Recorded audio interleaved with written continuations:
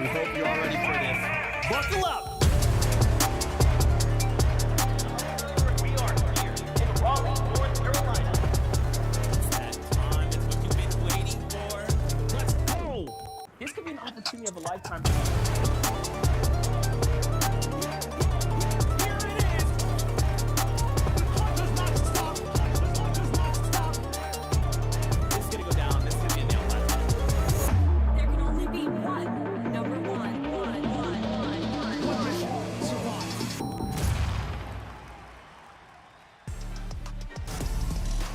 What is going on, Fortnite fam? Welcome to the FNCS Invitational, all happening live from Raleigh, North Carolina. This is day number 2.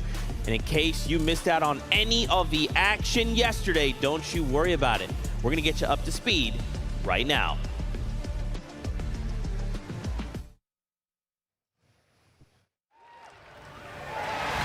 It's game time! This is the FNCS Invitational 2022. The battle bus is ready. Let's go, Jacob. Seti is fighting back. Cammy is fighting back. They're looking to get inside. There goes the Elam they were looking for. Just one player separates them, but Acorn will not survive. And Seti and Cammy take game number 1. Game number 2. And this is what we talked about. That wall, there's nothing you can do. It's all or nothing. Down goes Cole. Senses her too, but they have the angle. They're going to wait this one out just for a little bit and allow the zone to do the rest. Cole finds the one, and Senses finds the other. Game number 3 starts now. Now we're moving at my pace. Chapix does so much damage. He loses the wall, and no more shield now, and it's all over. Chapix and Taste and fall. EU versus Asia, and for Zagu, this man has the world on his shoulder, just a sliver of HP, a little bit of shield, and it's not going to be enough. Joe and Ciani take game number 3. Ready, everyone? Let's go to game number 4. 5 duos left, and about maybe 3 of them are full duos right now, and Savage loses another one. He's a solo. He's trying to take down the NA West team. He takes down Yumi. Huge siphon coming through. Mr. Savage does it again. Commandment and Avery have everything working for them. He needs to pick and choose this wisely. Do you go for 2 Elams on the low ground for a chance at first? And down goes Savage. Seti knows better, and it's a great game for Commandment and Avery. And all of a sudden now, it is looking so dicey. Queasy is just waiting. Waiting for that perfect opportunity. They have the high ground. They drop down low. The game is theirs after they take down Bevy. It is game 6 of the FNCS Invitational. What can he do here to take home the big prize and end with back-to-back victory royales to end the day? But a team looking to take first place back. Cammy and Seti, and they try to steal it away by getting that VR to end game 6. And they get the first game, they get the last game of day 1. EU is on top right now.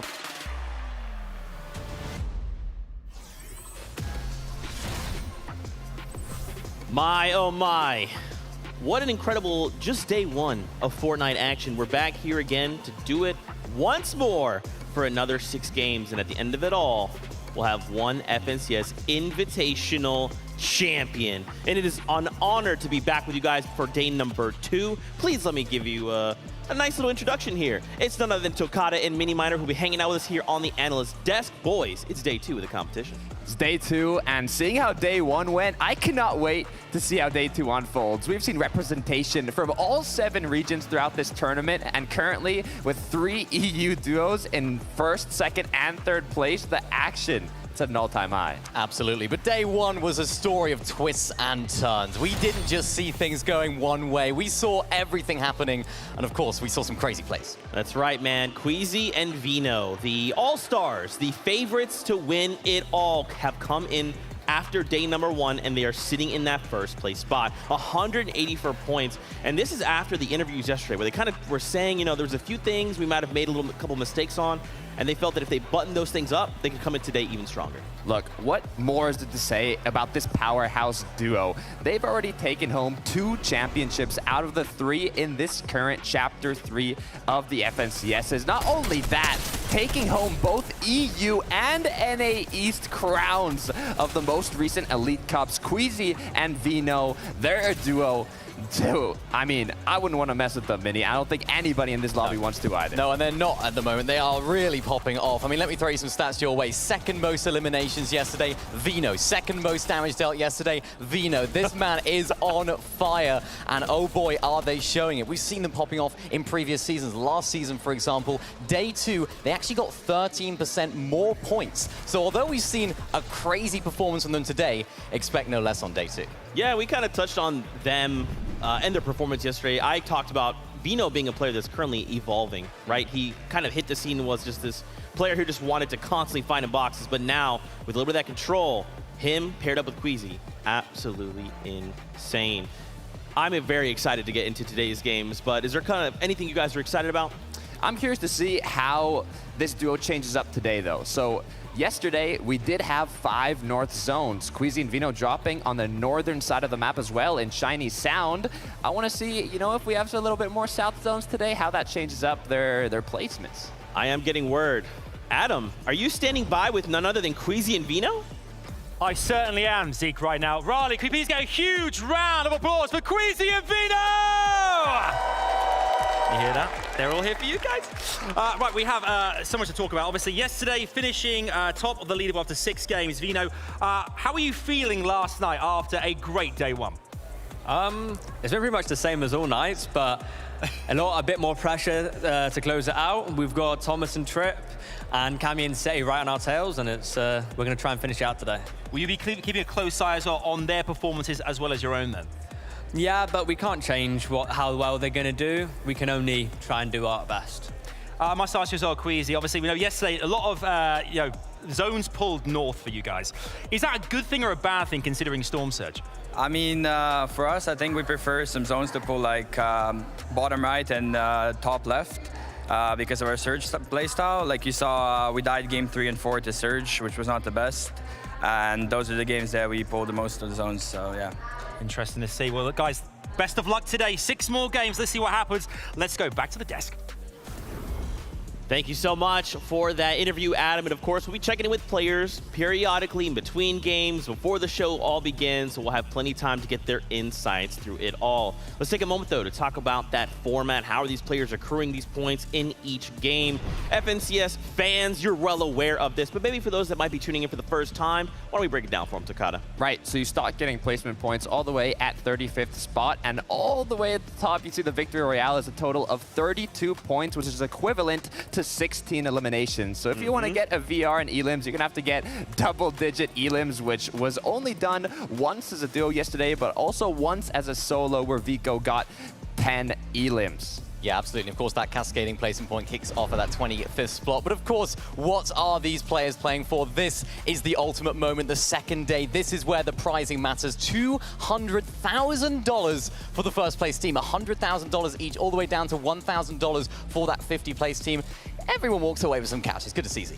Of course, we also can't forget Mini Miner. They're also walking away with a trophy handed out from Swarovski. Look at this thing shine. Just to have that somewhere in your room. Oh, you start on stream. Oh, yeah, what's going on, guys? Oh, this back here? No big deal. Just happened to win the FNCS Invitational. No big deal.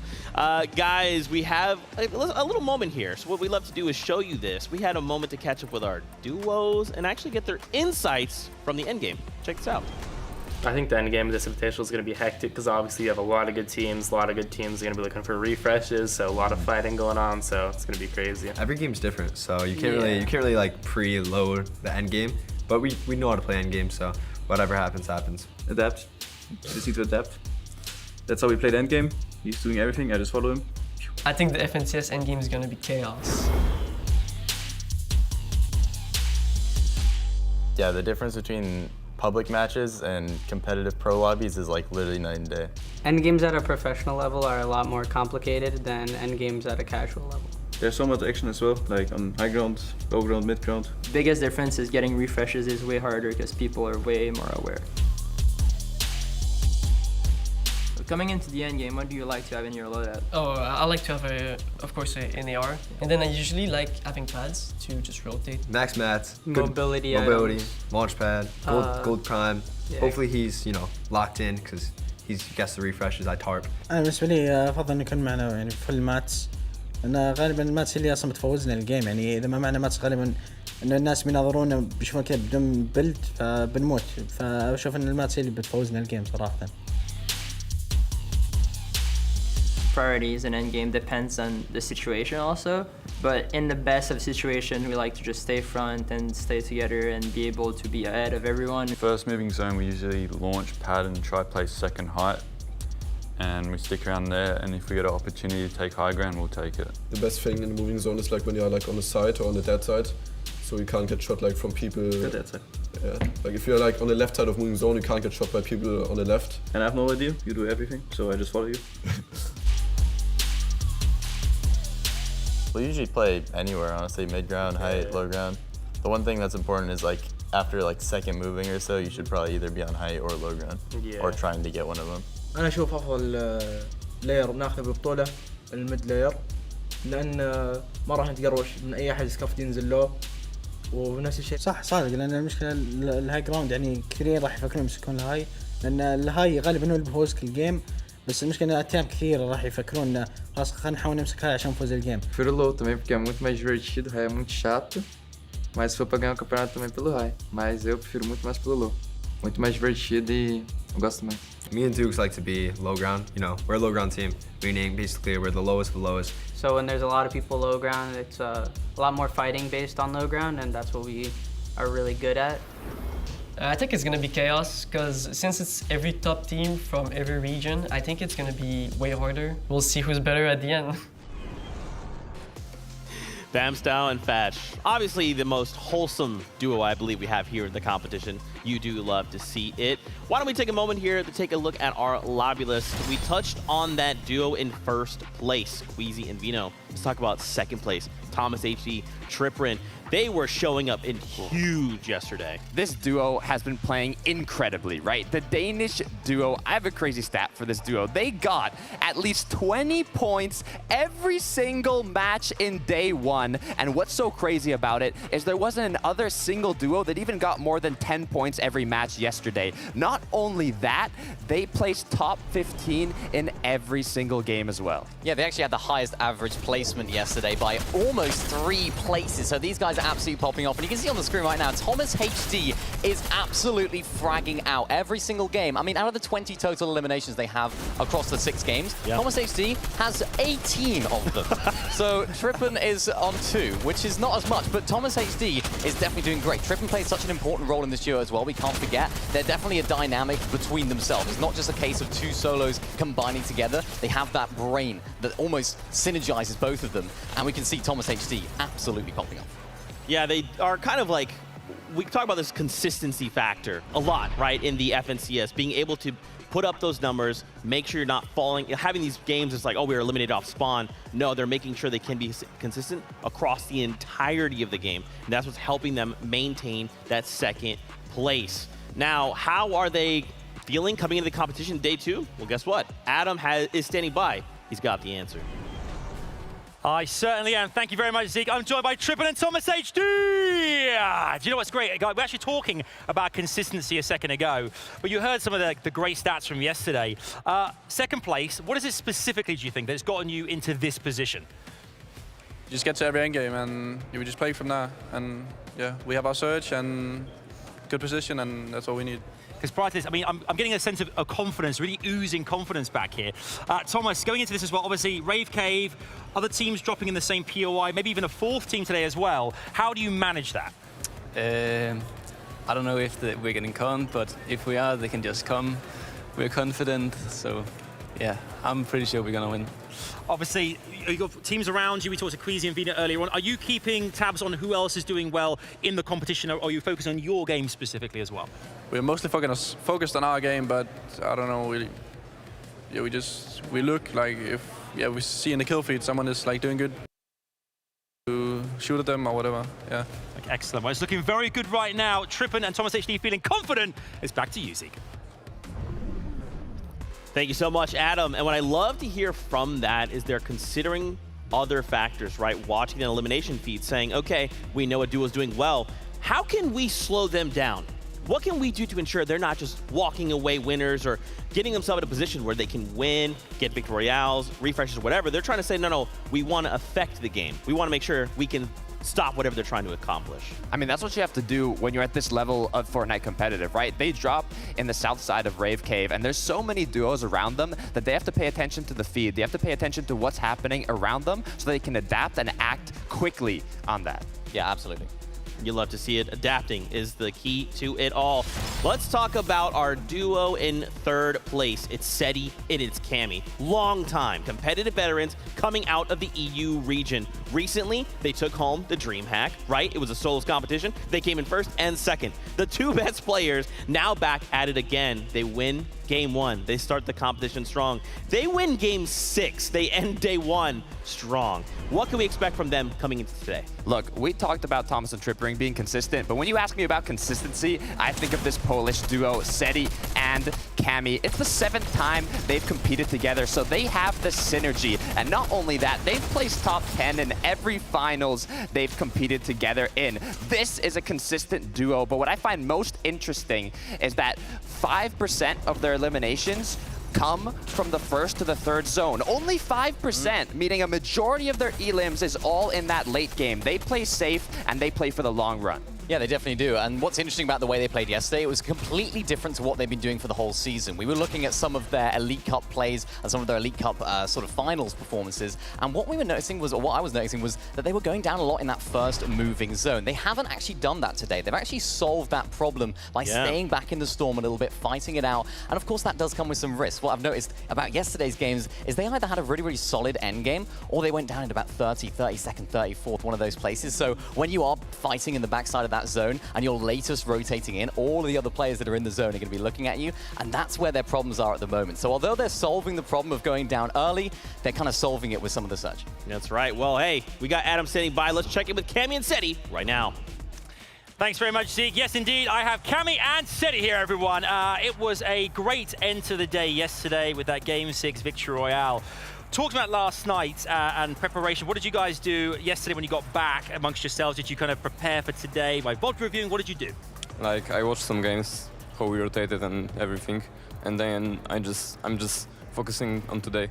We saw some great rotates yesterday, the shield bubble on the boats being one of them. Seti, last night, rumor has it, a lot of the players were watching VODs of you guys and how you do rotate. How do you feel knowing that other players are watching you guys for tips on how they're going to progress in this competition? For me, it doesn't matter because they're not going to be able to do what we do because of the position on the map that we are in. Excellent stuff. Well, listen, Cammy and Seti could be FNCS Invitational champions later. 6 games will determine that. Let's go back to Yuzi and You gotta love that focus, that resolve, right? Coming in saying, we know what we gotta do. Let's just run it one more time. Let's see if they can respect the rest of the competition and how the rest of the competition will respect each other. At the Invitational, I think everyone has a chance to win, you know? Anyone can take this home. There's so many pros and FNCS winners, World Cup winners as well. There's all the best players in the world. It's just exciting that we're playing and all the players will be near us. And being able to walk around the lobby of our hotel room and just see so many people I used to look up to. Yeah. And now they're my competition, it's such a sick experience. I think the player I respect the most coming in the Invitational would be Alice. Pretty impressive that he's going to be competing all the way from Asia, and I think he does have a shot of doing really good. Acorn at the moment is a really, really good player, probably the best in NA. Para mí el jugador que más difícil la vamos a tener en esta competición va a ser Badeal, ya que bueno, es un jugador excelente, viene ganando la última FNCS de Europa. Player that I respect the most, I think it's Queasy because of his experience, the way that he's playing the game. Ray inspired me. I was about to quit one season and he convinced me not to, so I wouldn't be here if it wasn't for him. The player I respect the most is probably Booga. When he won World Cup, I saw that anyone can win any tournament if you just work on it. I'm excited to play against all the EU players just because of how good they are. For me, it's got to be like the Brazil, OCE, Middle East, people like we never ever face off against. I'm really excited to get up against Mera and Booga. I think this is the best duo in the world. We'll definitely see how they play, and I'm excited to see them on the leaderboard as well. そのスキルが欲しいし、ベノは編集スピード速いから 뵈는 거 훨씬. I'd like fighting Canada again on the same thing, even though we 4-0'd him on the 120 ping. I think that's gonna be fun. That's gonna be up there. If I was to do it with someone outside the region, I'd probably choose Epic Will because he's the most complete player, I think. The only other player from another region I'd want to do it with is probably Tayson. I like his gameplay. I think we have similar styles. If I was going to do it with anyone from any region, I think it would definitely be Veno. Agreed, yeah. He's got really good IGLing skills and he's a great fighter. I think if I had to pick someone from a smaller region to do it with, I think I'd pick Sin. He's dominating Brazil right now, and I think he's a good person to look forward to playing in Invitational. Robin, Rox, Chapix, they are underrated, but they're all good. Good mechanics, good brain. Yeah. I think they will do good. The Brazilian duos are really underrated and they could surprise people. Eu acho que jogador da Oceania que pode ganhar, que agora tá jogando na Nyaish, é o Muzz. People tend to sleep on him, but his skills in Fortnite are still just as sharp as they used to be. Thank you, my bro. I got you, my bro. Appreciate it, my bro. My bro. Dude, that's what I love to see coming to this competition, right? Of course, everyone's laser focused. They want to win. There might even be a little bit of trash talk here and there, but everyone respects everyone. And that's what I love about the competitive community. Why don't we take a moment, though? Let's talk about some off-spawn fights, boys. Oof. We got two here to break down. So, Takada, where do you want to start? Let's start at Fort Jonesy. This is where it gets interesting, right? We have Clix and Dukes going head-to-head against Pink and Anas. Now, I don't know if I'd call this an off-spawn fight or an off-spawn disengagement, because this duo did not fight each other once yesterday. 6 matches, and neither of them ended up getting eliminated off the start. But what did end up happening is that Pink and Anas were the duo that had the most time inside of the storm at 14 minutes in day 1. Yeah, they did, and I think the big reason for that is Clix and Duke, they're not interested in fighting. They're not interested at all. They are just getting straight out of there. They're getting the loot. Even if it's not that great loot, they're just hopping right on out of there. They don't want anything to do with that fight. And what's interesting about these two duos and the way that they performed is that Clix and Dukes, they've kind of had a bit more of an erratic performance all day. They've had 3 really, really solid games, and then the other 3 games weren't so great. Whereas you look at Pink and Anas, those guys have been really, really consistent. Not necessarily popping off in any of the games. We've seen, I think, a 9th potentially from one of those games as well, but they've had sort of between 10 to 20 places, so it's not too bad from this team. They're being consistent, and that's why Pink and Anas are above them. That's right. Well, Kelly, you're standing by. Let's talk about this head-to-head matchup. That is right, Zeke. Joining me right here, I have Clix and Pink fighting at Fort Jonesy. And Clix, obviously these zones have not necessarily been polling in your favor. What's been your strategy to deal with it? You know, we need to find some eliminations on the way and hopefully get a refresh, because our loot is getting out of Joneses, especially this bad side that we're on is terrible, but we got it today. And Pink, for you, you had a great performance. Your best game yesterday was 11th place with 7 eliminations, and that was all solo. But what changes are you making to break into that top 10? As Click said, hopefully we get a few zones, because like we had to use all our mats and all our loot to like get to the zone. So if we pull a few zones, we'll be able to save our mats and get deeper into the game. And obviously, you two are facing off against each other. Is there anything that you want to say to him before you go into the game? Man, a few words, everyone. I love to see it. Can't wait to see you face off in the final 6 games today. Let's head on back to the desk. Hey. Oh, sorry. Ah, man, you guys are absolutely amazing. What a great time. You can tell everyone's in high spirit. They're still focused. We're all having a good time from here. Let's talk about our next off-spawn fight. We watched it kind of unfold yesterday. Coming into today, we got Baka going up against Mr. Savage over at Chrome Jam Junction. What were expectations going into today, and did they change coming into, or yesterday rather, and then change coming into today? Look, it was interesting. It was actually a very fair, matchup, right? They ended 3-3, so Mr. Savage, iDrop, ended up winning 3 off-spawn engagements, and Baka on one also ended up winning 3 off-spawn engagements. But if we look at the leaderboard, Mr. Savage and iDrop are a bit higher. Yeah, 14 places or 14 points ahead of the latter duo. So it's going to be interesting to see whether they can continue that today. Who's going to be winning the off-spawn fight? Mr. Savage and iDrop, when they do make it off-spawn, they do seem to be a little bit more confident on their surge rotations, their surge paths. Of course, Mr. Savage clutching up so well yesterday. But I think that when they're 50-50ing that main building, we see Baka and On1 on top in that engagement, because when that bus is moving from the north to the south, it is a lot easier for them to have that drop for the main building that's there. And I think what we're seeing is a little bit less of that 50-50. We only saw it happen in one of the games. Maybe today, as things get a little bit more desperate, we'll see that happen more. That's right. Guess what? We got another interview to throw your way. Kelly, she's standing by. We have both of these players. We get to hear from them about how they're preparing coming into the competition. Thank you so much, Zeke. Joining me here, I got Mr. Savage and Baka. And Mr. Savage, yesterday you had an incredible solo run. Walk me through what was going on in those moments. Well, I died, so I was just trying to make the best out of the situation, and I managed to find like 2-3 eliminations, so it worked out pretty well. Obviously, it did work out for you well. And Baka, there was one game yesterday that was really, you performed really well in it. The other 5, not so much. What was so different about that game? We pulled a good zone. We got a lot of tags on people, got a lot of surge, and we went 10 game with good loot, and we played the game out. I love it. Thank you guys so much for joining me in this interview. Good luck in your 6 games, and we're going to head on back to the desk. They're ready, man. They are ready to start the competition, and we'll get there in just a moment. What I want to do is take a quick second here to kind of talk about what we're hoping to see coming into today's games. I think for me, I'm really looking forward to Zago and Meram, right, champions out of the Asia region. We saw them just come out swinging yesterday, and then after that kind of halfway point, they kind of fell off.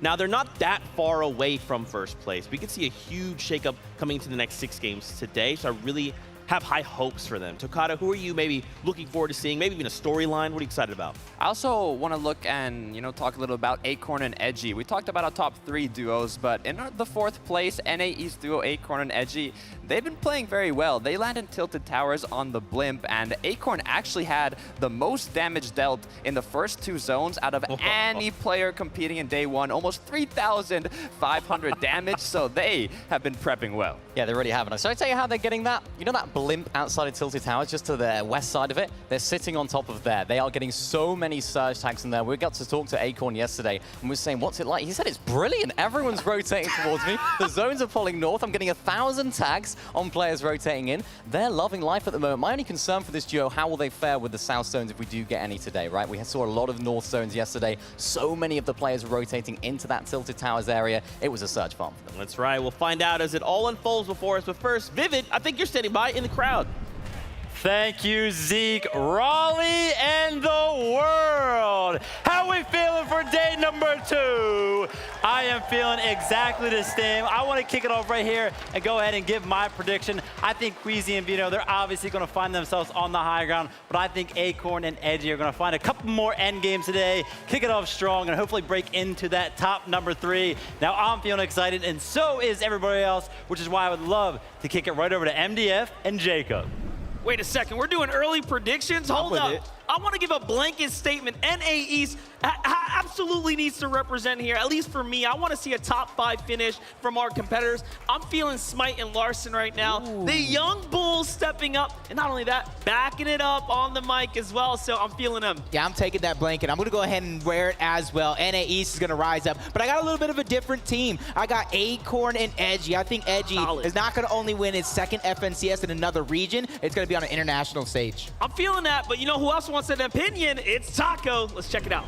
Appreciate you guys over on the cast, but more importantly, it's been awesome seeing the energy and how the players are all so amped up, getting ready to set up for day number 2 here at the FNCS Invitational. But have to keep an eye out for Vico and Marine, because Vico, he's actually leading in individual eliminations, 21 on for his team collectively, and I think that it's incredible that 21 out of 24 belong to him. I'm just really excited to see if they can keep it going, keep that aggression up. He's just looking to frag out along with everybody else here, but that's not the only duo that we have to talk about today, so let you guys go back on the desk. Thank you so much. You got to hear a little bit from everybody. Now, as we get just moments away from kicking off the competition today, day number 2, 6 matches, 1 FNCS Duo Invitational Duo. I mean, I'm excited, to say the least. What are you guys hoping to see today that may be a little different than yesterday? Look, so we talked about the north zones, right? A duo that was landing all the way south in Synapse Station, Joe and Ziandi. They had to travel over 8,000 meters every single match just to get the 3rd zone. Look, they did have rifts. It might have helped out a little bit, but I'm curious to see how all these duos adapt with a whole new day of zones. They won a game, though. They won a game. Of course, you can't complain about North Zones if you're winning games from them. Of course, Joe and Ziandi not quite faring that well in the rest of the games, but they're still up there on the leaderboard. Miro and Booga, one of our favorite teams going into this, they're not quite faring as well. They're not quite enjoying the North Zone, so hopefully for them, at least, we'll see some South Zones today.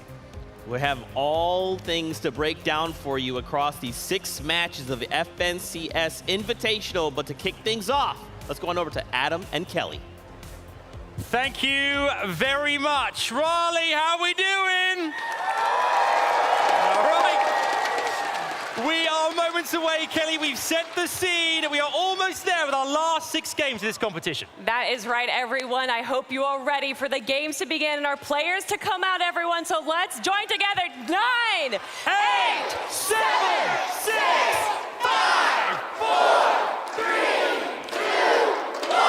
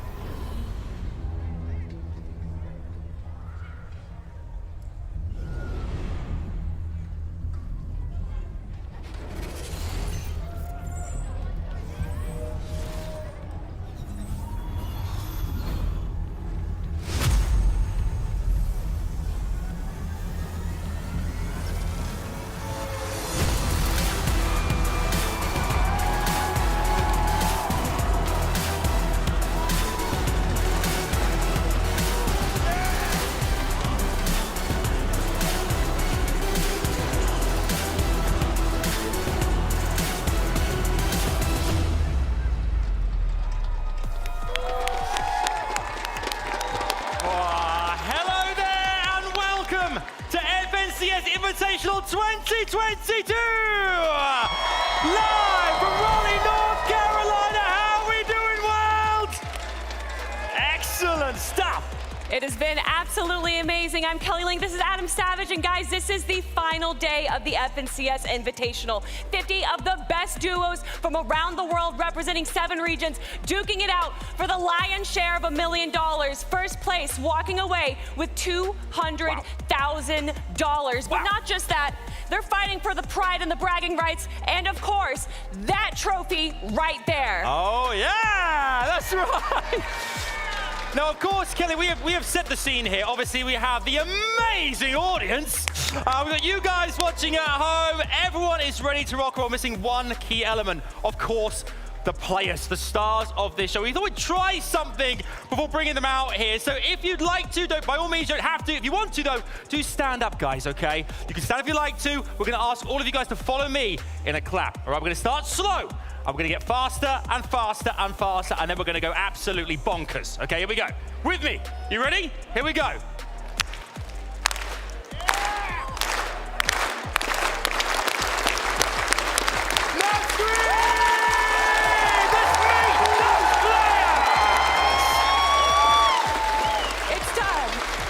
It's time to meet the players.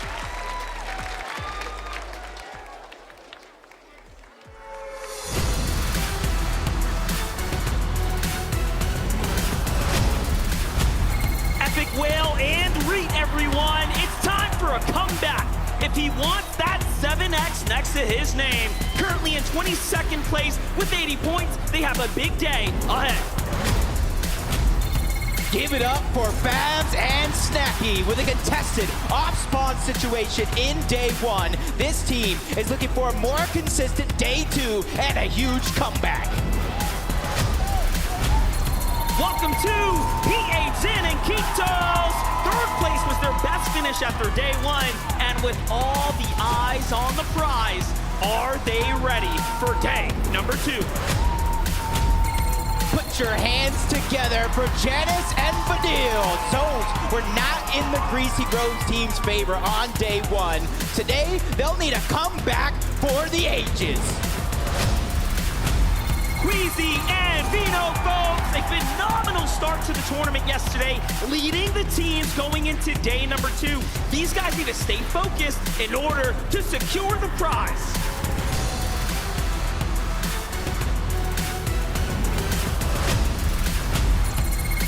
This is Rapid and Andalex with a popping performance in Game 3 yesterday. This recipe for success is there. They just got to repeat it today to take it all. Put your hands together for Basil and Jace. Improvement is the key for these guys. They have to show up today if they want to take that trophy home here in the FNCS stage. Stand up and get loud for Pink and Anaz with an average elimination rate of 3.5 per game on day 1. They're all set for keeping the points coming in hot today. If you say Poland, I'd say Cammy and Seti. These two legends had 2 victory royales yesterday and are the front runners for the trophy. Can they make it happen? Let's hear it for Aqua and Reason with challenges right off the drop. This team might take a different approach today to get to the top of the leaderboard.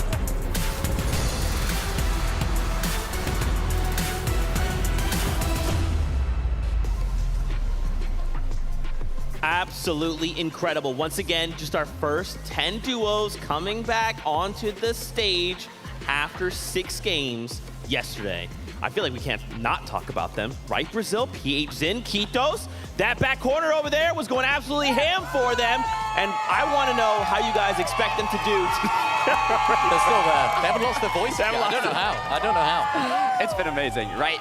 PH Zin, Kitos, 25 FNCS finals appearances. PH Zin, 4 championships alone, 1 for Kitos, total of 5 FNCS championship titles for the duo. I mean, they're incredible. Yeah, they really are. They're playing so good. They're getting to the front side of zone. I'm excited to see them today. That's right. Let's go ahead and meet the next 10 players. Let's run it.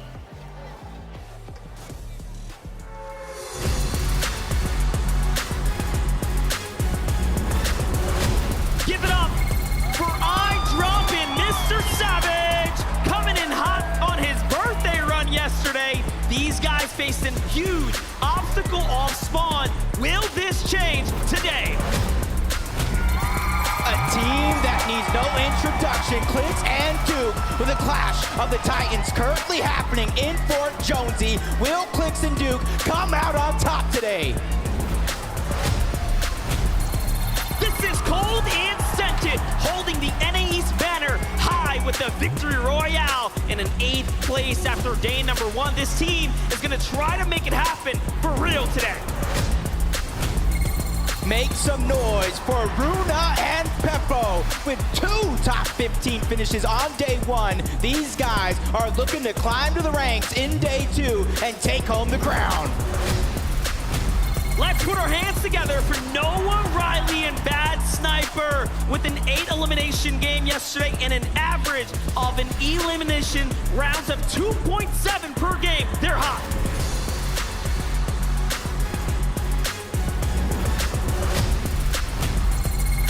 Give it up for Threats and Alice. This Asia and NA East combo needs to focus on the end game today to boost their leaderboard placement to take the first place spot.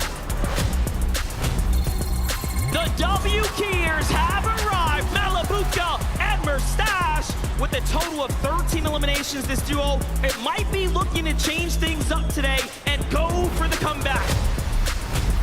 Put your hands together for Trulex and Chicho with some great performances on day 1. These guys have already proven that they belong in this lobby and they belong at the top. Welcome to Bailey and Alex, battling it out at the Coney Crossroads off spawn. These guys can still make it today, but it will take a hero's effort. Pablo, Wingu, and Swag with a bumpy start to day 1. These guys are in full focus mode for the comeback. Watch out, because it might get dangerous.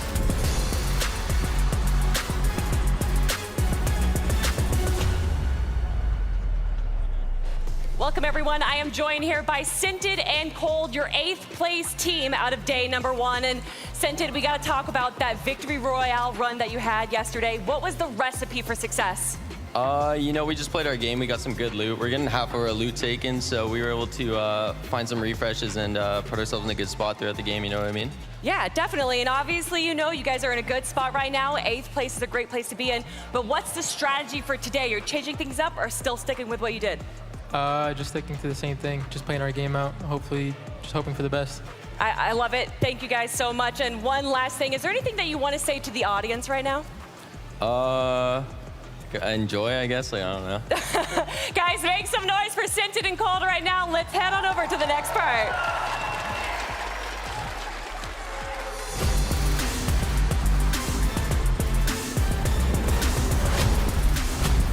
Please welcome Clown and Refscard with a total of 78 points and currently 25th on the leaderboard. These guys will need to climb the ranks today and pop off. Let me give you Mixin and Ardor coming out hot yesterday. These guys are looking to keep it going for the best possible placement today on the day. A big welcome to Pars and Rays representing the NA West region. They will need to focus up if they want to climb that leaderboard. Yesterday was, of course, a battle at the drop. Put a warm welcome together for Belusi and Hijo with a central drop on the map. These guys should have a smooth time reaching all the zones and at first place. Vico and Marine, everyone, with the highest single-player elimination count in game number 6. This team has to be ready to keep the ball rolling and try to grab that first place spot.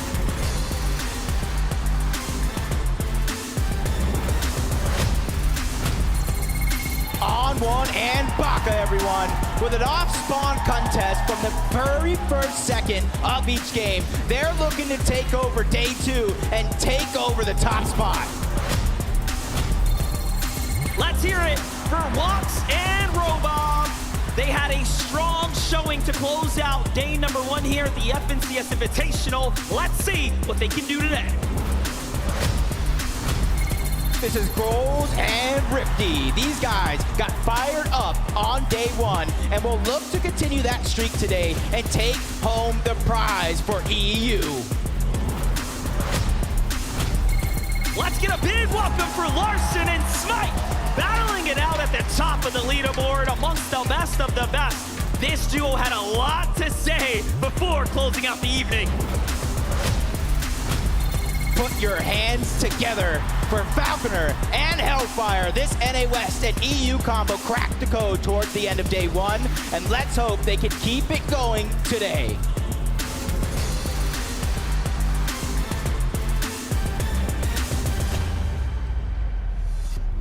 $20 duos left to introduce, but we have a little moment here. Let's talk about Smite and Larson. Sitting in 7th place, we got to see them just 2 back. How are you feeling about this duo coming into the competition today? Because I have really high hopes. Look, I'm on your boat, Zeke. They're looking strong. They're looking powerful. Winning 4-2 off spawn against Muzz and Looter. Currently in the 7th place spot. I mean, they're doing great. Yeah, they're doing great. Another duo that's doing great as well is, of course, Vico and Marine. We thought they were going to land Tilted Towers yesterday, but they switched it up. They went to the reality tree, and it's working out for them. Of course, Vico with the highest solo eliminations of the day. A 10 elimination game in the final game, so they close things off strongly. Can they pick it up? We'll find out, but first, let's meet the next 10 duos from the FNCS Invitational.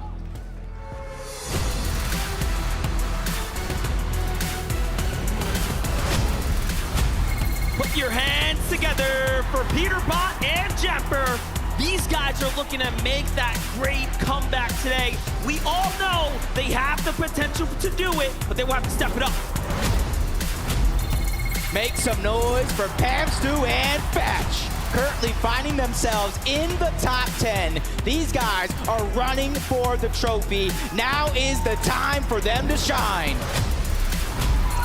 KBR in seat, folks, giving it their all yesterday. They find themselves as the 6th best team in the tournament so far. They are here to make the Brazilian region proud. Let's give a warm welcome to Bevy and Vortexers, coming out with an average elimination of 2.6. These guys are amongst the top fraggers in this lobby. Let's see more of this today. And a big welcome for Retake and Novice, finding themselves at the bottom half of the leaderboard here. They have to now make this day the comeback. A single game can change it all.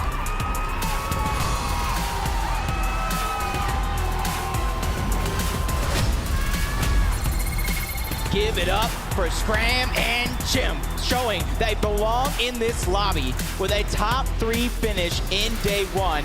Will they keep that momentum going? Put your hands together for Zaku and Marine with a great day 1 and several fantastic late games. Will they, can they repeat their opening success from day 1? A fantastic welcome to Ju and U3. Today is the chance for a comeback for this team, and they are looking for that opportunity now more than ever. This is Z Andy and Joe FN, everybody. All eyes are on the prize for this team here as they are currently coming into the competition at 5th. What a showing it was for day 1. Give it up for Cruel and Yumi, finding themselves close to the top 10. Everything is possible for this team. Today is their final chance to make it happen.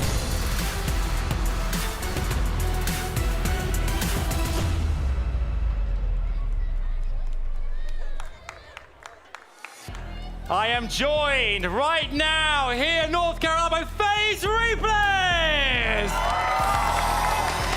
Replays, my guy, what an amazing experience this is. You were at World Cup, here we are at FNCS Invitational. How has the vibe been for you? Oh man, it feels great to finally be back at an in-person event. The vibes, the atmosphere is feeling absolutely amazing. So shout out to all of you guys coming. Honestly, let's make today a great day. Yes, I mean, speaking of the community as well, what does an event like do this to the community? You're a huge ambassador of the game here. How great is it for these guys? Honestly, this is like I said, it's being back again after like 4 years. Like I think this is great for everyone to experience. Like just seeing all the players here from around the world. One of the best, some of the best players around the world, being able to watch in person is such a great experience. So let's have fun. Let's see how these players do today, and let's see who takes it all. Let's do it. Enjoy the show. Replays, everyone. Let's meet the next 10 duos.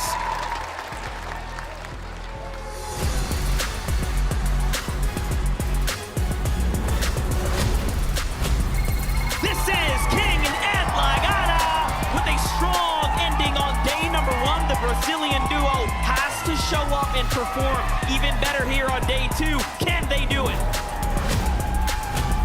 Please welcome Focus and Spy. The amazing Middle Eastern duo is looking to make strides up through the leaderboard today.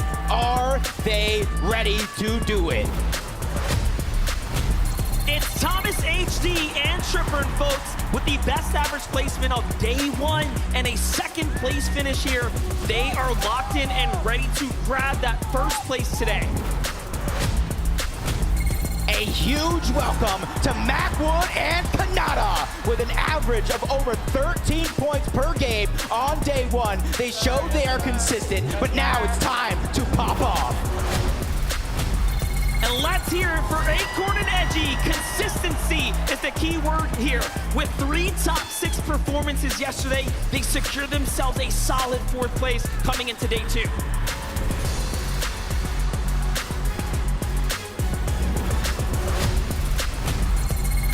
Make sure to get loud for Hand and Vortex. This incredible duo showed they belong in this lobby with an amazing 2nd place finish with 7 eliminations yesterday. And a big welcome to Kamavin and Avery with an amazing Victor Royale on day 1. Kamavin and Avery are focused and ready to get even more here for day 2. A duo that needs absolutely no introduction with the clash of the European Titans in Cloudy Condo. Tayson and Chapix are looking to take over. Let's give it up for Maz and Looter with the contested drop spot at the Grim Gables. I am sure we are in for a treat today. It's going to be a hero's effort to take it off. And finally, let's hear it for Booga and Miro. The fan favorites are ready and looking to make a comeback of a lifetime.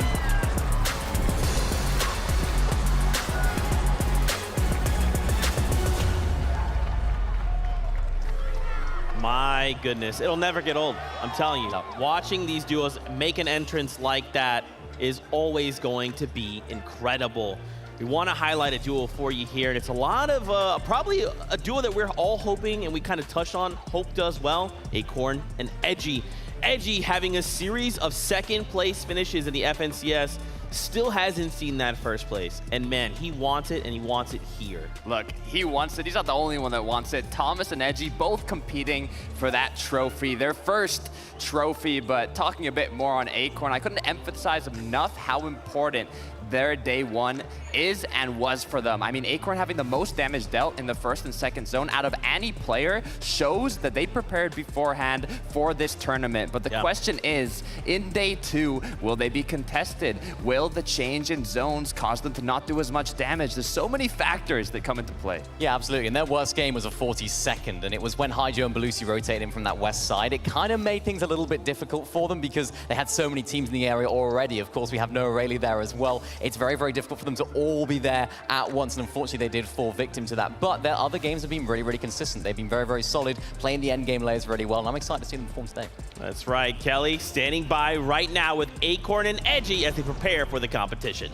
Thank you so much, Zeke. I am joined by Acorn and Edgy, and guys, make some noise for this team right here. You guys are currently in 4th place. What is that like to be in the top 5? It feels pretty nice, especially one of the only NA teams up here, but it's not over till it's over, and it's just gonna come down to the last game. Well, with how you guys have been playing, 1 second place, 1 third place, what's standing in your way from grabbing that VR? Honestly, we just need to keep getting kills and refreshes and stuff, and if we just get mats and play with mats, we'll do good. It's really just we run out of mats, that's why. I mean, good luck to you guys. You have 6 more games to go, but everyone, it's time to head on back to the desk. Thank you so much, Kelly. As incredible as always, but it is almost that time to kick off the competition. So why don't we go hang out with Monster, D-Face, and Jacob PR.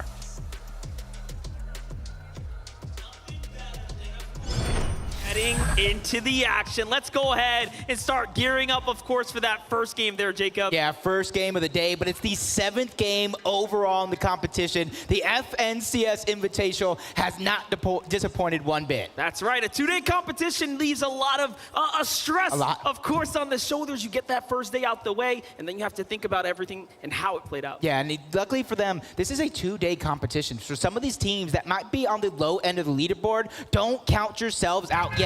It's all about that mindset, but the mindset has to be ready because game number 7 starts right now. Here it is. The players are on that battle bus, and we get to see it all play out. This is it, folks. It's day 2 of the FNCS Invitational, and we are just moments away from jumping off that bus. Let's get it. Yeah, this time around, we got a little bit of a different bus pass than the most of them than we saw yesterday. All the way south, moving north. That means Cloudy Condos is gonna have action. Greasy Grove is gonna have Janice and Fadil, and a lot of time this time around because that's one of the things that I felt like frustrated them a little bit. 5 north zones on the day yesterday. It left them very little time to get things going. But hey, that didn't stop Z and Joe from doing well. That did not stop other teams that landed in those southern areas from performing well. It is all a matter of how you strategize. Yep, and already you see Cammy and Seti, the only team with 2 VRs on the day. They got their own drop spot and they held it for seasons, and already you can see where they're getting a lot of their surge. That early bus path already proven to be successful. That's right, a great job there, early tags, playing smart, and luckily for us, we get to really pick up where we left off. This fight here for Larson and Smite didn't always go their way. Although they did manage to end inside that top 10 window, it was still very much a competition for them. And I mean, this is the most room we've actually seen them have. Yeah, yesterday you seen like a 4-2 in Smite and Larson's favor. Over here towards Vico and Moran. Vico has been going off as a solo all day long yesterday, and you can already tell, it looks like they're on the hunt, trying to catch somebody off guard, and that's a lone player that they're surrounding. The first thing Vico told me was, did you see me pop off last night? I was like, I think we all did. You were going crazy. And we get to see how they're feeling, and you can tell the confidence is there. Look at the surging confidence to walk in with no builds and really try to make this a play here. But That build from Grawls is going to go ahead and discover that there's an opponent down here, and up he goes. Yeah. Oh! It finds the player on the other side. What a read! And they just cut him off. That was beautiful. That was a perfect read. He checked him out of a book of the library. It didn't even return him back.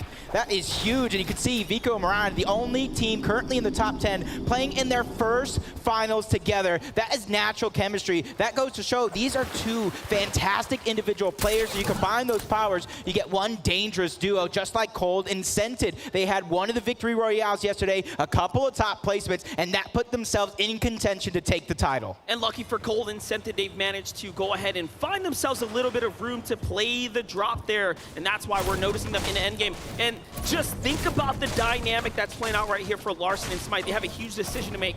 Do we go ahead and risk it all and take the fight for Muzz and Looter, or do we allow them to have a piece of this drop spot so that we play smart, play safe, and earn points? Yeah, I think both of these teams realizing how dangerous it can be, and Smite and Larson, they're in the top, and you got to imagine those 2 games that they got taken out off spawn, how much that could have changed things, and 96 players alive. This is the same passive style gameplay that we saw in game number 1. That only leads me to think one thing: Storm Surge is going to get chaotic. It's going to be a tough one, but hopefully not for Mr. Savage and iDrop as they kick things off very nicely here. It seems like the engagement against On1 and Baka, this is what we've been touching on this entire time, right? The fact that there are different ways to play the Chrome Jam Junction. Usually whoever gets the high ground is the most benefit. Hold up. Savage stepping up to the wall. Let's see how quickly he can turn this around. Yeah, right now it just seems like the aggressor is off this spot. Oh my god! Mr. Savage just get absolutely done up by On1 and Baka. Continuing that momentum from yesterday, putting iDrop on the back foot. He's just trying to stay alive right now and stabilize the situation. And if you didn't respect NA West before, you have to now. On1 and Baka have truly shown how their preparation has come into play here, putting down arguably one of the stronger European duos to show up here this weekend. Yeah, they smell the fear right now, and they're hot on the chase. This is 2 more points. This is a great start. More Storm Surge, everything for On1 and Baka to keep it going and try to get that top spot, because they know with a 2nd place finish in NA West last season, anything is possible. But iDrop, he doesn't want to be a part of it, but they're just not wanting to let him get away. I like that they're chasing this one down here, though. I think it's very much worth it. Get those points. Make up for the games that you were bested out on. And this time around, Baka with the misplay. Everyone close your eyes. You saw nothing. We move on. Oh, but look at that in the feed, though. King gets credit for the knock on the Baka. I don't know where they're at, but you got to know, an aggressive team coming from Brazil, if they see that green light, they're going to go. They have to weigh their options at that point. Like, what just happened? How did we get that? Okay. Luckily for us, we get to jump on over to Janice and Vadil here at the Reality Falls. This has been a very interesting position for them to play out of, because Vico and Moran have found so much success, and Vadil and Janice are such a great team. It's unfortunate they're being contested. Yeah, this is what more we were looking towards seeing today. It may have started off a little slow, but Smite and Larson know how dangerous they can be, especially if they have the high ground against Muzz and Looter. But the longer this one takes, it looks like it was a little bit of a north zone. A lot of teams are going to begin to rotate in, so you know as well as I do, the longer you take, the more chance of a third party, and that's going to be Larson and Smite's job right there to try to disengage. But they don't disengage far. They just continuously hold that high ground. Smart of them. They're showing us that they actually want to take this fight. Smite and Larson, some of the most confident players we have actually seen. Yeah, he's not backing down. Looter's like, what's up? You guys want to do this? I play better. Box to box. Come see me. That could have been a key. That could have been a huge key for success for Smite and Larson, because winning those off-spawn exchanges gets you the Storm, so you don't have to worry about it later in the game. But the duo from OCE wants to challenge the NA East. Muzz taking some layers away. Larson just trying to stagger himself. Right there, those angles are going to be so important for both of these teams. And players know better than to go too high as well.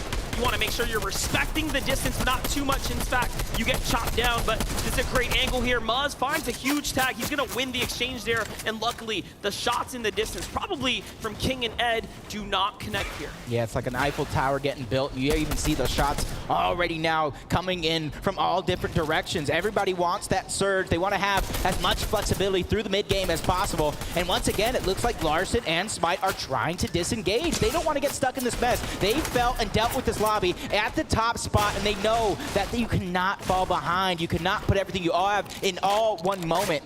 So for them, it's about re-matting up, because you look, they barely have anything. Well, lucky for us, things are going to simmer down, and Taco's going to give us a quick update.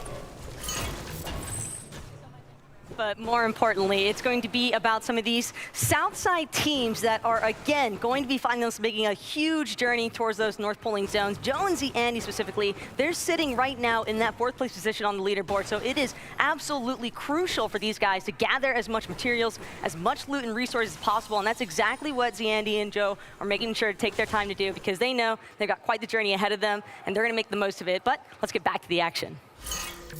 Thank you so much for that breakdown there, Taco. It really does give us the full picture about Joe and Zandy's journey in the game here, right? They're one of the few teams, like we said, they, against all odds, perform very well with the zone not landing them. Yeah, and you can kind of see a little bit of how they're getting that job done, but Smite in the feed look like he's already going to take down Muzz, leaving Looter in a 1v2 situation. I'm getting that feeling of deja vu from yesterday where they 1v2'd inside of the cave, but it got really, really dangerous.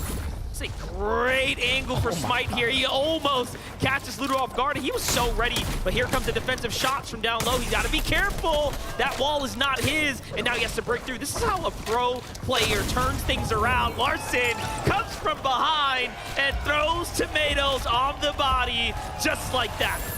Showing exactly how he's feeling right now, but there goes that first elimination. This is how Muzz went down. He's building in wood. The lack of resources right now. He got did up like a sit-up, sent back to the lobby. Now it's up to Pars. They were in an exchange. He got the knock on to Bailey. The Siphon finally going to come through, and this is a chance for him to slow it down, stabilize here for a moment while he figures out what is next. Alex and Bailey have been contested this weekend. Pars and Raze mixing things up. Seems like they haven't caught a break just yet.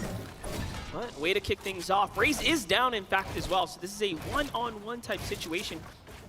The question is, can he find his way to a reboot van?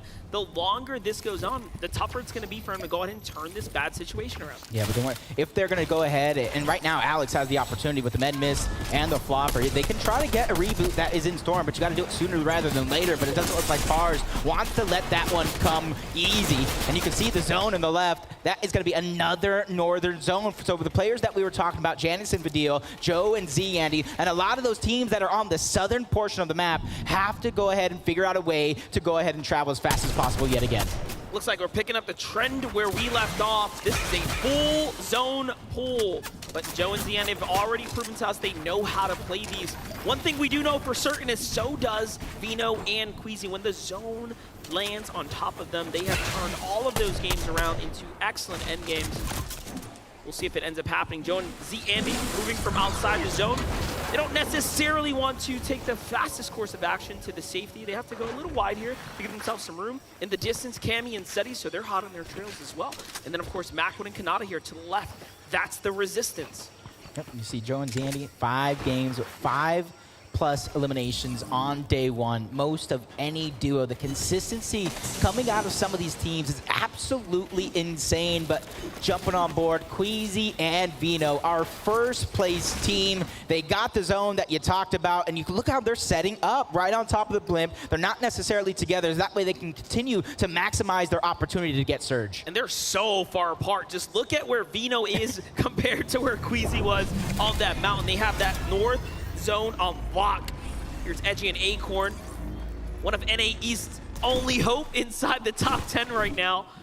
Last game yesterday fell slightly short of their expectation, but one thing I did notice about Acorn and Edgy, they were in the player lounge late last night, VOD reviewing, studying how to adjust their gameplay to never drop another round. If they can put all of those rounds and learnings into play, Game 7, 8, 9, 10, 11, 12. And that VOD review actually paid off, but we've seen this rotate from Cammy and Seti.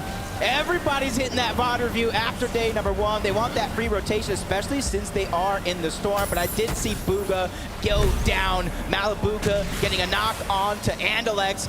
But for this team, I love this rotate now. Cammy and Seti were in a different position yesterday. They were down on Surge, but for Trulex and Ticho, they are over 300 above. They have absolutely nothing to worry about other than finding that sweet spot in zone.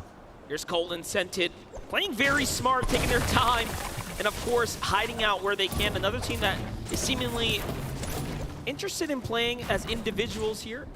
Sented trusting in his teammate to watch his back while he works on the loot. Tripern and Thomas HD coming in at second place today, finding themselves 19 above the Surge. Uh-oh. Big task in front of them, but this is perfect. Talk about a delivery. You find a player, it's Grolls, one that we know was already taken out earlier, so he's gonna have a limited amount of loot to work with. And it seems like Tripern takes the passive route. They find a few tags, they get away. I wonder, is that the pressure of a day 2 finals? Is that the pressure of being in second place coming in? Were they too early? Nah, I feel like this is them right now, feeling that comfortability, the flexibility of being at that top spot. Because you know as well as I do, depending on where you're at in the leaderboard dictates how you have to play coming into day number 2. If you're at the bottom, you got to find a way to mix those eliminations up with some victory royales. But if you're at the top, you can do anything that you want, and that's why that VOD review in the practice is so important.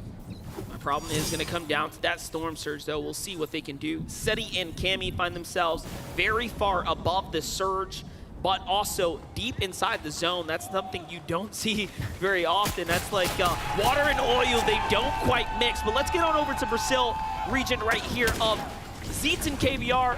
They have big EU players on site here. Refsguard and Cloud are going to get burned. Yep, just outside of the zone as well. KVR and Zeet, they have plenty of heals to work with.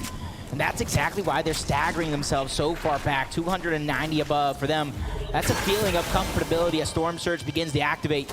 And this is the thing, for those players that are comfortable on Storm Surge, this is an opportunity to look around the lobby, figure out who is struggling, because when that Storm Surge takes their shields down, you hear that crack, you hear that audio cue, and for some of these players, that's a green light. Now we get to tune in. What looks like a little hold up, right? Looking at the loot, weighing the options, nice little pickup there. But hold up, Brazil versus Middle East is going down right now. Spy is on the low ground here with focus there. It's not looking good. PHZin loses the wall. Quick take there from Spy as he defends off PHZin, but PHZin has all the pressure off of his shoulders, and he catches Spy in a fly trap there with a quick finish. And I can hear the Brazilian fans on the other side cheering for PHZin and Quitos.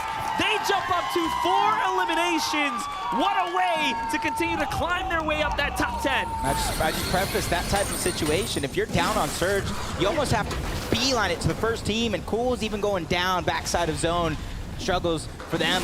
Looking like it's going to start early here in game number 7. Merrim's going to go down to Acorn. Yumi is out. The team from NA West that took the Chapter 3 Season 3 championship is out of the lobby in the first game. And you know, yesterday, Mareem and Zagu had so many people start to fall in love with who they are, but they are going to get taken out in this competition a little early on their first Surge. Joe and Zandy also feeling the pressures of a late rotate coming out the zone. Luckily, there is, of course, the edge right in front of them, so this is going to be a slow mover. They're going to have to burn a second launch pad now, which will open up an inventory slot, but look at Joe and Zandy here. They will have to do something big in order to bounce back. They have Colton Sented off to the side here. Great early builds there. That's the safety play. Don't want to risk it. Not worth it. And you can see right now, since it's pulling so far north, you see Chrome Jam Junction right there.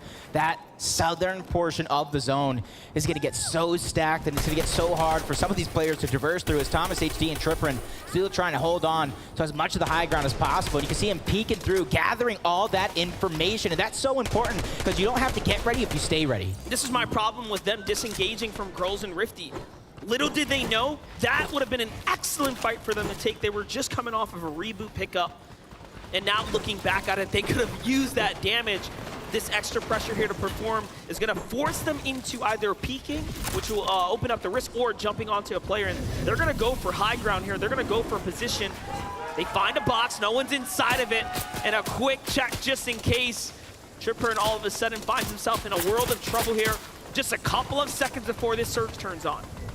It's huge right now. You see they're just trying to look everywhere, but that's the thing in these stacked lobbies. When you fall behind on Surge, it is so tough to find the shots that you need because everybody's just boxed up. Nobody wants to peek. Nobody wants to bite off more than they can chew because then that is how you go down.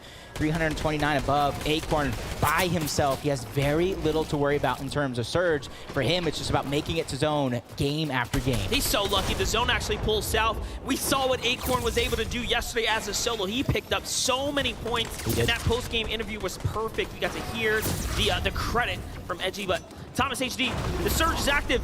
No way they go in through the Chrome build. They are not playing around, but this is some of NA West's best box fighters on the other side of the wall. Thomas HD, Tripper have to take this battle here. They do not have time to sit around. Looking out, anything for anything. There it is. Baka opens the wall. No tag. That's a miss. That's a problem. Might have found a little bit here. He's now leading. He does have the HP advantage. In he goes. The edit comes from the side. A great job. EU. One goes down. Can they turn it around? Baka needs to clutch up here. No HP. Shot from behind as well. He gets the trade. This is such a tough position. He has to try to find a stabilize, to find a moment to breathe right now, because it was game 5 yesterday. He 1v2'd Mr. Savage and iDrop at the top of Chrome Jam. Now he's trying to do the same thing, but I don't know if he was able to get the opportunity to revive on one. So Baka is now by himself, but luckily for him, they did get some early eliminations, they did get some early damage, so they don't have to worry about Storm Surge. But oh my god, how are Thomas and Tripper still alive? This is crazy. The map awareness, understanding the vault was just nearby and fighting their way towards it for the heals. It wasn't just for the battle, it was the positioning to the vault.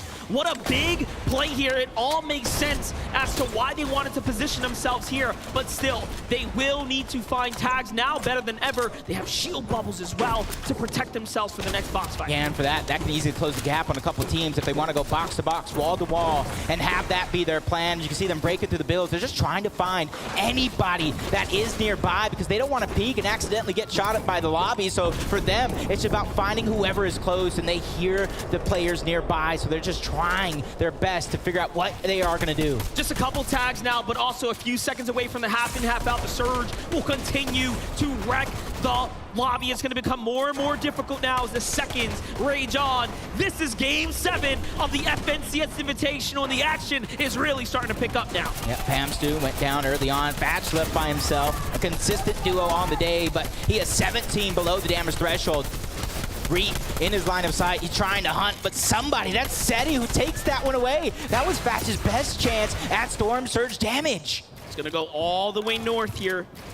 We know Edgy was a solo. Now we have Thatch as a solo as well. A tough position to be in. Take a look at the points. It is looking very much like a 3-way race, continuing the trend here as EU leads the charge right now. Jumping over. Shield bubbles are down. Tripper and Thomas HD has found their next targets, and it's not an easy choice by any means. We are looking at KBR and Zeet on the other side of the wall.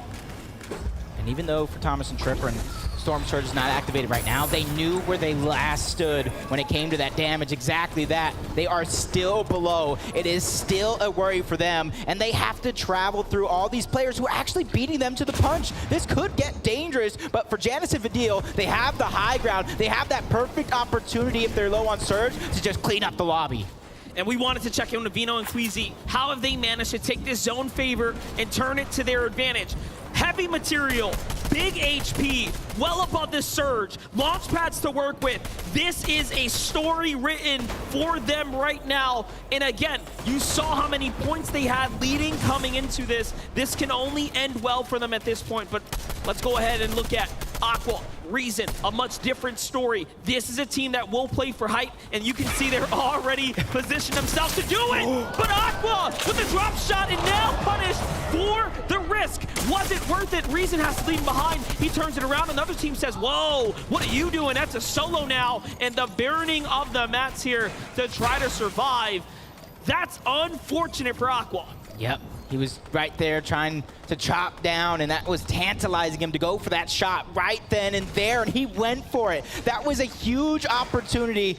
Unfortunately enough, it didn't pay off, but for Acorn and Edgy, they're making it this far. And I've actually seen these guys get knocked a few times throughout this game. That was where Edgy finally went down, but for Acorn, he was one of the big biggest damage dealers in the lobby throughout 6 games yesterday. Looking to keep that up for Cammy and Seti. They started the day in 3rd. They moved up to 2nd already. So their game plan is continuing to pay off. And Z finds Vico in the feed there too. So things are really starting to get interesting now as we're seeing changes happen. Joe is still in this game as well. Take a look. Acorn as a solo right now, making do with anything, right? Honestly, when we last tuned in, he barely had something, but on high ground, Queasy and Vino have now solidified themselves as the Titans up top. Yeah, that feeling of deja vu sinks in yet again. 6 moving zone. That's the same time they took it yesterday as Thomas and Triprin.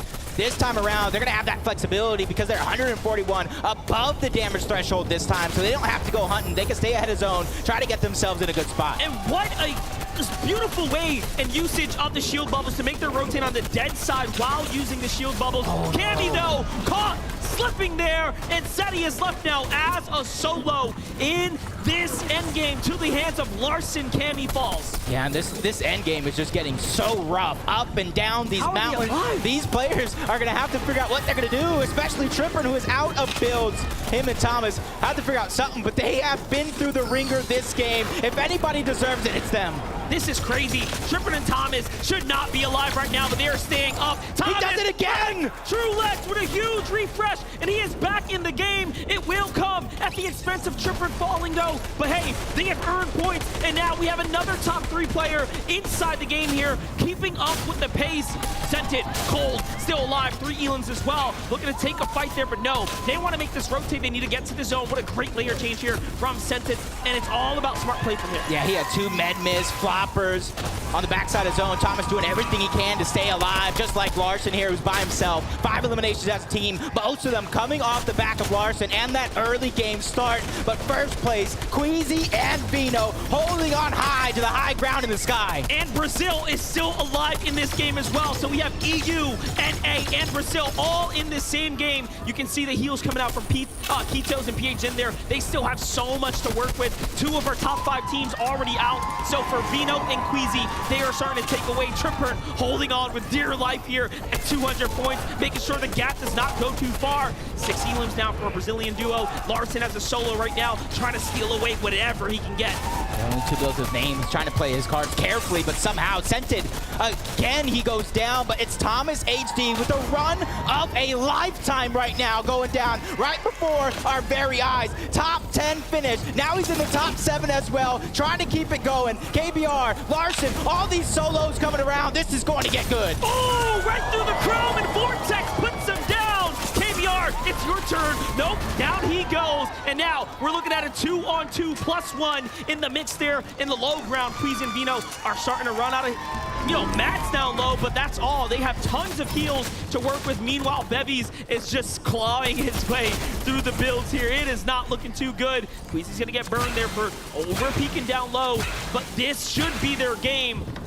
That feeling of deja vu comes in yet again, picking up where they left off from yesterday. But this time, Janice and Vidil, the team from Greasy Grove, making it this far, and it's come down to a 2v2 situation between 2 of the top teams in EU.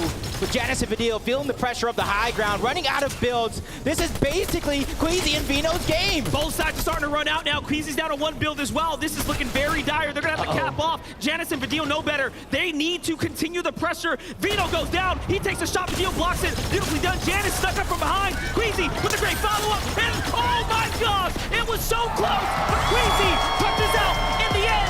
EU, Vino, Queasy from first to another first, literally. From high ground in 6 moving zone, the calculated play pays off. They hold on through and through. This is one team you don't want to give a single advantage to because you will regret it at the end of the day. Vino and Queasy are showing us why they are cut above the rest. They're looking good while they do it. The ability to capitalize on pulling that north zone is just making it look so easy for them. Let's get caught up here. I'm joined now by your Game 7 winners. It's Queasy and Vino!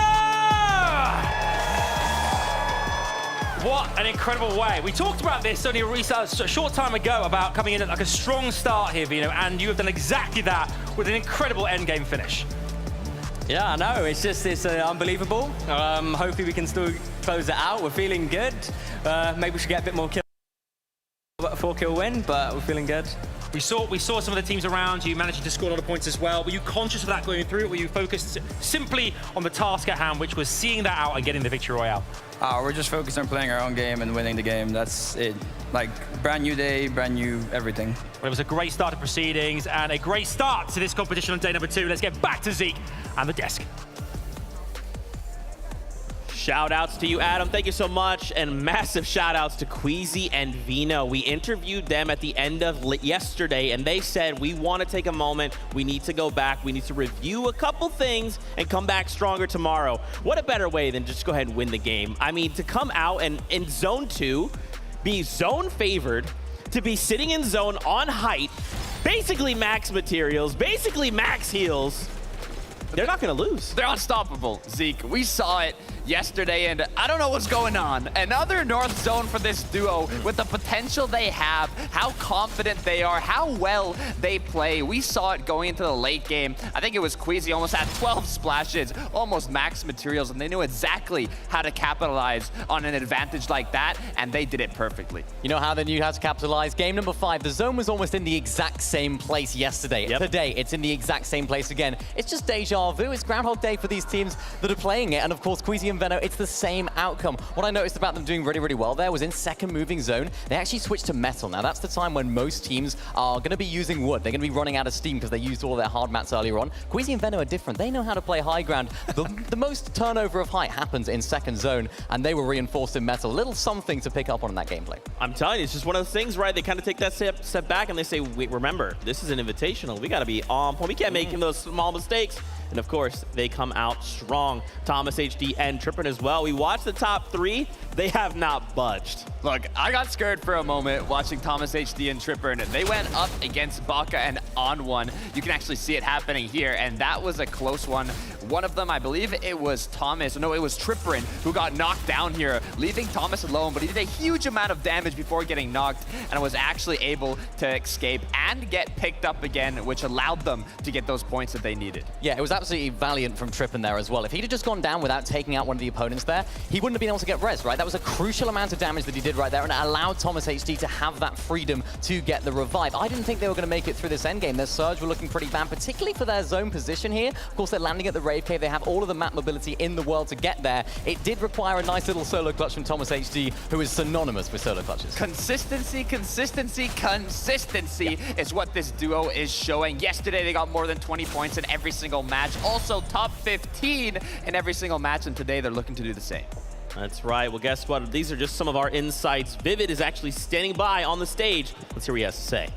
Yes, of course. Listen, I am feeling for the players right now. We saw them hit the socials. They were complaining about all these North Zones yesterday. What are we going to start with here again today? Another Northern Zone. Now, I wanted to kind of explain why some of these pro players are having such a hard time with this. Well, first of all, it's going to be all about Tilted Towers and the blimp that we can find there. Look what this position is doing around it. There is not a single arrow under this blimp, and what it does is it's going to force this funnel on the right side and the left side of it. So as they're making this rotation all the way up to the northern side of this map, they're all just rotating together, right? It's looking like the Mr. Beast X Fortnite line over there for these burgers. Absolutely incredible. And then when this zone actually ends up closing in, they're all just on the southern side of this, and it's so congested that it makes it so hard for any of these teams to consistently handle this if you are coming from the southern side of the map. But of course, Queasy and Vino landing up there. They do take that victory out. Congratulations to them. That being said, let's kick it back over to the desk.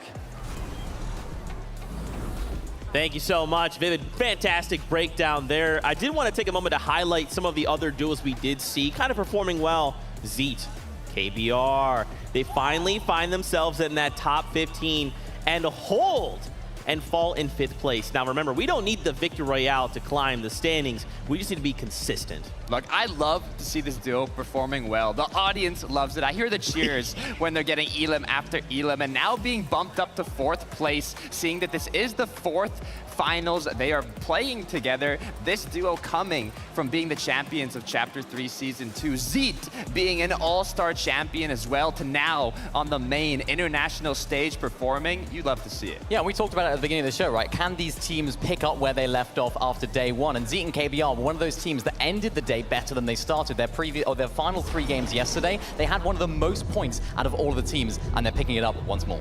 That's right, another duo, PH Zin, Kitos, also alive there in the top 15. So real Brazil, they're showing up huge today. I feel like another duo that we actually got to see first time. They're kind of still under the radar. Vidil and Janice, they've been relatively quiet, but they did make top 5 in this last game. So what are we kind of hoping to see out of this duo? Look, they adapted. I saw Janice on social media yesterday. He was like, I don't know what to do. I'm landing in an uncontested spot. The zones are pulling north. I don't have time to get enough surge. I don't have time to get enough damage. I need to change something. And clearly, Janice and Vidil changed something because they got 2nd place now going into today. It's a huge match for them. Yeah, they were doing great. I saw Vidil just doing a little bit of vault reviewing as well, and he's really making changes. Man, a lot of these players, they know today is the day to bring it all. But as we prepare for Game 8, let's go hang out with Monster D-Face and Jacob to get things started. Thank you so much there, Zeke. Yeah, we really get to pick things up. It's looking like we're closing into a runaway train, potentially. Yeah, potentially it is so, but there's still 5 games left on the day. For some of these teams, right now, game number 8 is their chance to close the gap on that leaderboard and fight for the chance to call yourself the FNCS Invitational Champion. Well, at this point, if I'm a team, I don't care where I'm landing, I'm gonna maybe think to myself, hey, let's slide on north. Let's play the upper side of this early rotate. How do we get to those general areas sooner rather than later? Well, now we get to find out, folks. Here we are. Game number 8 is kicking off. Yep, got a little bit of a different bus path yet again. I'm liking a little bit of variety that we are coming out with. And for some of these teams, we're going to see a little bit of Fort Jonesy, Clicks and Duke, Peak and Anas. Almost all day yesterday, they completely split the POI, went their 2 separate ways, and that's how they were able to get the spot they did on the leaderboard. That's right, and also Jamper and Peterbot on that coast having a tough time. Yeah. Contested pretty much for very little loot, not much to work with, and that is the difference maker sometimes when you have your route being imposed on. It's not all about taking head-to-head engagements, it's also about what you lose out on. Yeah, because you also got to remember, there is 7 different regions being represented right now. Some of these guys are the top dog in their region, and they're not contested on the usual. So this is a new feeling and a new thing for some of them to have to work through, as Cammy and Seti yet again trying to get that early surge down as Larson and Smite taking control of the entire house over at Grimm's Gables. A split spot coming out for Muzz and Looter. But you got to watch out if you're being this split against a team that is this active in Larson and Smite. I did not expect Miro to fall so early, but it looks like Kanata might have found himself a free knock in the air. As now we get to look over at Chapix and Tayson. The rotate out for Aqua, losing his teammate right now. Reason is down, and Aqua, I can just feel the desperation. The look on his face tells it all, man, as they are communicating with one another. What went wrong? You see Seti and Cammy join Aqua and Nyrox as the only players with multiple VRs in an international event. That is absolutely impressive as these two teams closing the gap between each other. They want that off-spawn exchange, and for Muzz and Looter, they want revenge. They want redemption for what they've been going through the past 7 games. That last game was a great one for Smite and Larson, officially jumping their way back up into the top 5. So if Muzz and Looter play spoiler here, it'll be a huge landslide moment for Smite and Larson. They can't afford that. Lovely for them to disengage and play this one out. Tripper and Thomas HD so far, for me, the play of the day has to go to them. They have managed to turn that last game around with nothing. Arguably, probably one of the worst positions we'll see them in over the course of the day. And they had one of the most performances yesterday, almost 20 points in all 6 games. No other team had even 10 points in every game. So you got to imagine how that really puts them on the confidence scale coming into day number 2 as Joe and Z Andy are going to have a little bit of a north pool yet again. It's going to be on the eastern side this time around, so for some of these teams, it's going to be a little bit of an easier game, but some of them, it's going to be equally as hard as the last. I'm happy we have to jump in with KBR here because Z is down. We saw that exchange happen in the feed there. Remember, they are not completely clear here at the Lustrous Lagoon in this general area. They do have tons of players that land in this general area. Runa and Peppo being a few. Chimp up at the north side alongside Scram being another set of duos, right? So that is very much a contested area, and now he has to play for the save. Yep, on board, Queasy and Vino. One of 2 teams in this event that has 2 victory royales so far in this tournament, and you're seeing how they're getting the job done. Going from balloon to balloon, the high ground, getting the surge, surveying the lobby is absolutely important. This is such a synergistic duo that cannot be stopped at the way they're going right now. I don't want to call it too early, but hey, the zone is leaning north. Is it going to end somewhere up there? Yes or no? No. I want to bet against it. I want to bet against it because some of these teams have been just going through the ringer with those north zones. I'd be okay with an eastern one, giving some of our teams on that just a little bit of a chance to kind of climb up that leaderboard. But a team that doesn't need a chance because they take it by force is Wox and Robob Kebab. They're one of my favorite teams simply because of Robob's name. Yeah, you say it all the way through every time. I have to. I don't have the heart to risk it. Bailey and Alex in a box fight right now versus Yusri and Ju. This is a long-awaited fight. It's been happening all weekend long. They're one of the few teams that have been contested, but not have really turned their winning fights into anything big in the end game, right? It's huge. Just wave Ju and Yusri not backing down here. This is a fight that I think kind of settled every single game yesterday. Or at least I'd guess so, between Alex and Bailey, Ju and Yusri. But Alex and Bailey, I was kind of talking to them. Anybody in this tournament, realistically, including them, can pop off at a moment's notice. You just have to find a way to do it while staying consistent at the same time, and they want to go ahead and get this elimination. They want to go ahead and fight this so that way they can get the surge that they need so they don't have to worry about it later on. Because unlike every regular FNCS of the past, our contested teams this side around are actually having very good tournaments. I think what we're seeing right now is stage pressure kicking in. I had a lot of time to kick up, really catch up and get to know Alex and Bailey in the lead up to all of this. And what they've managed to tell me is they were winning most of their creative head-to-head. So I think when it comes down to raw skill, Alex and Bailey might have the edge over Ju and Yusri, who are newer formed duo in final style settings. That's kind of what's happening here. Let's go to catch up with Miro, though. What's been going on with him down south? Yeah, him and Booga, I've been wanting to see more of. This is a legacy style event for them. And already they're switching it up as Miro finding an early elimination onto Bevies. And that was a thing for them. They had such north poles, they weren't able to get the surge, so they had to go hunting just like so many other players in the lobby. And you're not really able to control your game if you're just forced to go for surge game after game. That's right, but luckily for him, he does find a little bit of success there. An elim is huge, especially considering he can go ahead and rotate sooner rather than later. Thomas HD, Tripper, taking their destiny into their own hand this time around, really turning up the action. This is learning from your previous game. They do not want to find themselves in another Storm Surge position where they have to fight for Surge. You can see that Thomas having more points as a solo than any other player in EU. But to me, that's not too surprising because we talk about his accolades. We talk about how legendary of a player he is. He just needs to seal that deal with an FNCS championship, and he could really cement himself as one of the best players of all time. And you can see he also led all damage on day number 1, really earning that respect there. If you didn't believe it before, seeing him do it in person is exceptional. As Seti and Cammy, we can speak to the same accolades. What a great duo here. Just really strategizing all the way through, playing so well so far, and continuing the trend. Last game, not so bad, right? They did enough to maintain the pace there in 3rd place.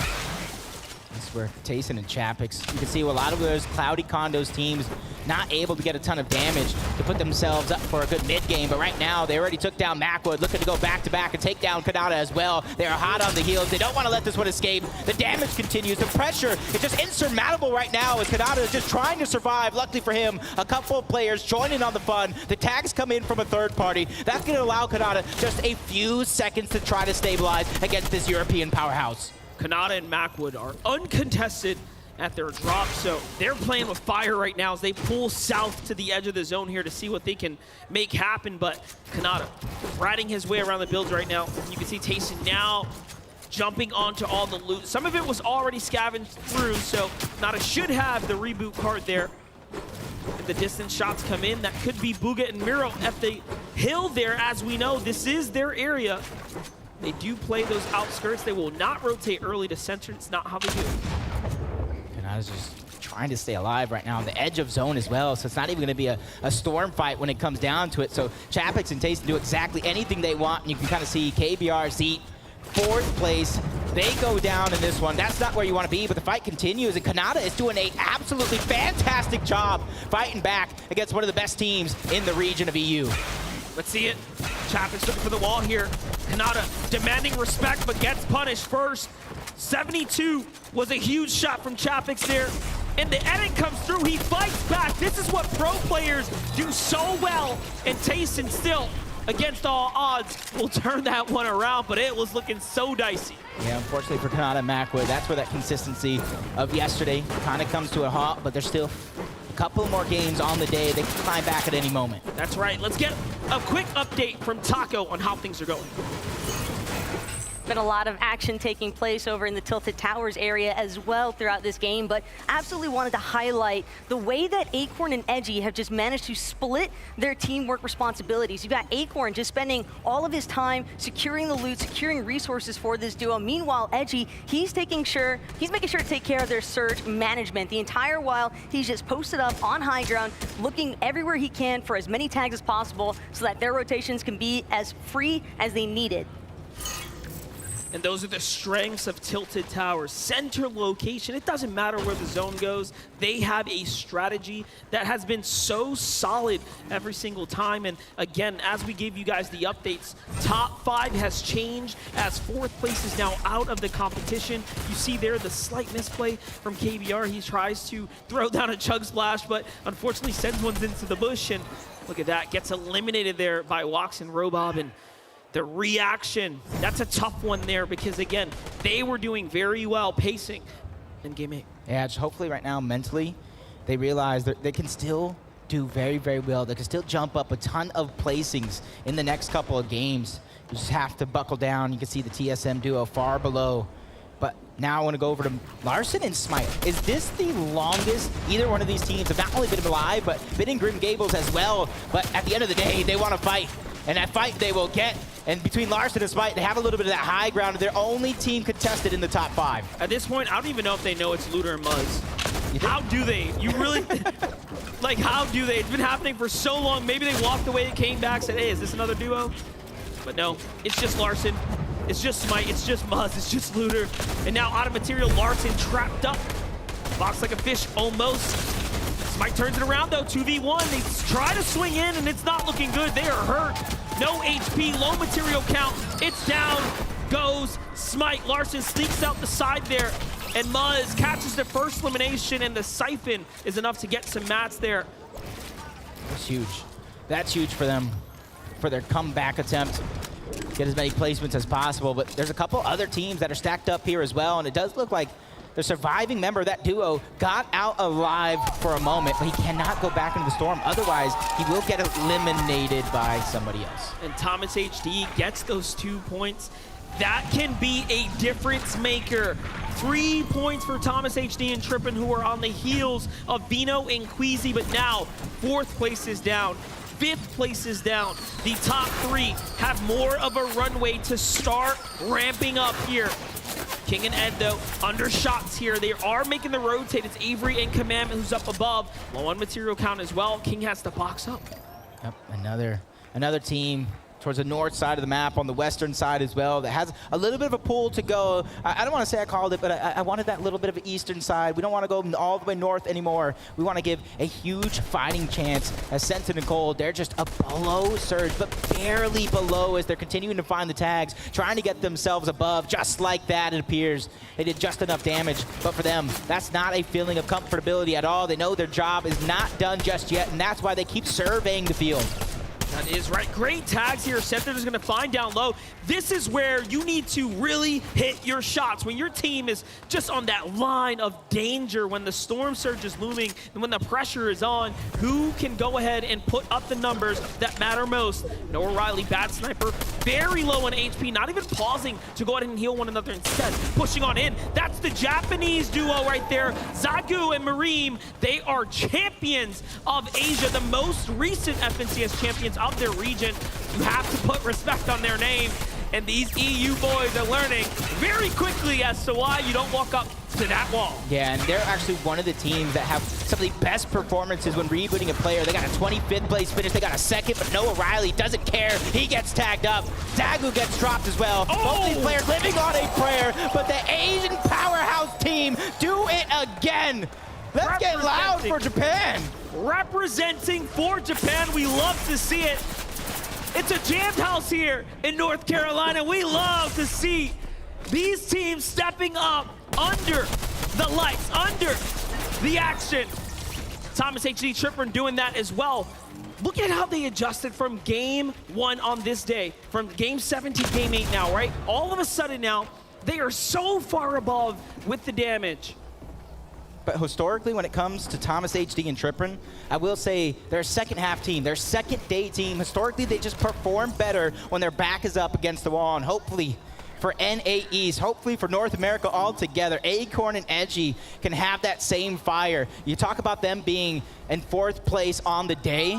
It was only because they had a bad game 2. They had a 0-point game 2 yesterday. Other than that, they were among the top 3 in performances at the second half of the day. If they can continue that here early, they will be on the run to the race. Vino's gonna find Hellfire in the feed there. That's gonna be a huge refresh for him, but Kitos and PHN holding on to dear life right now, just edging on the top 10 here as far as overall points go. Last game they were in 4th, they slipped way on down, and this time it seems like the Storm Surge has ran a number on them.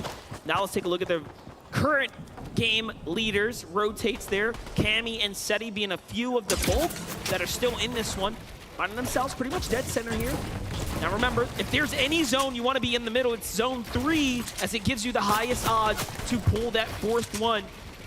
Yep. Beyond that, it's anyone's ball game. And the interesting thing about Cammy and Seti and the way they're playing this weekend is historically, we've talked about it in the desk to kind of start the day yesterday, they're not an aggressive team.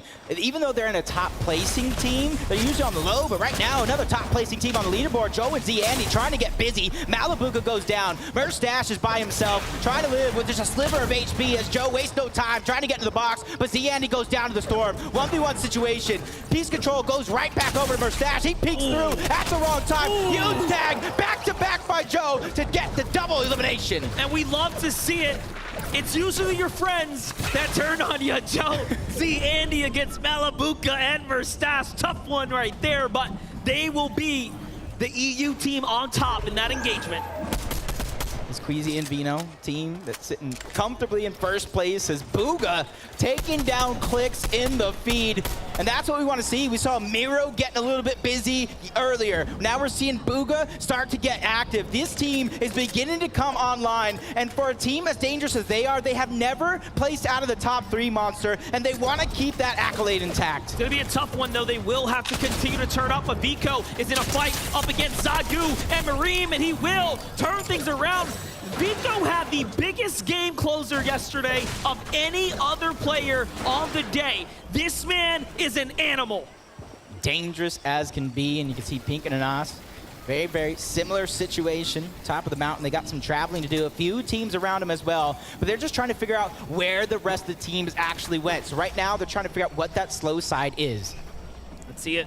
Joe by himself. Z Andy picked apart on the rotate. No heals for Joe. What a tough spot to be in, but hey, at least he has Chrome Splashes for the rotate. It's gonna be tough. We're holding our breaths. I'm sure he is as well. You can see he's just biting his lip, looking around like, oh man, I gotta time this perfectly. When do I move? When do I go? That's the question he's asking himself second after second. As Thomas and Tripram, 271 above the damage threshold. Not much to go, but they want to get there as fast as possible. In a zone like this, you want to get yourself that sweet spot, and it looks like they're going straight for the high ground. Don't overcommit here. Shield Bubble comes down to protect themselves. This will allow the builds to get to max HP, and now they can start to read the room. It's Epic Whale. That's not an easy duo by any means. But no, high ground cannot be claimed. There's still some natural terrain off to the side there. They have to weigh their decisions. Thomas HD, so much better in this game here, looking so much better. Tripper as well. I like this view of the lobby right now because it really shows us how stacked that right side actually is. We're gonna probably see some teams launch pad early if they do not get the zone. Is Hijo Belusi picking up a couple on the Brazilian duo of King and Ed. You see Epic Will, a player that usually is lighting up the leaderboard, having a couple struggles, but he is too a second half team. A lot of these teams are known with their backs up against the wall to come up big. Acorn and Edgy might have found some points there. That is huge, but no, it's just going to be taxed. Oh, actually, yes, yep. Edgy will get the Elim credit there. That's going to effectively push them over. Cold and Sensitive, they have done enough to go ahead and continue to trade that 7th and 8th place position. The top 10 is extremely competitive here. Bugha, Miro, 4 eliminations. What a massive swing of points here. And they're just continuously looking for the shots all around. Finally finding that comfortability here. Finally finding some sort of stride to work with. And you can see the Chili Chug splashes coming out. And that's how they're going to try to rotate across while all the other teams are stuck in that mess on the side. They did just enough damage to weaken one team to try to put them the focus of that lobby. Vino and Queasy already positioned up at the north side here. Here comes another launch pad. It's down, and the heals are looking excellent for this duo, but the material count halfway. They will have to fight for a refresher. Vino is going to get tagged by Refsguard there, and he loses his shield as well, and now split from Queasy. Queasy bases out wide here to put up a front on high ground. It's Scram and Chimp who land outside of the Lustrous Lagoon, all of a sudden trying to turn us around. Edgy is down. Acorn by himself. World of trouble, and he goes down to Avery from the side there. That is huge because they're having a pop-off game right now. Seeing Commandment getting a few eliminations already. Chimp and Scram finding success here on the day. They had a top finish yesterday. They're looking to replicate that some way, shape, or form. But Vino, Queasy, you know what time it is. 5th into 6th moving zone. This is where they typically try to go for that high ground and hold on to it for the rest of the game. Most of top 10 that we started this lobby with is now down and out, but you know who is consistent is our remaining first 3. Vino, Queasy, Thomas HD, Tripper, Seti, and Camis are still in this game. And somewhere amongst all that, you have the solo Joe, who was just picked up, and now Vico, one of the only few who can actually jump back into this. If anybody can do it and pick up some big placement points, it is going to be him. And if you look at his inventory, he has that recipe for success. Queasy, Vino, just looking for that information. Like I said, they're right now looking, is high ground take going to be possible? As they're spotting all these players around, figure out who is moving, where to go. Is Tripper and Thomas 33 below the damage threshold. They're gonna launch pad, get ahead of zone, and as soon as they do, even though they're not in zone, they're gonna be looking all around them to try to find the tags that they need. The best part of what we're watching right now is the preparation, the hard work, and all of that coming together here for the EU trios or duos at the top right now. Because at the end of the day, we know they put in all the work. Vino is going to find Reet and then crank his way up to high ground, and all of a sudden, he is trying to go for a back-to-back. They might just be the most winningest team of the FNCS Invitational at this rate. Back-to-back games, 6 moving zone. They take the high ground with a well-paced launch pad, but Scented and Cold, they find 2 eliminations on their way to the end game. And if they could just make it that far, they're trying to stay ahead of zone, trying to find some elevation to work with. But Chimp and Scram fighting for the high ground against Queasy and Vino. And Vino right now doing a great job building high enough to shut down that opportunity. Queasy's gonna meet him there as well. Look at this, it's gonna cost him a ton of material. So it's not over yet. Launchpad comes in, and there it is. He almost gets boxed out. And Queasy and Vino have to give up the high ground. Vino drops down, takes some fall damage here, and the defense, it's Chapix, it's Tayson on height, out of nowhere. And while all this action's going down in the mud toward below ground, Bugha and Miro found 2 more eliminations. They're continuing to light things up as Andalix finding 1. Vino finds another on Robot Kebab before going down. Queasy left by himself, no build, just a few bandages. This man is trying to make miracles happen. Looking towards the backside of zone, he gets shut down by Pablo. And it's actually a time for Thomas and Tripper to catch up. Finally, this powerhouse duo is out of the lobby, but will they step up? Can they make do and take advantage of the fact that they cannot earn any points? Tripper is still alive right now. No team's getting taken out, but no, he's hurt, and he goes down. He does not manage to find anything. What's left is Seti and Kama. What's left is Bugha and Miro here, but Miro's down for eliminations.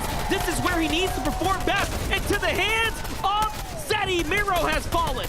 And right now, this is just an unorthodox way to take that top spot for Cammy and Seti to where they weren't as aggressive coming into this event. This is the most aggressive we have ever seen a team like them, and it is paying off tenfold as the high ground switches on over. But the World Cup champion, the solo World Cup champion, is stuck at just that, a solo, trying to stay alive, figure out what the plan is going to be, moving around the left side of zone to where not too many players are at, and the smart usage of the Chrome Splashes as well, denying the opportunity to edit through, but he finds the shots on the scram, but he gets shot back by Chimp. This is going to come down to that. Chimp takes down Booga. Into the top 10 he goes, though. And look at Chimp go. Look at the quick edits there as he manages to turn around. Now out of material. It's all or nothing. A quick edit down low as well to keep him in the game here. But the low ground, there's two, and it's a dangerous two. It's scented. It's cold. They're waiting here as the loot rains down the river. Unfortunately, slips away from them. Seti still alive here, trying to squeeze out as many points as possible, and he works his way on up to the top. Meanwhile, Clown playing upset and Chopix and tasting her down. Watts and Robab managed to find 8 eliminations, and it's just Watts on height. This is going to be a big opportunity for Wax to try to pick up as many placement points as he can as a solo. Same could be said with Seti. Chrome Splash, Bobifying himself, dashing, trying to take the high ground, but a misstep by Golden Scented as well. They both go down to hand. He is putting on a show to bring them to the top of the leaderboard. It only takes one game to jump back into this top 10 here, and you're watching players fight for it, putting it all on the line. 9 elims for Wax and Robab, 3 for Clown, who has a little high ground position here over the lobby, but they're still a duo in this game. It's Hen, it's Vortex. They're the only duo alive standing right now. 1v1v2, Clown versus Wax here. Wax is looking up at high, a great jump shot there, and he is down. And now Clown has to take on 2 of the best here on EU. Guild Hen, Focus Vortex. It's not looking good, but it's looking great for Vortex and Hen, and they close out. They had complete control of that game. From 8 moving zone and all, the last duo alive. Teamwork really making that dream work. And off the back of Hen, that 2 eliminations at the end to get the siphon, that was the recipe for their success. And they were just so close to pushing double digits there. A low ground win is not something we've seen, but let's get caught up in a little insight from the pros. Hello, hello. I am joined here by Vortex and Hen after that incredible game. How you feeling, man? Pretty pumped. Just gotta keep it up. I mean, obviously grabbing, what, 8, 9 eliminations in that game. What's the next step for the next game? Win next game again. Okay, 2 VRs back-to-back. I love it so much. And obviously, what was the recipe for success there? There was a lot going on all around you guys. We made lots of mistakes yesterday, and we're trying to come back stronger. So we're trying to fix all the mistakes made yesterday and, win today. So what were some of the mistakes that you fixed in this day? Search and rotation. I love it. I mean, thank you guys so much for joining me here. Congratulations on your win. Can't wait to see what you guys do next game. Let's head on back to the desk. Thank you guys so much. Hen and Vortex picking up game number 8. And all with 9 eliminations. This is kind of what we talked about yesterday at the end of the day, right? Yesterday was kind of like an initial setup. Let's go ahead and let's fight a few times, let's play a few games. But today, we really want to bring it. For them to come out in game number 8, basically the second one of the day, this is a really good jump start.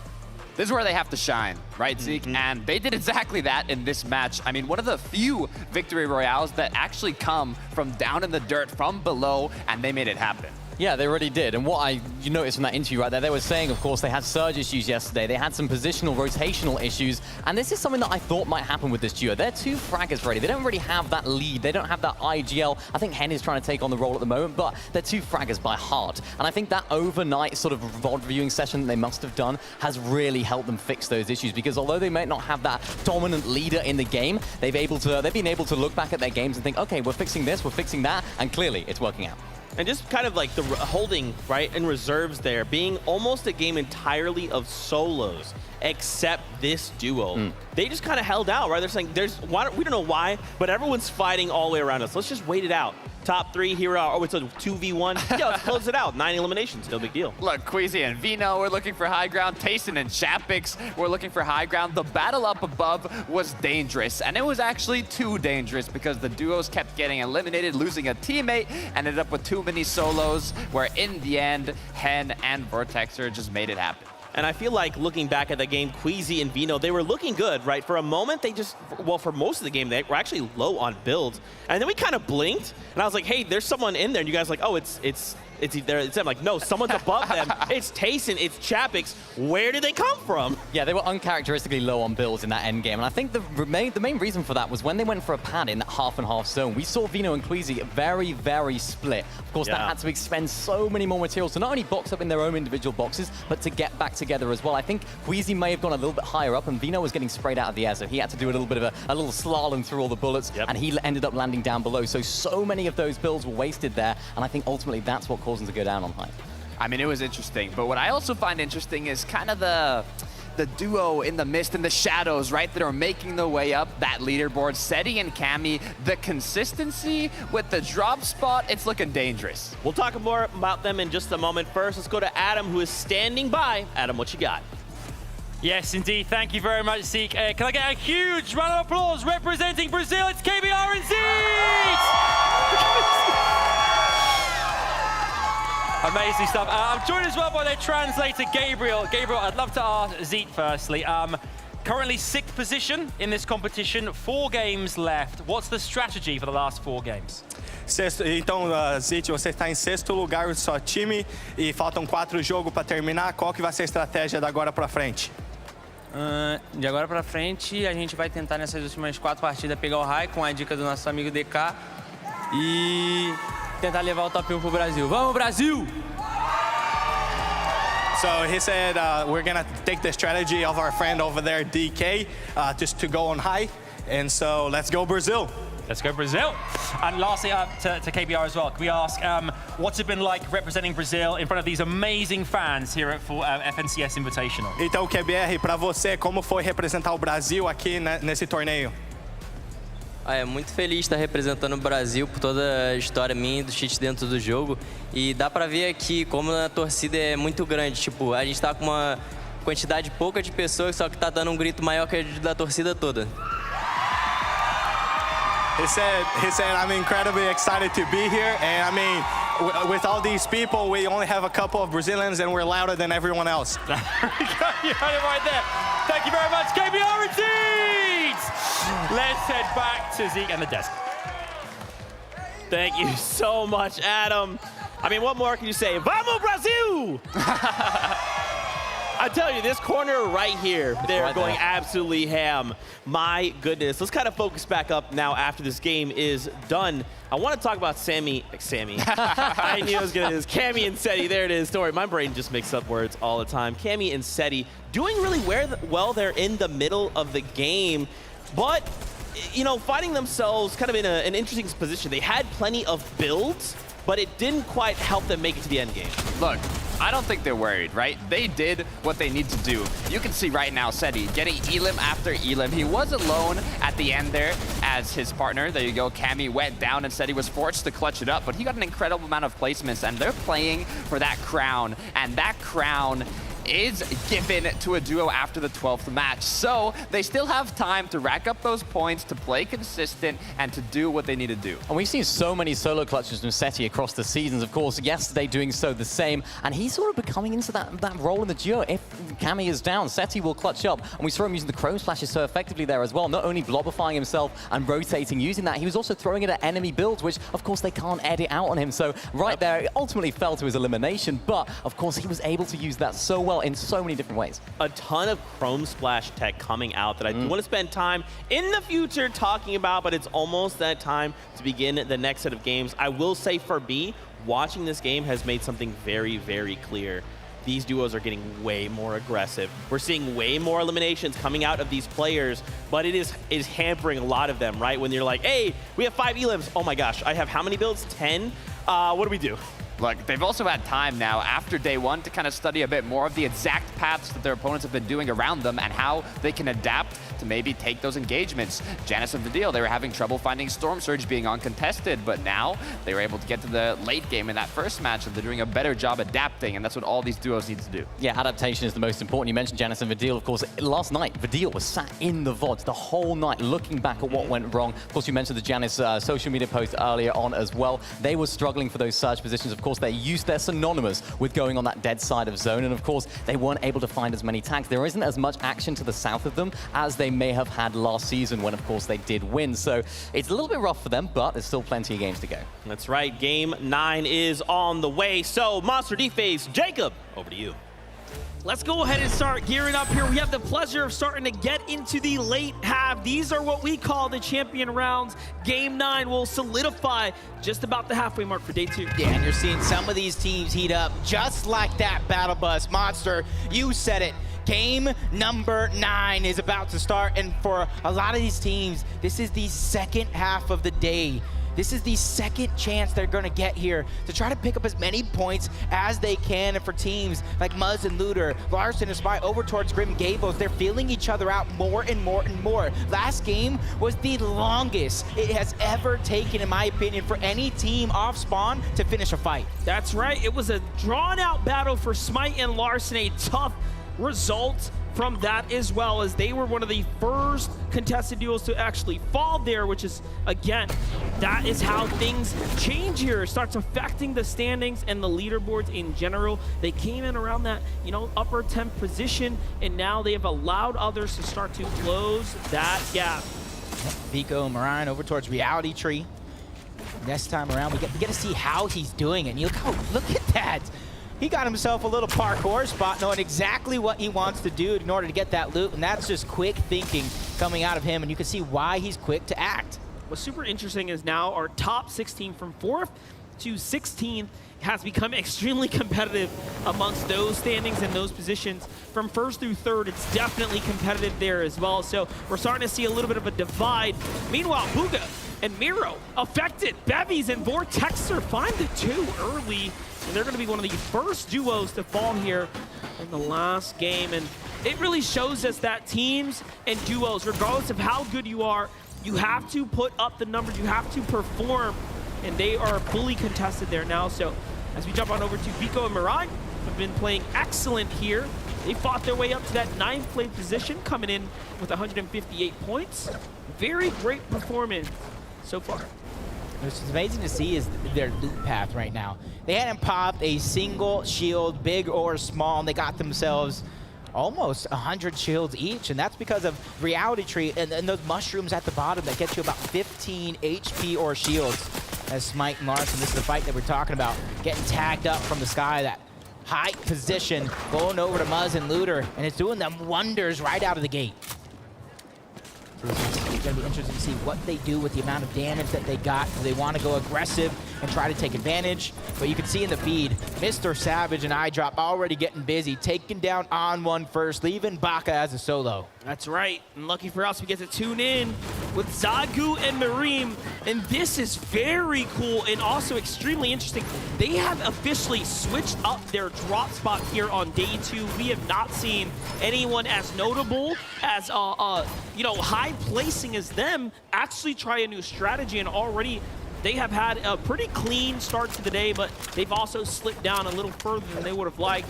As we jump on over to Retake versus Vico here. Little head-to-head action. First tags are going to come in for Vico. They're looking good.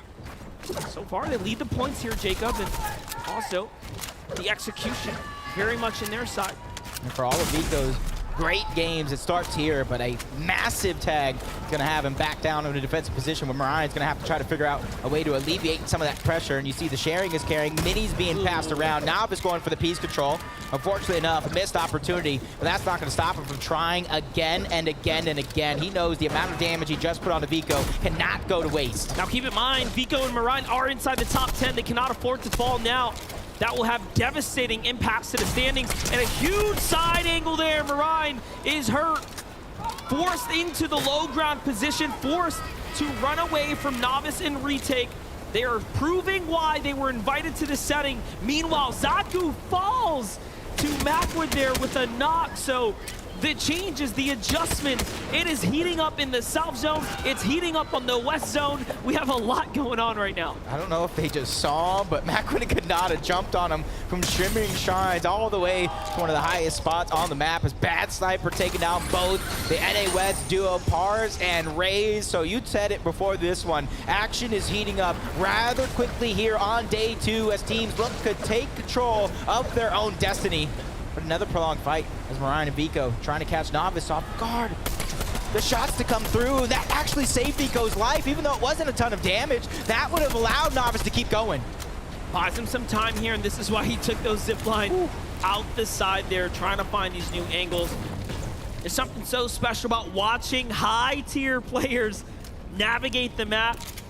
Very much a strategy type of situation, type of game, when you really break it all down. But Ryan and Vico are going to go ahead and settle down now, as they need to go ahead and recuperate all of these lost resources. So was it worth it, right? Was it worth it? On average, you need around, I don't know, 400-600 damage, right? Around that range, around that first storm surge area.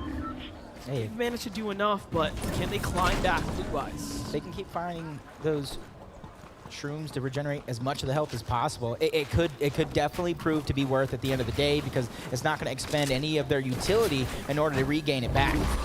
What do we think about this? Larson and Smite leave the drop. They say, all right, Muzzlooter, you got it. Last game was solid. You can have Grim Gables. I'm getting out of here.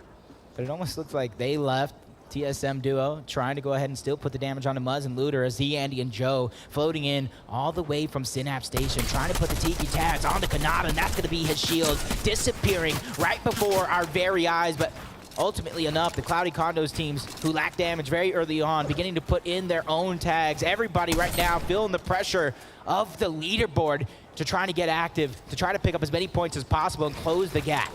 See the look of focus on Z Andy's face here as he's got a lot of things to think about. Players to the left, players to the north.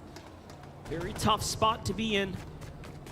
Acorn on the other side. Acorn and Edgy still housed up in their position. Remember, Noah Riley is here, but Edgy is down. So Acorn left to try to play this one out by himself right now. He is in 7th.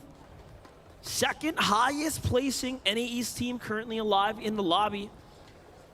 Cold and Scented lead with the points, but Scented has done enough to go ahead and perform while Acorn is just behind them. And right now, this time around, a little bit of a switch up when it comes to that zone from northeast, looking like we're going to get a little bit of a southwestern zone for some of these teams. And Cold and Scented, they spotted that one right away. They moved a little bit south, trying to take that position towards Tilted Towers, where you know a lot of teams are going to try to travel through to try to get their own spot in the zone. So that's a good opportunity for them to try to pick up as much Storm Surge damage as possible. As Thomas Trippin having such a fantastic day number 2, but that should be no surprise to anybody. Like I said, the history shows that they're a day 2 team. I'm a bit concerned about this position here, though. This is very much reminiscent to the Game 7 positioning, where they took their time, played high ground. Yes, it's more textbook as they split up, but professional players are very much not willing to rotate through those open areas. Meanwhile, Commandment and Avery also hoping for the same, playing the high ground of the Rave Cave. You can see not a team in sight. It's very, very tough to play those positions out. Yeah, I would love to see them kind of switch up their spot, because right now, they should know there's not too many teams above them. And the zone being on that edge, it's going to be a little bit of a slower side, slower opportunities, but Peterbot and Jamper trying to pick up some own opportunities for themselves, trying to make that sneaky play all the way from that far eastern portion of the map, slowly but surely trying to close in on some of these Cloudy Condos teams that are trying to go ahead and get their resources, because you know as well as I do, this has been a little bit of a split between all 3 European teams. If you're looking for a highlight, we might just find one. We are just moments away from something big unfolding, and Murstache and Malibuca know better, but on the other side, there's another fight too. Moraine and Vico, top 9. Such an important fight. We have to see if Moraine can actually clutch up for his teammate. Yes, he will drop down and get on top of Vico's body. He doesn't even box him up because he doesn't have enough resource to do it. He would rather save it in case he has to fight his way out of this one. Falconer and Hellfire managed to execute a big elimination here, and now are extremely curious as to whether or not Moraine is nearby. Sentin and Cole just took out the NA West 3-time champions, Favs and Snacky, on their own way to the journey. Peterbot taking down Merstache as well. Everybody really trying to prove their own path. They don't want to have anything other than their own decisions really find out if they're going to make it to the top or not. But this one continues as Malabuka's trying to stay alive here as a solo. Peterbot and Jamper don't want to let these points go to waste. They know the Storm Surge here is so important to them, including those points on their way to the top. Peterbot refuses to end this day in last place. He wants to fight for more points. Yesterday was a very, very tough showing for them. And now, what can they do? What can they earn? Jamper's gonna get hurt there, but he does close out in the end versus Malabuka. And that ambush pays off. Yep. Looter, Muzz, spotting out Vino, trying to put their own damage there from the distance. Along with Queasy. For them, it's not too much to worry about. That is huge. That's a huge opportunity. As Robab Kebab also goes down to Andalex. This is an opportunity for everybody to take control of their destiny. Queasy, Vino, box to box, wall to wall, taking that peek, and a great attempt on the Looter. Unfortunately enough, didn't find its shot. Now, Muzz and Looter, the difference between this fight and their early game battles is they actually have had time to fully loot out Grim Gables. Vino is great. He shows us what he has. He puts a huge shot onto Looter. Mind you, this is our first place current team leaning into Game 9, taking an extremely risky battle close to the edge, but he is not fearful at all. Vino's gonna swing around, look for the angle to back up his teammate. Muzz opens the box, but nothing just yet. He's gonna be important in a fight like this as Vino finds yet another tag onto Muzz. It's textbook. That's what you do. Right camera peeks. He's playing it very smart, taking his time. He knows what he's doing. Take a look at how he's trying to control the terrain as well. Muzz doing just that as well. But Muzz is playing off his left side right now, so he does have to be extremely cautious. Looter fully commits in. He tries to take on Queasy, but Queasy is quick. He defends. Doesn't even get touched. Yeah, this is a good trade of damage for both these teams, but it is a prolonged fight. You see another team closing in on the distance. Want to join in on this fun, especially if they don't have enough points. They're trying to close the gap as well. 266 below the damage threshold, but not for long. Things are going to update now. Vino and Queasy looking solid here. They understand they are good and they do not need this fight currently. And now they look for the disengage as they manage to not push over Muzz and Looter. Muzz and Looter have such an interesting history of how extremely respected they are, especially as it pertains to Muzz's mechanical skill and Looter's accuracy. So a wise decision there. They may not have a lot of points, but in that setting, I think they're probably on top. And as we find out, the zone's actually going to be a good zone for a good portion of the lobby to have their fighting chance here. And this one is Cammy and Seti. Honestly, if you watch the beginning of their games, you almost get that feeling. Am I watching the same thing? Am I watching the same game over and over? Because when it broke, you don't have to fix it. And Cammy and Seti's early game is one of the best. And that's why they're currently in third place, only 21 points out of first. Z Andy, Joe FN already on the move. Very reminiscent of what we've seen before, these extremely late rotates. Somehow, though, they've managed to consistently find tags, so Surge hasn't been too much of an issue for them. Love this here, finding some leftovers over at the vault, a launch pad as well. Big decisions to be made here. Do they use it now, or do they save it for later? Take it for the road? No, instead, they're gonna go ahead and look for tags. And this is gonna be interesting to see what they're finding as we see Acorn as a solo here. I did see him go down in the fever, see now it's happening. He had a fighting chance, but Noah Riley, one and done, sends him back. Did you see his face? He just blinked, put it, turned stiff. He was not having it at all. He was even impressed by that shot. He was shocked. He was shook even right there. You know, they say life comes at you fast, and that's one of those moments there. It is, though. It is. Can you believe we're already in Game 9? I feel like we're going in fast forward right now, and a lot of these teams are following that same pace. And jump on board, one of the best EU teams here in the lobby, suffering to Storm Surge. Trippin is actually going to go down, 23 below. Thomas, he's trying to do everything he can to find the damage. What a huge, huge engagement happening here. There's a lot of story unfolding. PH Zin is hurt as he finds one. Kitos is going to go ahead and slide on in after the knockout to Trippin, but they get up. PH Zin slides in. We just saw that happened before our eyes, and now Thomas HD gets the opportunity to honestly try to play for a clutch here, but it's not going to be easy as PH Zin and Kitos have already said in their interview, all they are here to do is make Brazil proud, and there's no way they're gonna let this one down, and they find Thomas HD. That was second place. Second place is now down. The aggressive Brazil region trying to rise to the top as Cammy and Seti are now met with Kanata and Macwood. And honestly, I don't think either one of these teams want to stay too much longer here in the zone. They want to try to get themselves that good spot, not too far behind any position right now, but Cammy and Seti putting the shots in from the distance. They know Storm Surge right now might not be a wordy, but later on in the game, it might have to be something they think about again. Pivotal moment right there, finding those tags, giving themselves more time to work with, as they are one of the last teams to have to make this rotate right now. Us casters have the wider look at the map, so we can tell how much is really going on here, and this southern area is looking dicey. Yeah, tilted towers is majority in there. You can get different elevations. You got to be careful when traversing through that. As KBR, you see the elimination onto Peterbot, him and Jamper. Such a good run here on day 2, trying to make a comeback for themselves, bumping up a couple placements, but KBR and Zeet overall have been impressive game after game. Their consistency is absolutely insane, and their game plan, honestly, has proven to be one of the best. With those set of elims, that now puts them just around that 5th place mark. They're on the heels of Joe and Z Andy, looking to go ahead and wrestle that one away, but the lobby is focusing on them. It's not going to be an easy rotate.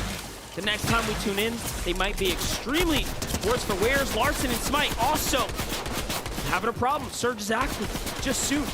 20 seconds away and they're below the surge. And you're seeing what happens when they don't take that off-spawn fight. Both Muzz and Looter are hunting for damage, and you're seeing Smite and Larson have to do the same, and it's causing them to use a lot of their resources to try to survive this. As you see Reek picking up 2, take it down, Threats and Alice, a team forged specifically for this event. As Smite and Larson still trying to peek through every angle that they have, but still below on Surge, not finding that comfortability just yet. They do know that the body was eliminated there, though, so although no tags, they will find some heals, and that is going to be a difference maker. Full med miss here, but they need tags. They need a couple more. Several players nearby, they all have to also commit. Yusri and Ju are going to be one of the few. Runa and Peppo on the other side of that as well. And they're hearing the shields crack. They're hearing the damage being dealt to Larson and Smite, so they know that they're suffering the surge, so they're in a good spot. They just need to play defensive and not let this team get any chances. And it was crazy smart of them not to break the Chrome builds in front of them. They know this team cannot edit, so they start to turn the focus to the other duo in the distance, but now a decision has to be made. There it is. Huge. They find a few tags and a down body that will count, and a little moment to breathe here. Now it's either fire or stop and heal, and instead they take the fight here. Smite looking outwards, and these are the crucial seconds right now that they have to think. So once again, Storm Surge is going to shut off, and right as they were falling, right below it, a lot of those heals, a lot of their resources being used just to stay alive here in this position.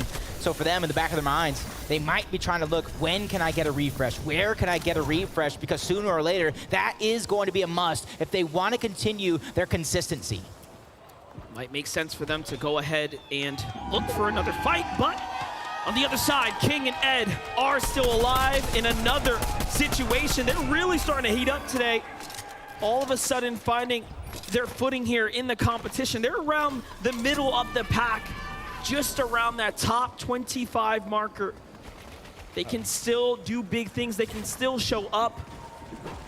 Larson and Smite still dealing and trying to survive. Running out of absolutely everything box to box right now against Ram, trying to find out the damage they want. This could be huge and absolutely necessary for Smite and Larson to take him down. And you got to imagine Scram as a solo jumping into a duo's box. He was probably hurting on Surge as well. But even with that elimination, they are still 105 below. And the biggest elim, Thomas, HD, and Trippin are down and out. The leaderboard will give us the full picture here. Seti and Cammy are now the only team that can start pushing for Vino and Queasy right now. now outside of Cold Incentive, but Smite, Larson having bigger problems here as they are looking for Surge. They are looking for a fight. The focus comes in, loses his teammate here, and dips into the stone. Not much to work with. They are going to have to step in. It's all or nothing. Great tags there, but not enough to do any serious damage. Larson is down and out now for the count. That is it, 7th place out of the competition. And that is exactly why, if you're in a stack lobby like this, falling behind Surge is going to be one of the worst things you could do to yourself. It almost makes you feel like you have no options. You have no control over your game as Kanata trying to take control of his own. Cammy and Seti as well, 154 above. Even though they're just living in the zone at the beginning of the game, you can see exactly why, and you can see their game planning unfolding right before our very eyes as KBR, 22 HP. Luckily for him, he is above the damage threshold, but only a few players needing to go down. Luckily, this is not Brazil's last hope here. King and Ed are still somewhere alive in this game, but KBR at 22 HP, you have to wonder, he won't be making it too much further. How far can he push the envelope? Vino, Queasy, absolutely executing, putting in an exceptional performance, not just one day, but 2 days in a row here. And if there's a team, if there was a team that everyone was talking about, it was Queasy and Vino leaning into the competition. We had that awesome videos segment where we interviewed the players and asked them, who do you have as the best player here, the player to look out for? Vino was amongst that conversation everywhere. That was the common denominator. That's for sure, as Belusi and Hydro have that high ground, trying to put the damage onto the lobby, and Cold and Scented trying to cement their side of zone, picking up not 1, but 2 more eliminations to add to their total, and add to their run. As Hen picking up and taking down Aqua altogether. That tag team coming out from him and Vortex proving to be successful. As you can see where the leaderboard squeezes, as Thomas and Trippin went down early on.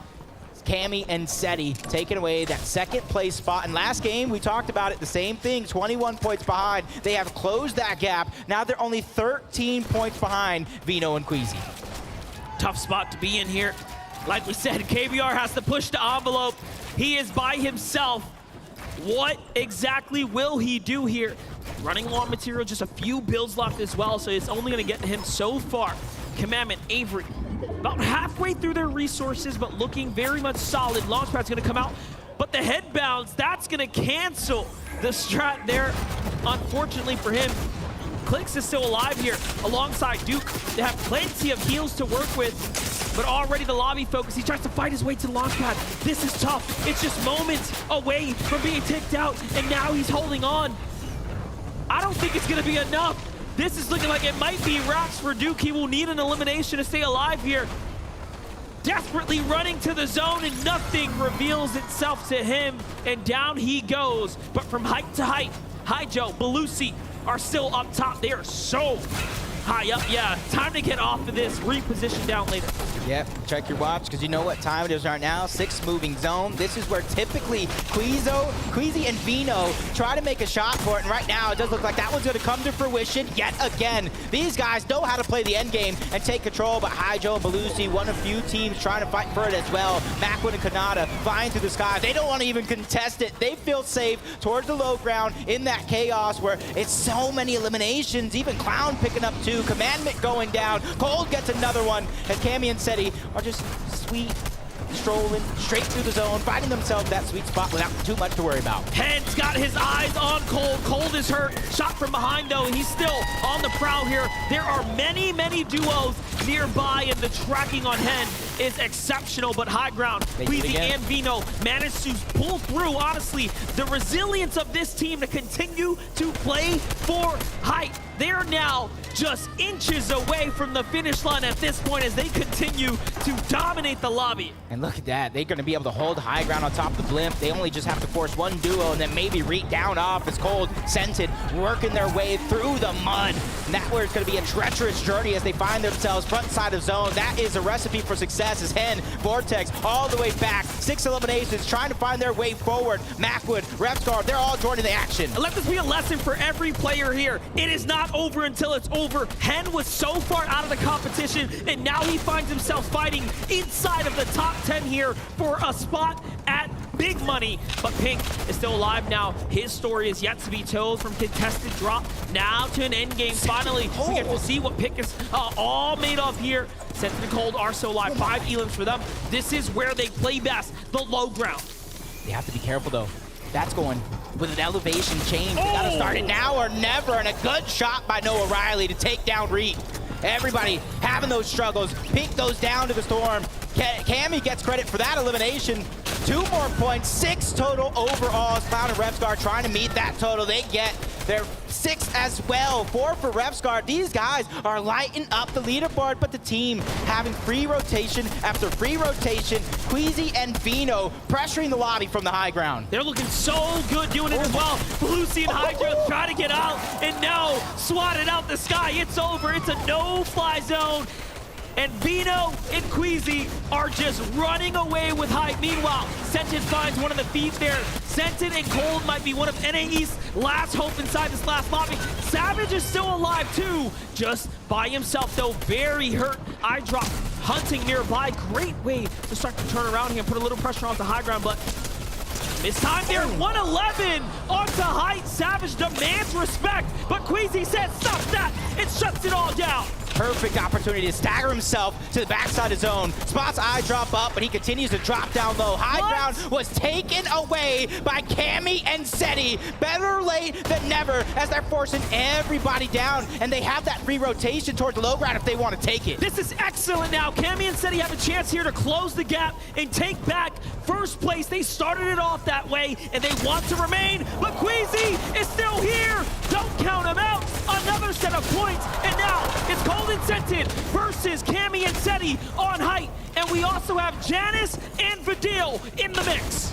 3 teams alive, 6 total players, but Cold goes down, but Janice and Vidil get knocked as well. 1v2 situation, NAE's, the world on Sentin's shoulders, but Cammy and Seti going for their 3rd victory royale in the FNCS Invitational. This is how you cement a legacy. All they have to do is close out this game as Sentin trying to take control, trying to fight for the high ground, but it's not enough. EU strikes again with Seti and Cammy taking their 3rd victory royale. I don't know how they do it, but they have the face of champions. They go ahead, they sit down, and they play this one out through to the end. An emotionalist reaction there as they say, nope, we still have a job to do here. It's not over. Not over until that 12th game is done and dusted, and that was only number 9. This one is heating up quick as the teams at the top of the leaderboard are trying to take control of everything that they can. They're trying to do everything in their power to not let it slip through, because Monster, at this point in time, nobody at the top can afford a bad game. That is true. They cannot. As the winners start to take to the stage, we will get to touch base with them one more time this weekend. Let's go ahead and send it on down to the floor to get the update. Thank you very much, MDF and Jay. Give it up for Cammy and Seti, everyone!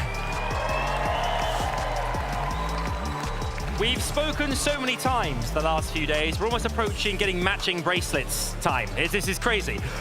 Congratulations. What a great way to head into the halftime. Another Victory Royale. Like, we need to get more. You need to get more! Yeah. This guy's confident. Looking at the last few games as well, you wanted to start this strongly. Seti, you've done exactly that, and you're managing to manage your games exceptionally well. Huh? You're managing your games exceptionally well. Yeah, thank you so much. We just have to be confident going into the last 3 games, and yeah, good luck to everyone.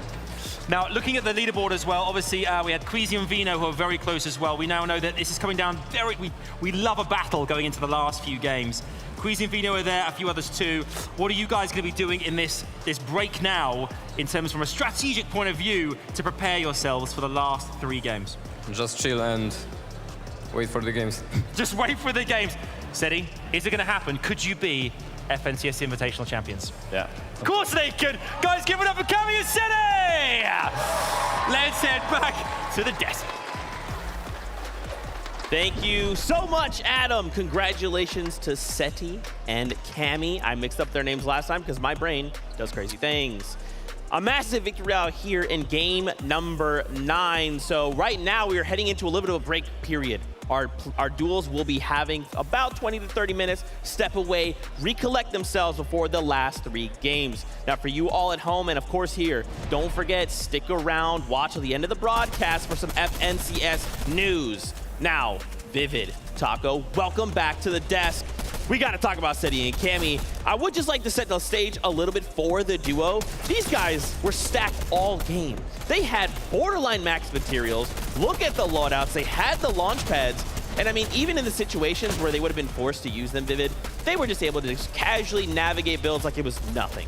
I mean, they're impressing me right now. I'm not gonna lie. You know, day number 1, they did get those 2 victory royales as well. And then this third one, I really wasn't expecting them to get another one, but sure enough, they find themselves on the high ground again. So uncharacteristic. We've talked about it so many times that usually they are not a high ground team. They like to play towards that mid ground, just casually go throughout the game. But no, ending this game with 5 eliminations, which yeah, that's not too many, especially when we saw Scented and Cold get 10. But again, you know, just realizing that, hey, listen, we're on the international stage and people are making mistakes and we have to go for the higher ground when we feel like we can.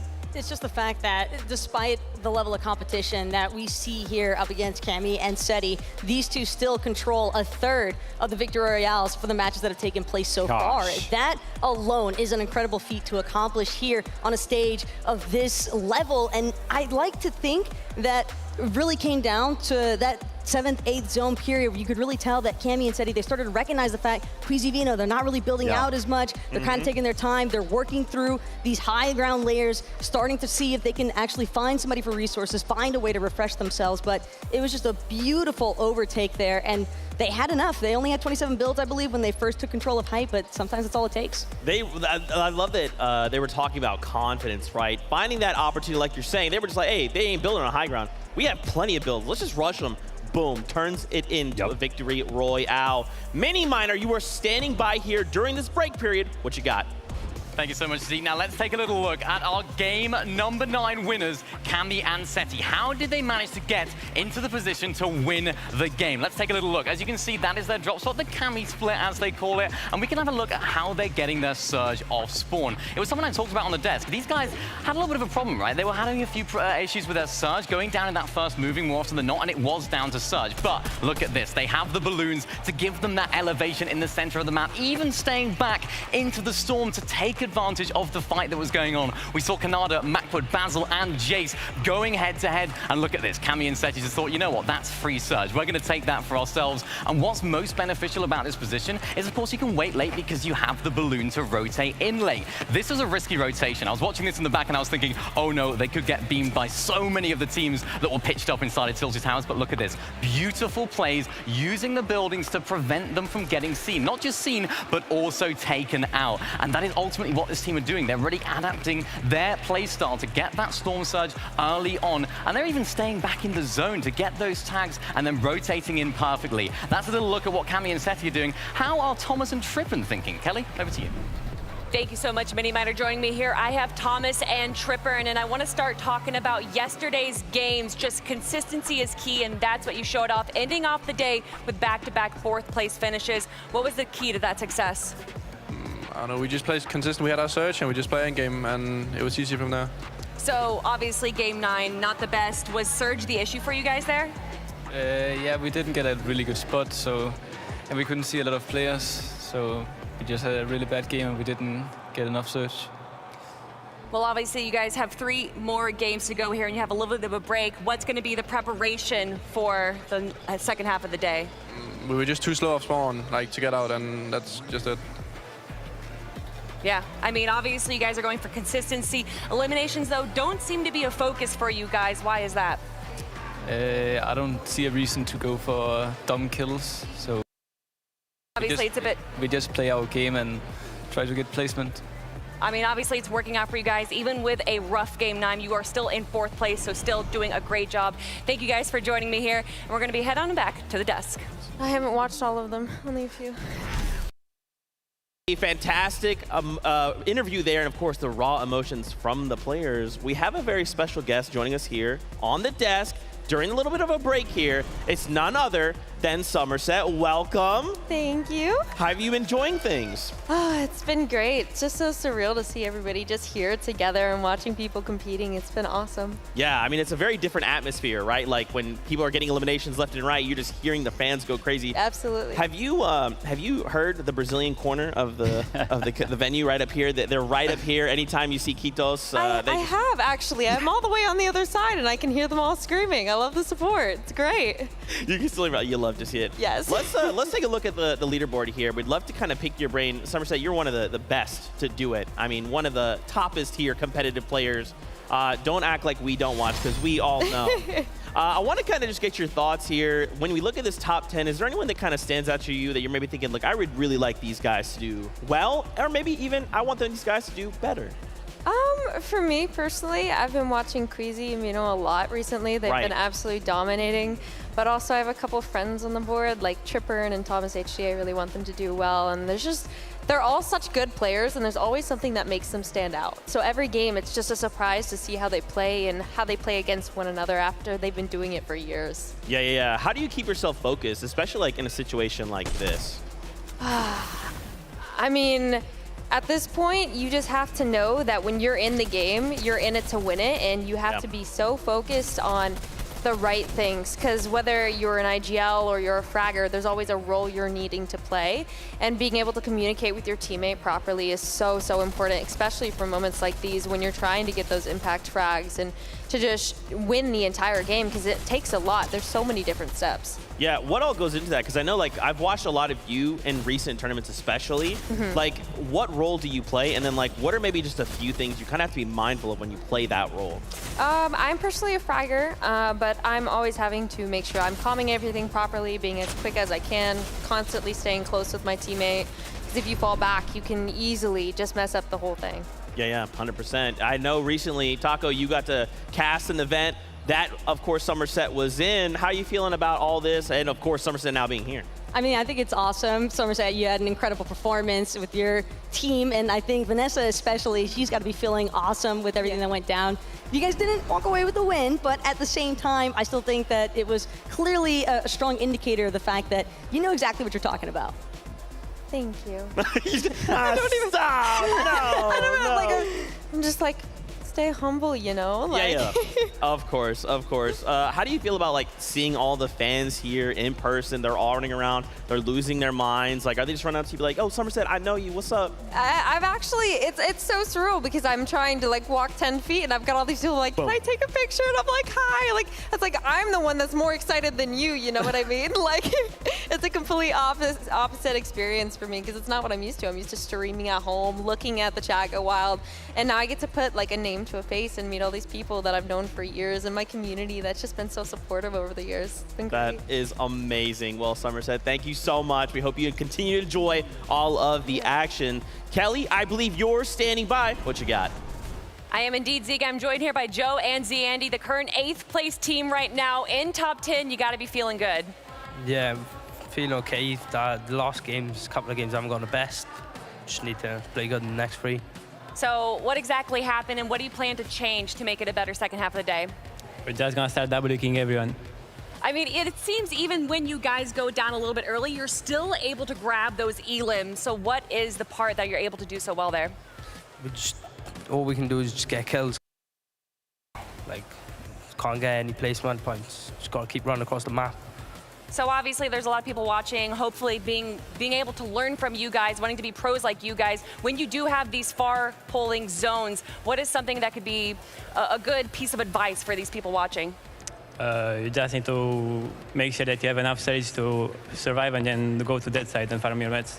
Dead side rotation always works, or it works sometimes. Guys, thank you so much for joining me here, Joe and Zandy, and can't wait to see how you do in the second half of the game. But guys, it looks like it's time to head back to the desk. You love to see it. Kelly, thank you so much. And again, I'm always going to shout out the players for just giving us that moment of time, just check in with them, see how they're doing, see how they're feeling. We have another special guest lined up. Nick A30, my boy, it is so good to see you. I don't know if you can hear it, but the venue is actually losing their minds that you're here with us. I can't hear too much, but actually that's one of the best parts about those events, like the crowd reaction and the hype. Like I was just looking at the crowd when they were showing it on the broadcast, and there was people dressed up as Peelies, there was people with signs. Like that is the best part. I love it. That is so awesome. Nick, welcome. We hope you are having a great watch party with the A team, the A squad, all of the homies out there. How are you enjoying the competition so far? What's standing out to you? So I love it. I mean, I tweeted about this, but like the walkouts were epic, and the commentary from Monster and everyone was just phenomenal. It was on point. It was crisp. The quick stats are so cool. They add such another element, and I think the spectator client has improved so much. I mean, there's no lag. You can see everything in real time. Phenomenal. Production quality is great. Zeke, you're looking good, and you're killing it too. You guys got some nice setups, like I just want to say. And you know, it's been interesting to watch a lot of these top players like Cammy and Seti, Queasy and Veno. And you know, I'm rooting for Clix, Booga, Savage. There's so many. It's like you just can't. I don't know who to root for now. That's right. Yeah, we just had Somerset on, and we kind of got her like thoughts and insights. I wanted to pick your brain as well. Watching some of these players, especially, I mean, you've competed in a number of these tournaments as well. What kind of goes through your mind in these situations, in these like high intensity? Like, obviously, we here get to see everything, but when you're a player, your vision's a lot smaller. Yeah, and I'm like, I get really nervous too, but I'd say the way to get not nervous is to practice. When you're practicing, you become more confident. When you're confident, you're thinking right, and you can actually like make those calls. I was really impressed with like Cammy and Seti because they popped off early in day one, and they're still showing up. I also was very impressed with Queasy and Veno. Like, they're so calm, completely opposite of me when I'm in that situation. Like, they're always on height. They're always finding it. And actually, Game 7, I want to, like, call out that. Like, they did a fantastic job when they dropped down. So I think it was Veno who dropped down first, and Queasy was waiting, lurking from above. And the duo on the bottom drew their attention to Veno, and then Queasy comes in from behind. He stalled a bit after Veno drew their attention. It's just such great teamwork. And, like, this is what it's all about, Zeke. Like, you're seeing the top level plays like that you don't see in like public matches, so it makes it so fun for hopefully everyone watching, and you know, it's just great. I love it. Thank you so much, Nick. We love hearing from you, and of course that insight next level. We hope you have a continued awesome watch party. We'll catch up with you a little bit later on. Once again, massive shout outs, Nick 830 and Somerset. We love you guys so much. Why don't we check in with our casters, Monster Deep Face, Jacob PR, what you got? You know what? I like Nick A so much, I might actually just take his jacket for you, Nick. I got you. I'm going to take Zeke's jacket. We're going to split it in half, though, and we'll go ahead and send it out. But let's talk about some of our favorite moments. Dude, Thomas HD Tripper. Insane. We agreed, right? We agree on this one? Absolutely insane. And what they went through at the start of the day, we were surprised they even stayed alive as long as they did. And that was absolutely important, because them staying alive throughout all that chaos is the reason why they are still in contention. And that is just amazing on a stage this big. Yeah, if there's been a team to stand out, it's moments like this, especially with Game 1, when they can just pull out those clutch points against all odds. But we have so much unfolding here. This is what I love so much about the FNCS Invitational stage. We get to get an update on a special guest for you guys. Yes, thank you very much, Monster and Jacob. I'm joined by the almighty Vanessa! Vanessa, welcome to the wonderful audience here at FNCS Invitational. How has your time been here so far? It's been absolutely incredible. After seeing World Cup all those years ago, I've always wanted to go to a LAN, and I'm way into Fortnite more now than I have been, so it's really insane to see all this in person. It really is. I mean, you guys are fantastic. Yeah, amazing. I mean, obviously, you play competitively as well. What has it been like for you seeing all the top 200 of the top players from around the world here to compete? It's been incredible. It's been insane. I'm trying to steal some of their strats. They keep doing little things. I'm like, yeah, let me keep that in mind for later. Let me keep it for next time. And also, I mean, community-wise as well, obviously World Cup, now here at Invitational a few years later. How great has this been for everyone watching at home and for these audiences as well? I can only imagine how good the broadcast looks just on a laptop or a phone or on a PC, because it's incredible in person. Everyone backstage has been really nice. All the media looks great. Production's just fantastic so far. It really is. Any particular duos you think to look out for? You think could go all the way? Who kind of sticks out for you? Anyone in particular? Or do you think it's still very much an open race at this point? I think it's kind of an open race. I mean, there's still 3 games left, but with Vino and Queasy close with Cammy and Seti, that's like honestly what everyone's looking out for right now is who comes out on top. Yeah, who will be on top of EU? Or a dark horse will come through. You never know. There's 3 games to play. One more time, give it up for Vanessa, everyone! Let's head back to Zeke and the gang. Thank you so much, Adam. And look, we just talked about Somerset paired up with Vanessa. There was Vanessa way over there. I don't know how we pulled this off. It is absolutely crazy. Now, we've had a couple moments throughout both of the 2 days of competition to do a little bit of a listen-in, right? To catch these raw moments from the player in those high-intensity elimination moments, or even just like, what are we going to do next? Let's take a listen.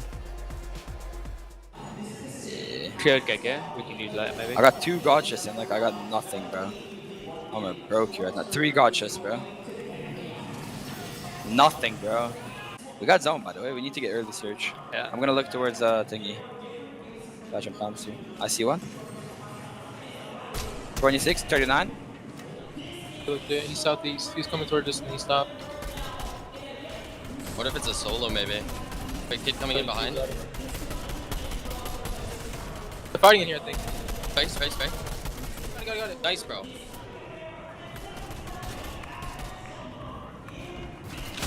Nice. It's decent. 5 kills. Not bad. Yeah, drop it. Yeah. Hit me. Back, watch me. Then watch me. 9! Oh. Okay, let's see where zone is in 30 seconds. If it's far, keep the bubbles. Do I drop my bubbles? Okay, we have some.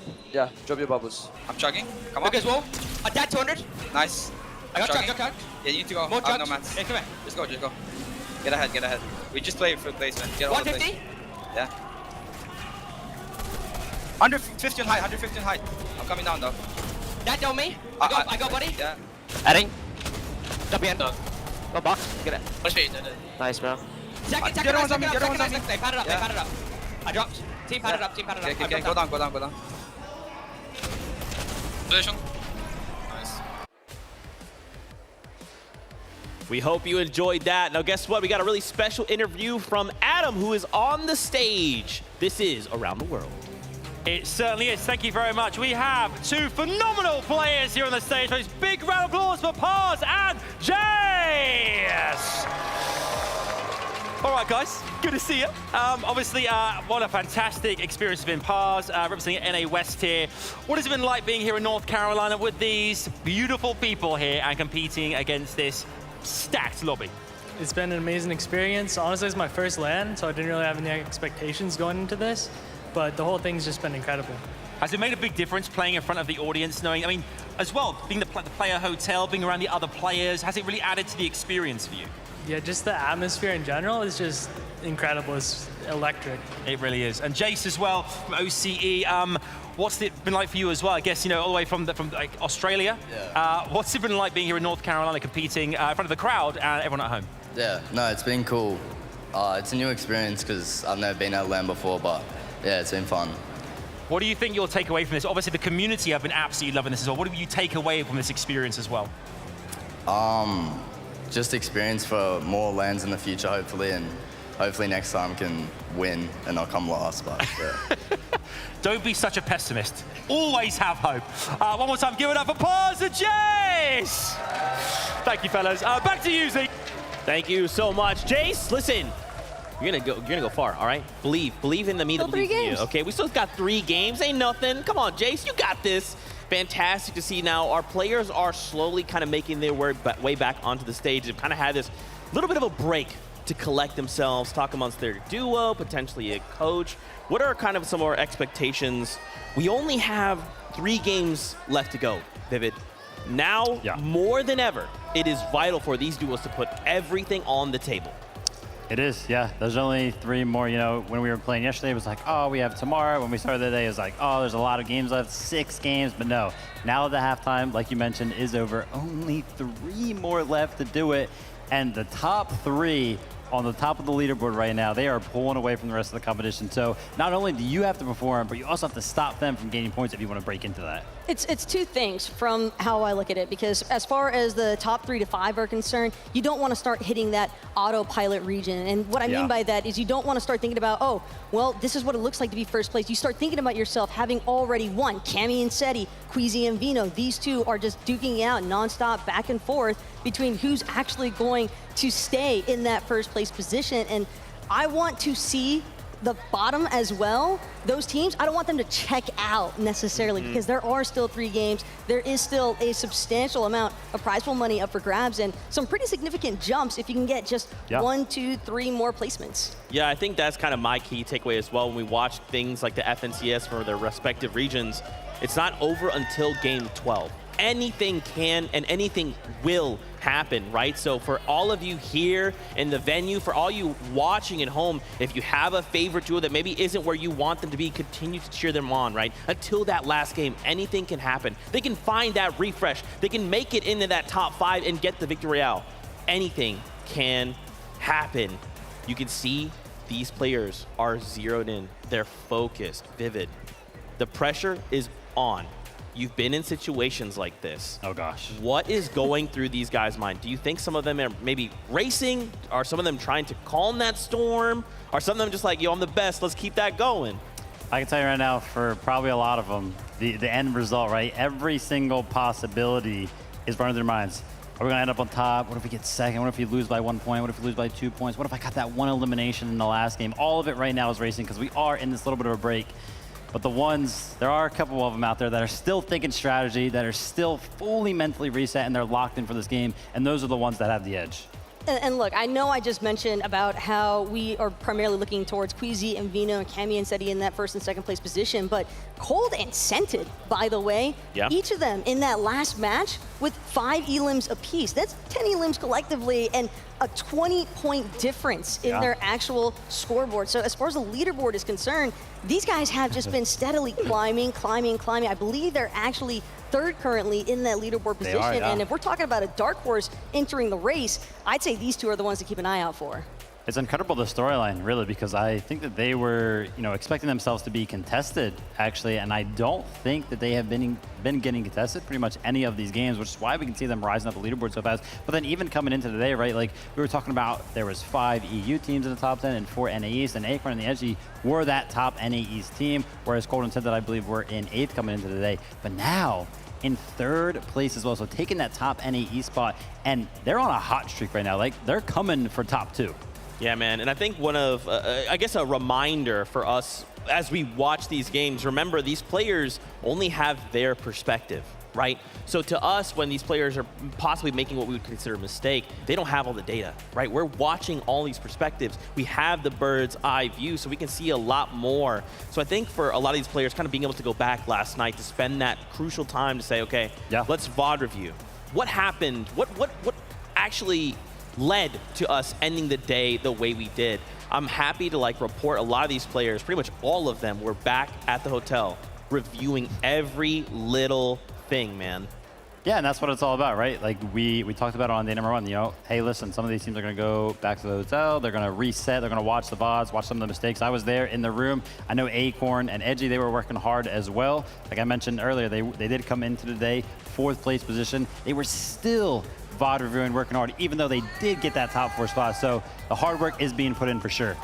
And it's also just awesome seeing the amount of dedication as well, because it is quite the grind, both physically and mentally, I think, to just sit here playing through those 6 matches, go home, sit through more VOD review, and you're still staying mentally honed in. That's not an easy accomplishment by any means for all of these duos that are here competing. And I also want to just try and keep an eye out in that top 10 specifically, because we talked about Cold and Scented kind of making their way up in the leaderboards, but there has been a whole lot of shakeups as far as 4th through 9th are concerned in the placements. That's right. I mean, here, the tension is real. Raleigh, North Carolina here, the Raleigh Convention Center. I know y'all have been able to hear this crowd go absolutely insane. We've had 3 games already with 3 left. There was a break between these 3 sets of games, so a lot of these players have collected themselves. And you can just tell, man, anytime we take a look at these faces, they're just thinking like, okay, look, whatever happened doesn't matter. Like, I just have to perform here for the next 3 games. Yeah, and some of them don't even really care for the break even, right? Like, I know that we had that interview with Cammy and Seti right before, or right after they got that victory royale, right before the break, basically. And Cammy was just like, or Adam asked Cammy, you know, hey, like, what are you gonna do on the break? And Cammy was like, I'm just gonna wait for the next game, like, right? Like, some of them are still locked in. That break isn't even phasing them at all. And then Seti's been loving it, right? He's got a big smile on his face all the time, feeling confident. What I want to see is what the momentum shift is going to be for having this break period, though, because it's not necessarily that the players are going to go cold by any means in terms of their aim, because I'm sure just from the energy in this crowd alone, looking out into that audience as a player, it's got to be an invigorating feeling. But as far as that catalyst aspect, because something to kind of highlight from earlier in the day, for our first game with Game 7, there was a moment with Tripburn and Thomas HD where Tripburn literally challenged a box fight in a 1v2 situation, gets a trade, and essentially forces out On1 and Baka while picking up an elim in the process. And from that moment on, we kind of just saw Thomas HD and Tripburn just really make a strong move up in the leaderboard positions because of the fact that they were able to just take that instance and just run with that momentum. Yeah, there's a pretty big tonal shift coming into today, right? We observed a lot of duos yesterday. Storm Surge was rampant, right? And a lot of them kept kind of saying the same thing. We need to get more aggressive. Today, duos are realizing that. We have to go absolutely ham if we want. That solves our Storm issues. That solves our issue of we don't have mats or weapons or whatever. We just have to get refreshes, right? We always go into that mid-game zone ready to go. But for some duos, it's still not enough. It's what I'm like, the trend we're seeing is they're getting aggressive, they're finding eliminations, they're doing all the things, but they have nothing left in the tank. I mean, that's just Fortnite and Storm Surge in general, unfortunately, right? And I love that you've kind of pointed out that aggression. I feel like Vico has been one of those players that we have seen constantly try to get aggressive off spawn in that early game, landing over at the reality tree. I just feel like every single time we tuned in with him, he was like looking for a fight. So he himself knows that he has to go get aggressive, but he's also confident in his aggressive. Coming off the back foot of that, a phenomenal game yesterday, I would be feeling confident too. I'm glad you brought up Vico though, because even last night in the player lounge, he was just so energetic, so excited. And the one thing that I remember him distinctly talking about was, I'm aiming for that third place position at a minimum. Okay. He wanted to make sure that everybody there was aware of the fact that he is doing everything in his power to try and elevate himself from that 9th place position where he started out today. And I believe it's still a decent amount of work cut out for him, but if he's able to keep consistently putting up elims like what we've been witnessing, you never know, because we've already seen duos such as Hen and Vortex, for example, where they secured 50 points in one match. I love the fact that that we're talking about players right now, and one of them that we have to talk about, Zeke, it's Vino. Yeah, man, just take a look at these stats. I mean, Vino, I will always continue to talk about this player, specifically his evolution. Ever since he hit the competitive scene, he was always known as just the guy that could do one thing. He will not lose a fight, ever. You put him on any team, you got a problem, you send him in. He takes care of the issue, but now he's evolving, right? He's understanding, okay, maybe I can kind of do both. And we see many players not capable of doing that. Some can say, well, I can IGL, but I'm not most comfortable fighting. And then we see the same on the other side. Vino is one of the very few players that can kind of do both. Yeah, look at him. 2 thumbs up right there, 2 peace signs. He's feeling confident. He wants to get into the next game. And shout out to Nick A30, right? I'm supposed to be the analyst, and he was the one breaking down one of their plays. It's actually one of their, like, their highlight plays that they do all the time. They do this thing where one of them drops down on one side, and then the other comes right down on the other side. And Nick A30 spotted that. So shout out to him for having that analytical mind, having the game knowledge. But Cammy and Seti talk about game knowledge, being well aware of their surroundings at all points during the game, so much so that we have seen them take high ground twice now, when that has like never been done before by this duo. No, but they understand fully that when it comes to the competitive environment, especially an in-person event like the FNCS Invitational, you're going to have to be flexible, and that is exactly what they have managed to deliver time and time again. The fact, again, that they have a third of the Victory Royales out of the matches that have been played so far speaks volumes. And again, I think that as far as Cammy and Seti, they're also keeping in mind, we might have 3 Victory Royales, but at the same time, we're still not in first place. That as well, I think, is an incredible metric to gauge things by for just how in control Queasy and Vino just have been throughout each of these rounds. Yeah, that's right, you guys. This insight is next level. Why don't we check with Mini Miner to get his thoughts on the competition? Thank you, Zeke. Now, yeah, this is a huge moment in the tournament, right? We're halfway through day 2. Game 9 has been completed. I want to talk about how these players are feeling mentally. How strong do you have to be in these moments as a player on that huge stage in front of this incredible crowd to stay calm, stay confident, and stay effective in your plan? We've seen so many teams switch things up on day 1, and I feel like we've seen less of that in day 2. We've seen teams that are sort of thinking about, you know what, let's just stick to our guns, let's just stick to what we know, and let's try and see if it works, right? We're seeing Cammy and Seti returning to the low ground quite often as well, picking up elimination after elimination. I touched on their Storm Surge strategies earlier on as well, and these guys are looking really, really strong when they are in that position. And I think they could take it all, you know. These are one of those teams that if they are getting those end games, if they're getting there consistently with this great Storm Surge plan that they have, they could definitely take it all. Of course, we talk about Queasy and Vino taking the high ground, but that is, of course, very relevant and very reliant, if you like, on their material management as well. So it's exciting back here. The hype is real, and I can't wait to see what's happening next. Thank you so much for that insight, Mini Miner. Once again, we just had a little bit of a break, so if you're just tuning in, you're wondering what's going on, we've played 3 matches, we gave the players a moment to breathe. We had them step away, collect themselves, and now they are back. We will be getting into games in just a little bit. I want to turn attention to the standings. Queasy, Vino have maintained this lead almost all day, but Cammy, Seti, they are right there, man. They are in lockstep with this duo. They are looking, waiting for Queasy and Vino to make a mistake. Now, last game, we did see that. They finally said, high ground, we're sick of it. And they pushed them, and it worked. Now, this does go back to Mini Miner's point, though. They haven't been managing resources as well as they could be.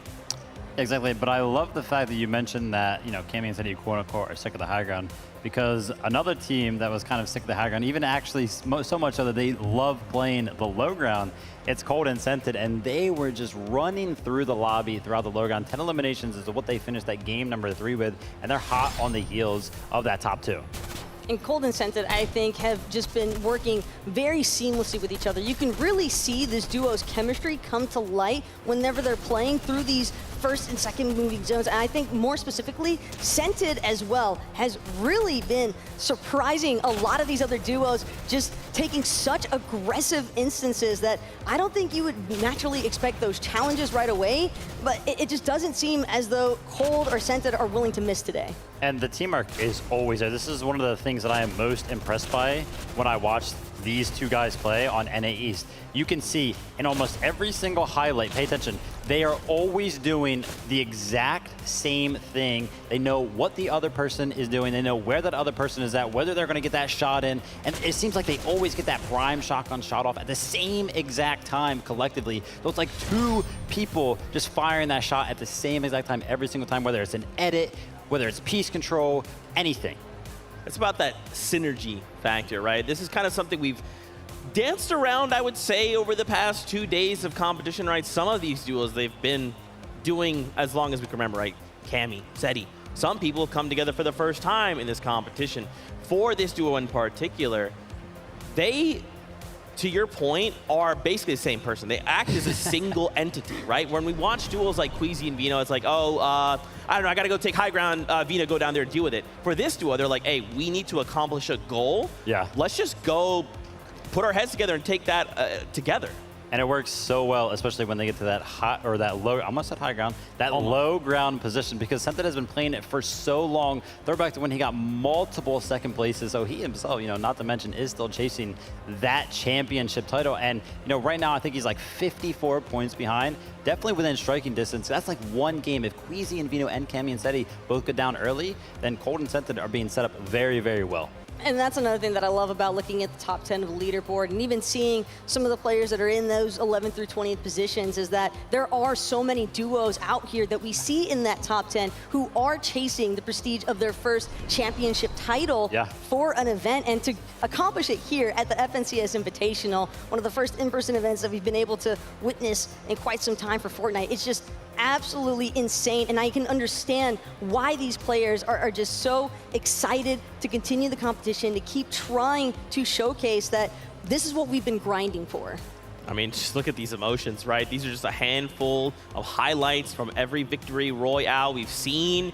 You could just see on their face. Well, unless you're Cammy and Seti, then. Cammy. Yeah, Cammy's just the like. single clap. Yeah, you know what? One clap, boop. Another day in the office. I mean, we're starting to see a lot of familiar faces here, getting back-to-back victory royales or cumulative victory royales.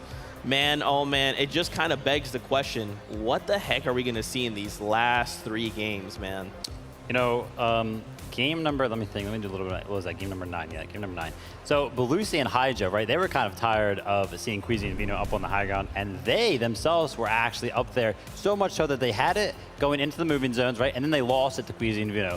Who would have thought? But then they went for it again later on, so the battle was kind of continuing. And that's something that Queasy and Vino are actually known for. So maybe they're stealing a little bit of a strategy out of their book, because I have seen Queasy and Vino actually lose at high ground on a multiple occasions throughout the Invitational alone. But it's like, a minute later, they're just back on that high ground. So I feel like that strategy where you kind of just let somebody take high ground and you're like, all right, whatever, let me reset, let me go get a more advantageous position, and then just take it right back. That's something that Queasy and Vino love to do. However, like I mentioned, Hydro and Belusi were the ones that put it out that game. And they're not the only duo that's been aiming to try and keep that high ground level suppressed away from Queasy and Vino. It's just another kind of instance where we see Queasy and Vino, they're doing everything in their power to try and maintain. But again, we have seen them encounter some material issues. Their builds haven't necessarily been able to match their aspirations in terms of maintaining high ground for games 8 and 9. But heading into game number 10, whenever we do get to that instance after the players get their nice little break, have to keep in mind, these are the players that I really wanted to kind of keep an eye out for the 11th through 20th, because I think Clix and Duke, we've been seeing a lot of action coming out from that Fort Jonesy section. Pink and Nas especially. I mean, these are all names that we have been watching over the past couple of years, just making themselves known. Yeah, and I really quickly wanted to turn attention to Thomas HD and Tripperin. We've watched the top 3 be unmoving to kind of start the day, right? Queasy, Vino, right? Thomas HD, Tripperin, and now for the first time, Cold and Scented have actually dethroned Thomas HD and Tripperin. And now we still have 3 games. Anything can still happen, right? But to see them finally kind of have that moment where they're like, oops, we were in top 3, we have to take a step back now to Cold and Scented. What are we hoping to see from this duo, right? Because they got the passion, they got the fire, that's why they're in your top 5. But this is a duo capable of winning it all. So Cold and Scented aren't too far ahead right now, right? I think it was like 3 points, 4 points. Exactly. So we consider maybe a little bit of a tie right now, right? You just have to have a good game out of Thomas and Tripperin. I mean, it's just one game, right? One slip up. I want to see them return to the form that they had in Game 7 and Game 8. If they do that, then I think that they're fine in terms of securing that top 3. Unfortunately, for the NA East hopers, it would be an all EU top 3 at that point, but what can we hope for? You still have to keep an eye out though for Hen and Vortex. It really seems as though Hen is trying to remind everybody, hey, I was considered a kind of goated player for a reason, and his fragging potential has really been highlighted throughout these last couple of rounds. And I think especially getting 50 points in a single match on top of the Victory Royale, but it is unreal to think that he went back to back with strong elim performances, because I don't think that a lot of people really had too many expectations for him. He's been relatively quiet, especially given everything that happened throughout the entirety of the last season, funneling into the FNCS Invitational. But here today, he just seems like he's alive again. Yeah, for a lot of these duos, they're kind of thinking that, right? Last opportunity, 3 games. Let's just play with an open heart. Let's see what can be done. For sure. It is almost that time, so very quickly, don't forget, watch all the way to the end of the show for some FNCS news for Vanessa, Somerset, Nick, A30. We really appreciate y'all coming, hanging out with us, and giving us your insight. We're gonna check in with MDF and Jacob really quickly. I wanna hear from them. Yeah, big shout out to the community coming together. I saw Bucky sending me some messages like, hey, get me on broadcast. I'm like, can I trust you, Bucky? Everybody. But yeah, everybody's seeing the biggest stage and they want to go ahead and take part of that biggest stage. But that's exactly what the atmosphere is like. Even everybody in the crowd knows this is one of the biggest moments in some of these players' careers. And it says a lot. The way I see it is you should have gotten a flight and came out here and hung out and enjoyed this atmosphere, because it is nothing like we have ever experienced before. One thing I also want to give huge credits and shout outs to, let's just think about how well Europe is playing as a whole. One of the questions I think the community was asking was, why is it that they have been so good? It's the practice. It's all the practice they put in over the last year. It's no surprise that European scrims have just been at an all-time high. And you have to shout out the Noble scrims, of course, for putting on these games for them, because it is showing off that they are doing very well now. Yeah, practice makes perfect. And one of the always things that I've said throughout my career in general is you got to do twice the work to stay on top than you did to even get there in the first place. Because there's a thing that some people like to feel complacent. Oh, I achieved first place. I got my FNCS champion. Now it's time to relax. And no, that is actually the complete opposite, especially when you get invited to a global competition like this. There is nobody that is really going to give you any single chance. And it's super interesting when we got to talk to the pro players. A lot of what they say is, hey, the way you improve nowadays, what we do is actually we just play in creative. We just go head to head on a very frequent basis. But you're seeing now that, you know, playing those end game tournaments, really putting in the work in zone war-esque style tournaments. That's what we love about creative, is you can take it any way. That is some of the best practice you can use to start to hone in and become some of the best of the best. Yeah, and you can even see like that practice that you're talking about, Queasy and Vino, time and time again, that 6 moving zone, that's when you can really count on them to really try to go ahead and take some of that height. But we can count on the Des to go ahead and hold us down with more information. Thank y'all so much. Fantastic. As always, we're getting ever closer to starting game number 10. We're almost there. We're making sure we're checking that battle bus, making sure all players are on board before we kick off the last 3 games of the FNCS Invitational. My goodness, the crowd here has been electric. They've been cheering on the fans. You guys are allowed to be hyped. It's okay. There they are. They're awake. They're focused, just as focused as some of these players are. Vivid, I wanted to kind of ask you a quick question here about aggression. We're seeing these players, they think the answer to winning, the answer to solving many of our problems is aggression. Whether that be pushing a duo, whether that be making a single edit and hoping for the best. What are your thoughts? Do we need to be even more aggressive? Do we need to maybe slow things down for the last 3 games? You know, I tried to remove bias as the best I can. Sometimes, you know, it slips through.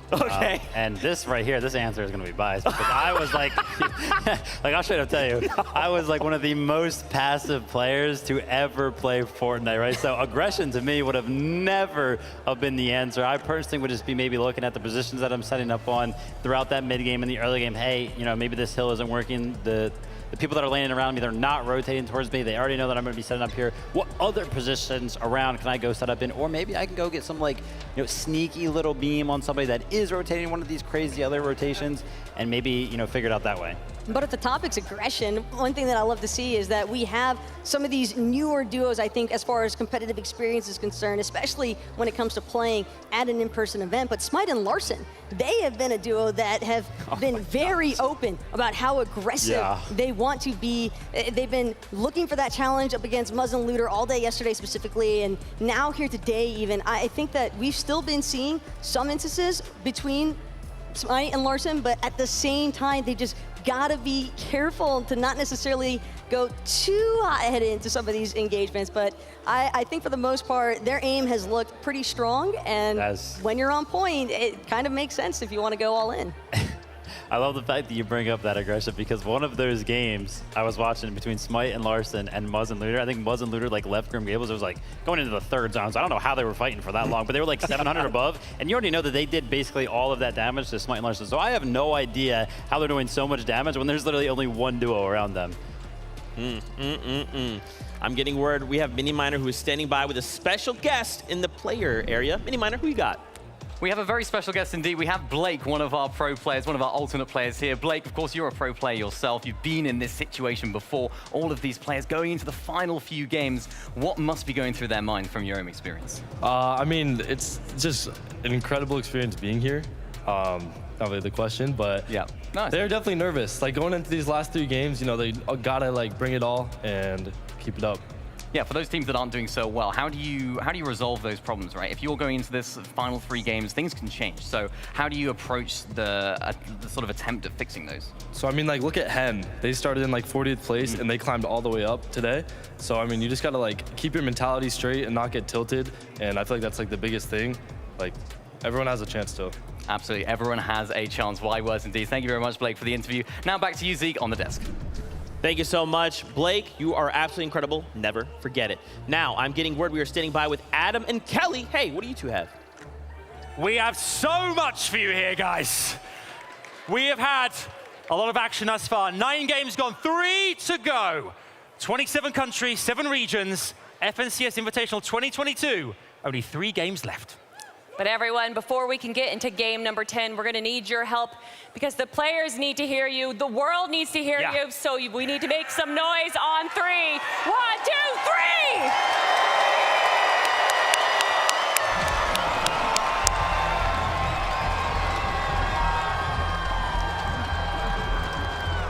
We call excitement, energy, and everything more in the room. Yeah, the arena is just impeccable right now, waiting for the moment that we crown an FNCS Invitational champion, but we got a few more games to go. That is right, and we are getting the taste, and here it is. It's the battle bus. Sounds like it is ready. We get to gear up for game 10, and this is gonna be an important game. We have had this extended break. They have gotten the chance to sit down and really strategize, think about the way they wanna approach this next half, and it's all or nothing now.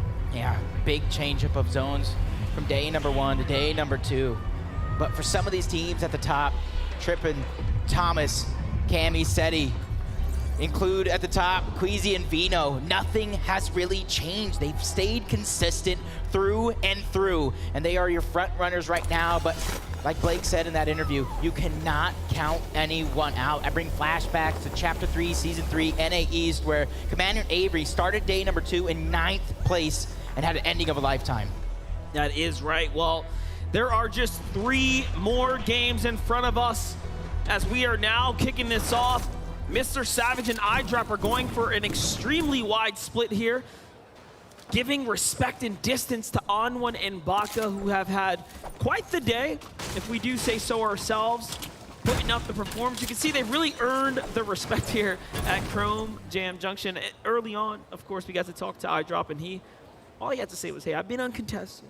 I absolutely feel extremely confident here, but that has changed so far. Yeah, with the FNCS Invitational, this is where worlds collide. And last game, we saw an early game drop from Booga and Mero, and shots already being fired off by Vortexers. But Bevies, he takes a huge amount of damage. Mero gets targeted. He is going to be the first one down from this duo, leaving a ton of pressure on Booga's shoulders. Yeah, what's crazy about this is they have just switched up the strategy all the way and have decided they are just going to contest Booga and Mero.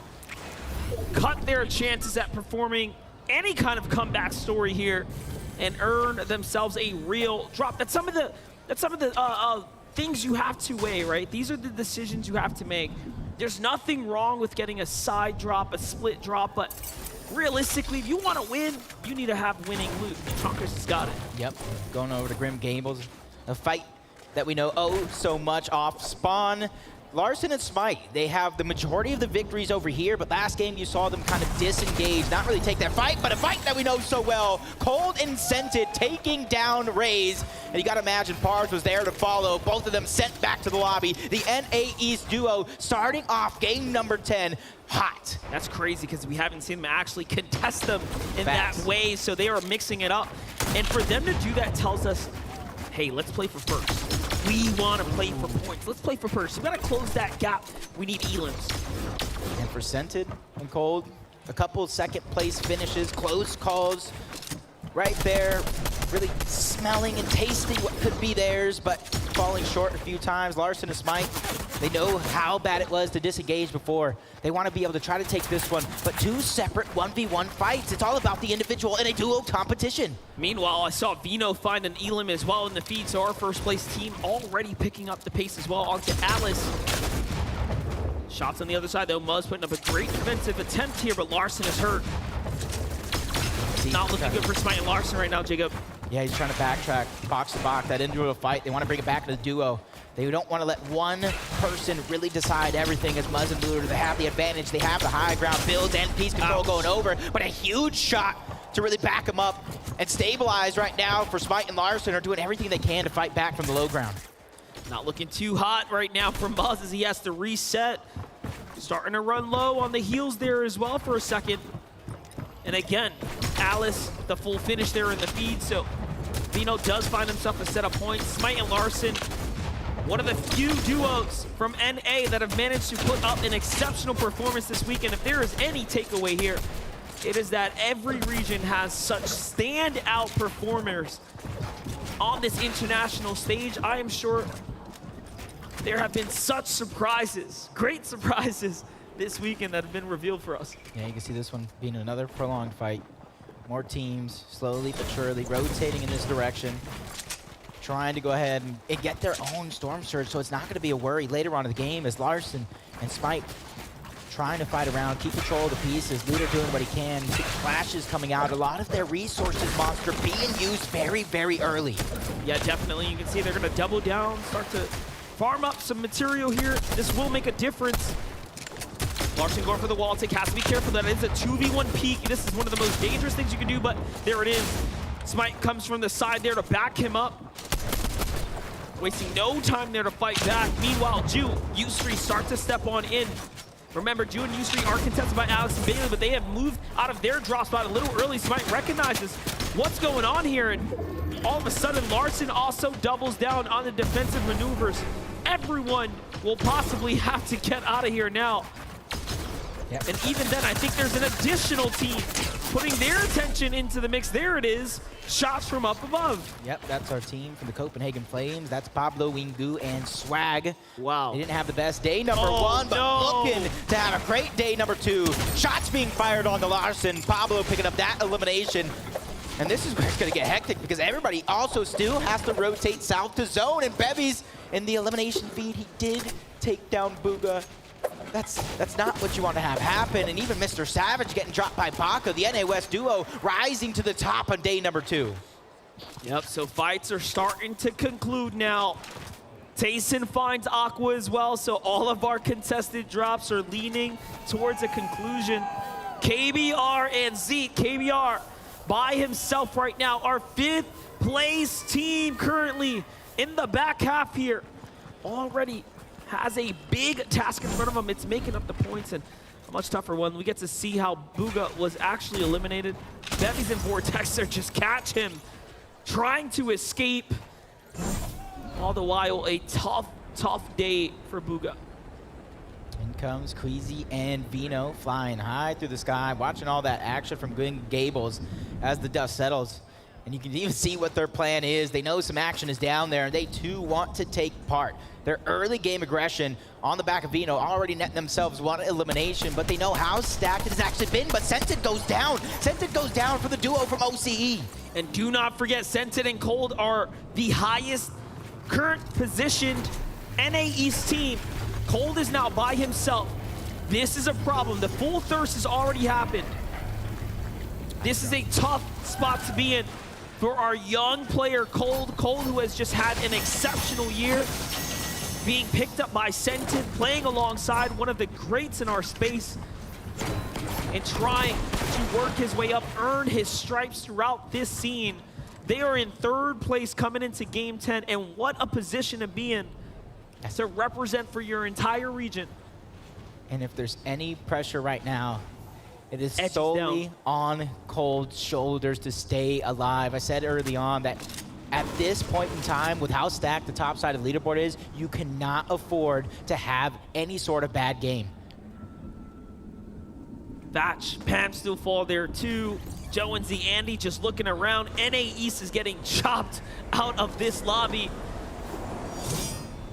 But what stands true is Seti and Cammy alive right now, looking very well, baiting out potential opponents to fire inwards to see if they can entice someone to take a fight against them at longer ranges, of course. That's what they do best. There's no O'Reilly trying to go ahead and sneak some shots from the bush. Him and Bad Sniper landing towards Tilted Tower. And for them, it's just about trying to get these angles as they spot Epic Well at the top. That's going to be one shot to kind of add to the total for them. As when it comes to loot, when it comes to positioning, they're not in such a bad spot, but they're also not in a spot to really find tag after tag. There was only such few teams near them actually in Tilted. It's one of the best things we've seen from Thomas HD and Tripper this weekend is that they have been probably the most malleable team, the most flexible team. Great tags here. Tripper manages to land on a rotating duo just in the distance there, but it just shows you they play so dynamic, zone to zone. There is no same strategy, but they execute, and they've been executing all day long. Consistency is key, and right now, see Clix and Duke going over towards Shimmer Shrine. They got a knock and elimination onto one, trying to hunt down that solo. Jace is going to be that guy. And on the other end of him is Pink and Anas, the other team from Fort Jonesy. Duke gets the piece control, going right in, trying to take down Jace, who's trying to play the defense right here. Backs down just enough to buy himself some more time to try to stabilize, but we talked about the pressure of multiple teams looking to get this elimination. And it's crazy. Their average placement has been around 22.6. It shows us that they are making it far every game, but they are just having a tough time around that halfway mark in the competition. Getting beyond that point is some of the most difficult parts of Fortnite. And if you're not executing perfectly, one mistake will cross you out. Yeah, and you got to imagine that when you split Fort Jonesy, you're not really getting too much damage on Storm Surge. You're not getting the best loadout. You're forced to kind of either look for tags or look for any sort of some resources. Clicks, spotting out the tags coming from the bush, tries to fire back, not being able to connect with anything. But Duke, once again, trying to push up. This team is in complete focus mode, trying to take control of their destiny, shoot to the top of the leaderboards. And that is exactly what you have to do as the games are coming to a close. Okay, Cold still alive right now, manages to put up a great defensive hold here. And it looks like they might have found an Elim along the way as well, or pushed off what was the opponents, and now the play to go ahead and get out and play for the reboot, play for the pickup. There's a med kit. He's got well-timed information of this entire area. And look at that. Scented will be rebooted. Our third place team have a chance in this game.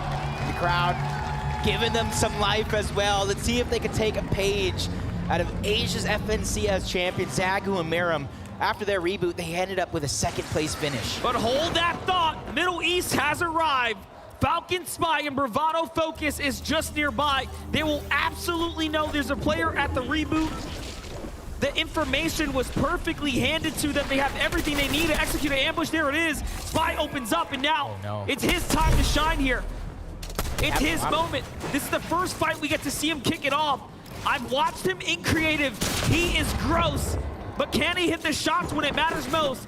A worst case scenario is a scrappy player like Spy and Focus here looking to fight back a huge 100. Cold puts down Focus, though, in a great fight, and Cold is 1v2ing here, as he only has a little bit of loot, set to find something in the distance, comes back to support, and he's here! And they turn it around! Make some noise for NAEs as Scented and Cold do it again. They have an entire region on their shoulders. So make sure we show them some love every single time, but for KBR, doing it for Brazil, 138 below the damage threshold for him. Getting that reboot if he tries is not going to be enough because so many teams are around. He needs to get damage all at the same time. His options are slowly closing. I must say, that was so impressive. I haven't let it down just yet, but let's look at KBR here. He needs 160 damage to get safe here. He's only found 30. You need big tags. You cannot miss these. That's huge. There it is. Very nice, very nice. He sees another team in the distance. And look at this, turning up when it matters most. Doing just enough, tag by tag, not getting too greedy. This is huge, 29 more, only 28 below. Top of the med miss, just trying to top himself off. The shots continue to get landed. KBR doing everything that he can, but you can see the numbers jumping, lowering in this lobby. Everybody taking part, but finally, the dust settles just enough. 2 above the damage threshold. That is the miracle KBR needed for now. Now imagine if he hadn't found any tag, he would be hundreds below the safety line there. But instead, he gets active, he does enough. Cammy and Seti in a zone fight. This could be a defining moment. EU versus Asia now. Peppo and Runa absolute savages. You know, what we've seen this weekend is that Asia can hang with the best of the best. Do not count them out. Can't count them out. Can't count them out at all, but it almost makes me wonder, are they suffering the surge? The Chase out of nowhere, trying to enter into the Fae. Basil was lost long ago, but Jace finally goes down. Peppo's going to be able to clean that one up. But Sammy, Cammy, and Seti getting the top once again. 657, finally leaving their drop spot. Literally on replay right now after every single game. And this is what they do best now. They will play extremely passive. They don't need to do much. They will be fine damage-wise. All they have to do is focus on positioning. That will be the name of the game for them. And also, let's just talk about, finally, we get a little bit of a mix-up here. The zone pool south. There are new teams in this general area that need to step up. Vino doesn't care where it goes. He finds an Elam in the feed, showing us that you can pull south, you can pull north. He's going to make the best of the situation. Yeah, Noah Riley and Bad Sniper knows somebody is under pressure outside. Now, not only hear the storm surge, but see the shots getting fired off in the distance. Ed, that's a revive, and I think King is at least going to try and go for it. But Noah Riley and Bad Sniper are going to be the gatekeepers for them if they're trying to look for an exit. What's crazy about that is Noah Riley and Bad Sniper have no idea that that is Ed and King right there. And yes, you might have assumed he saw the feed. Take a look at how Vino picked up his elimination. Just boxes up Janice like it's nothing and takes him right out the lobby. Look at his face. He knows for a fact that that was a huge elimination, and he made it look easy. If anybody is full of confidence, it is Vino, 100%. You ask him who the best player in the world is, he's going to point at himself with 2 fingers, and honestly, it would be more if he had more. If you needed a clip to show you why, that's probably one of them. Onward and Baka also getting busy. Belusi's going to go down, cleaned up all together. That team from NA West, scrappy as can be, and that's why I kind of looked at them as a very under-the-radar team. What a crazy reaction time there from Thomas HD to defend off Snacky's peak. He saw Thomas HD swinging a little wide there. Here's KBR still alive. Remember, he survived the storm surge with just excellent tags, and still, it seems like he may not have a reboot card to save his teammate, and now he has to rotate out. But we've seen some interesting stats. When you actually pick up your teammate, you have, believe it or not, lower chances as far as the stats go to place higher, and that's because more often than not, you are worried about splitting your loot, effectively lowering your chances. So he actually has a great odds right now, just playing by himself, play his game, play to the best of his ability. Yeah, it's all about those solo points that you can get here in Game 10. And Sentient and Cold coming back from the depths. That play, Cold, if anybody can do it, it is going to be him. And just hopefully they don't run out of gas, because right now they are in reach. You see it right there, 247 points in 3rd place. They still have a gap to close, though, Monster. And they are doing just that. I mean, they picked up those 2 elims on Spy and Focus. Again, you don't see a team get rebooted and just find points like that. This is an incredible situation that's unfolding for Cold and Sensed, like giving quite literally a second chance in this game here. But you have a zone that's going to start to play out now. Things are going to begin to constrict the zone pools east, and this is going to favor Cold and Scented perfectly. Cammy and Seti are already here as well. It couldn't get any better for them. I like Cammy and Seti right now. The dust is settling. They're not getting overly aggressive, letting these opportunities naturally present themselves as they're gathering all that information. Walks, Robab in the distance, followed by Merstash and Malibu, who are a little separated.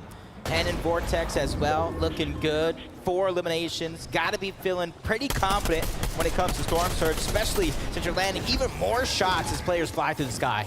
Showing you what that Hammer Assault Rifle can do once you let it rip. 2 of them in hand, big damage. Vortex and Hen. This has been a great day for Vortex and Hen. Yeah. We talk about a team that was well outside the top 15 and then just all of a sudden turn online, come in now, earning themselves a 5th place after several rounds today. Robab goes down to Duke and Clicks.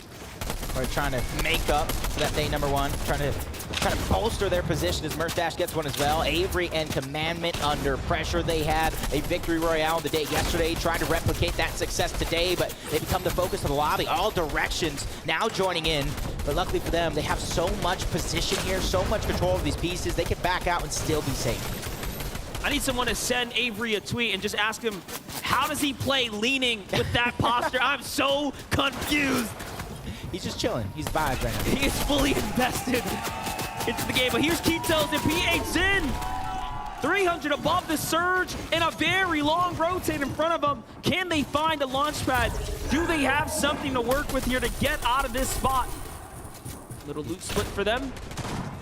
Make sure everybody is good. Queasy and Vino looking like they got another elimination onto Alice, bringing their total to 4 in this game alone. Trying to run away with it, trying to build themselves the biggest cushion possible going in to what could be a big game number 12. And even though we didn't see it on screen, but let's see how Vino was able to get that kill. He just continues to add more and more here. Adding up, Alice is gonna fall there. And it happens once again. Here it is, the half in, half out pulls far east. Cammy and Seti pull half in, half out. Are they destined to take it all away? Can they swing their way back over? Will it be cold and scented? They're one of the few there as well in the conversation here. Vico and Mirai need to do more. 14 above is not going to be enough. He's going to slide right past Avery and Commandment. This is dangerous territory to be in. We all know you don't want to walk past enemy builds like that, but luckily they do not swing open, not worth the risk. But if anybody's ready for that dangerous territory, it's Vico and Meringue. From the start of the game, every single game towards Reality Tree, they get busy very early and they're looking for the shots, looking for that piece control. And you see that duo that was once there, they just completely abandon that position. They don't want to risk it all too early in this game. Macwood and Kanata on high ground. This is what we love to see. You know, you put them in a lobby like this, you expect a couple of games, maybe 1, maybe 2, to go this way. This is a high ground team. Now, the problem of today, or this weekend, has been these high ground teams haven't made it. We've only seen Aqua in a few end games, and whenever he is there, he's going for it. We've only seen Kanata maybe once or twice make an end game. Now he's going for it. And you know what time it is right now. You know what time it is, right? 6 moving zone. Got them on the big screen. Queasy and Vino, this is where they typically always, and I mean always, at least try to make a play for the high ground. And I feel like they have the most success in the lobby so far when it comes to making those plays happen. But Sentin and Cold talked about the position they are. 3rd place on the leaderboard. Thomas and Tripper just a little bit above. 453 when it comes to that damage threshold for them. The only focus is getting to the next zone. But their loot looks great. The launch pads in the inventory, they have everything they need. Queasy and Vino are playing such an interesting strategy. Late from behind, they try to swing all the way on in, and that is such an interesting way to play this one out, because what they want to do is allow the zone to pull very, very far, give them room, and then time that entrance. And now look at this. It puts them in a prime position to start eyeing and sizing up high ground. But Sentin, Cold already there, beating them to the punch. Start to look in. Someone lands in the box, and Cold is possibly there to defend. Yes, he's still there. It's Avery who tries to land in the box. No, no, sir. That was a mistake. And they instantly close in on him like a Venus flytrap as Queasy and Vino. They've done it yet again. They have that portion of the high ground, but you see they're staggering Vino back, wanting to let nobody get any opportunity to try to steal it away. And the only person that does gets taken down almost immediately, adding to their elimination total. They're making it look easy. Seti and Cammy now also very much positioned to make another big endgame. 15 duos remaining here. Thomas HD and Trippin still have so much left in the tank as well, but they get broken down. Oh no, a great block there though. They were just one build away from potentially getting taken out the lobby. Too much shot starts to come in now. The focus is here. He has to swing around. This is looking terrible for our second place team. Trippin is nowhere to be found. Thomas hits the launch pad. He swings past high ground and Queasy and crew. And there it is. Trippin falls. Thomas is now by himself. They're trying to go for the high ground right now, but Chapitz is shut down, but Tayson's having to do it by himself, but Queasy, he's going to abandon it for now. Vino's going to follow suit. Shots coming in. This is huge. Chapitz goes down, though. The refresh and the siphon is absolutely important. Tayson trying to break into the box, but he goes down. Vino and Queasy will not be denied. And this is why they're some of the best. He was there to back him up.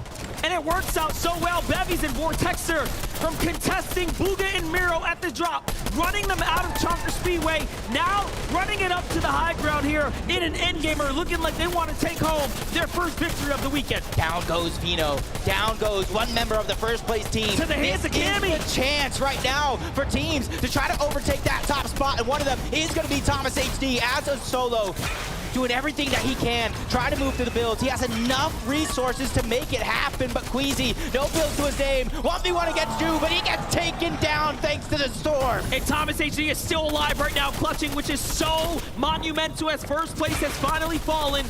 They have a chance to earn some points here. Cold and Scented are still alive as well. Thomas HD needs to make up 15 points in order to close the gap here. Scented needs 30. That's a huge jump up.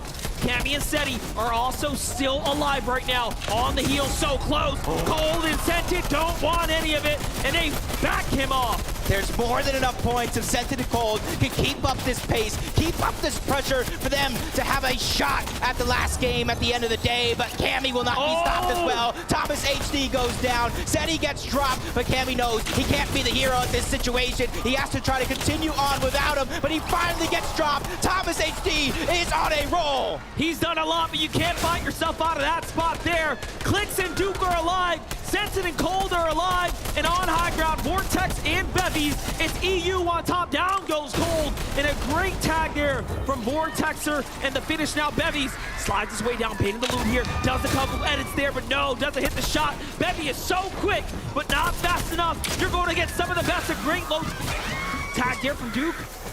This is huge. This is huge for Duke and Clicks. They have the high ground right now, but for Bevy and Vortexers, taking out some big names already on the day, using these builds to try to keep that advantage. Duke, he's in a fray. He ends up on top. Clicks and Duke could take the game with Vortexers going down. Bevy outside of zone. He has the only chance right now, but he gets the down on the Duke. Clicks versus Bevy. He's trying to go for the heel, but Clicks takes the game. In a 1v1 situation, Clicks does not let us down. What a tag, and a great moment for Clicks and Duke there. Progression throughout each and every moment. They finally got the chip off their shoulder, taking the victory royale in game number 10. They gotta be feeling good. They gotta be feeling like they have nothing to lose at this point. And all that matters is that they managed to show us what they can do against some of the greats. Let's go ahead and get a word from them. Thank you so much, MDF. I am joined here by Clicks and Duke, and my goodness, it is better late than never, grabbing that VR in Game 10. How you feeling, Clicks? We're feeling good, you know. We struggled at the start, but we finally brought it home, you know, so. And Duke, Duke, when you're watching Clicks in that final moment after you go down, what's going through your mind? I was just hoping that he had more whites because he got the siphon from the full kill, and then I heard a pump shot and he won. Clicks, I don't know if you heard it, but the audience went absolutely insane. Let's do it again, guys. What does it feel, man, to hear that? Their support's crazy. I'm the best fans by far. Just look at them in the crowd. Congratulations, guys. 2 more to go. And let's head on back to the desk. Massive congratulations to Duke and Clicks. Clicks fans, rise up. There it is. That moment where it's the 2v2, we are literally sitting here going, this is literally where you want to be, Clicks. This is what you're known for, is being put in these situations. Now is your time to shine, and so masterfully handled from Clicks and Duke. Those head-to-heads, they're so easy for them. I loved watching this endgame because we were like, oh my gosh, Cammy and Seti are going crazy. Oh my gosh, Tom and JD top of the leaderboard. And then we went to that wide, and all of a sudden, Clicks and Duke are on the low ground, looking healthy, and right here, the teamwork is just so clean. Of course, Duke takes the blunt of the damage right there, ends up going down to Bevies, but Clicks is so smart in these endgame 1v1 situations that he recognizes this player could potentially have heals. He hears the splash go up, makes the push for it, and the little mantle cancel right there and gets the shot off too. So clean. That was just an absolutely disgusting clutch moment, though, from Clicks. He saw the work that Duke was putting in as well to take the brunt of that damage, like you had mentioned, Vivid. Yeah. But it was just such a clean finish here. And I think that that's really a moment for Clicks especially that is going to permanently be in a highlight reel for him. That's right. We're going to talk about more of these duels in just a moment. But first, we have Adam, who is standing by with Cold and Scented. Yeah, thank you, guys. Let's give it up for Cold and Scented! Cole, we're going to talk about the clutch up earlier on. You rebooted, then you suddenly find FKS and Spy coming through. You managed to stay in the game. The crowd went wild. Walk us through that one. I don't even know. Scented had flew to the Coney vault. Yeah. And I kind of they just caught me alone as a solo, and I just kind of tried living. And I had no more mats left, so I kind of just had to fight, and I ended up winning. You did. And obviously, you know, that now puts you in a great contention now. You're currently 3rd in the leaderboard right now, 44 points off the top. You guys, 2 games to go. You must be feeling confident here. We're feeling good. We're locked in. We're just going to play our games and see how they go, honestly. Love to see it. Love to see it. Cold and Scented, everyone! While I'm here too, give it up for Noah Riley and Bad Sniper! Noah Riley, you guys are currently sat in 7th. We haven't talked to you much this weekend, but what an incredible display thus far with 2 games left. I want to get top 5 at least, and then I'm happy. Top 5 seems to be the target. Are you feeling the same way, Basil? What do you guys do now with 2 games left? How do you manage the next 2 games? I mean, we just have to do the same thing we did the last games, keep consistency, and it will be fine.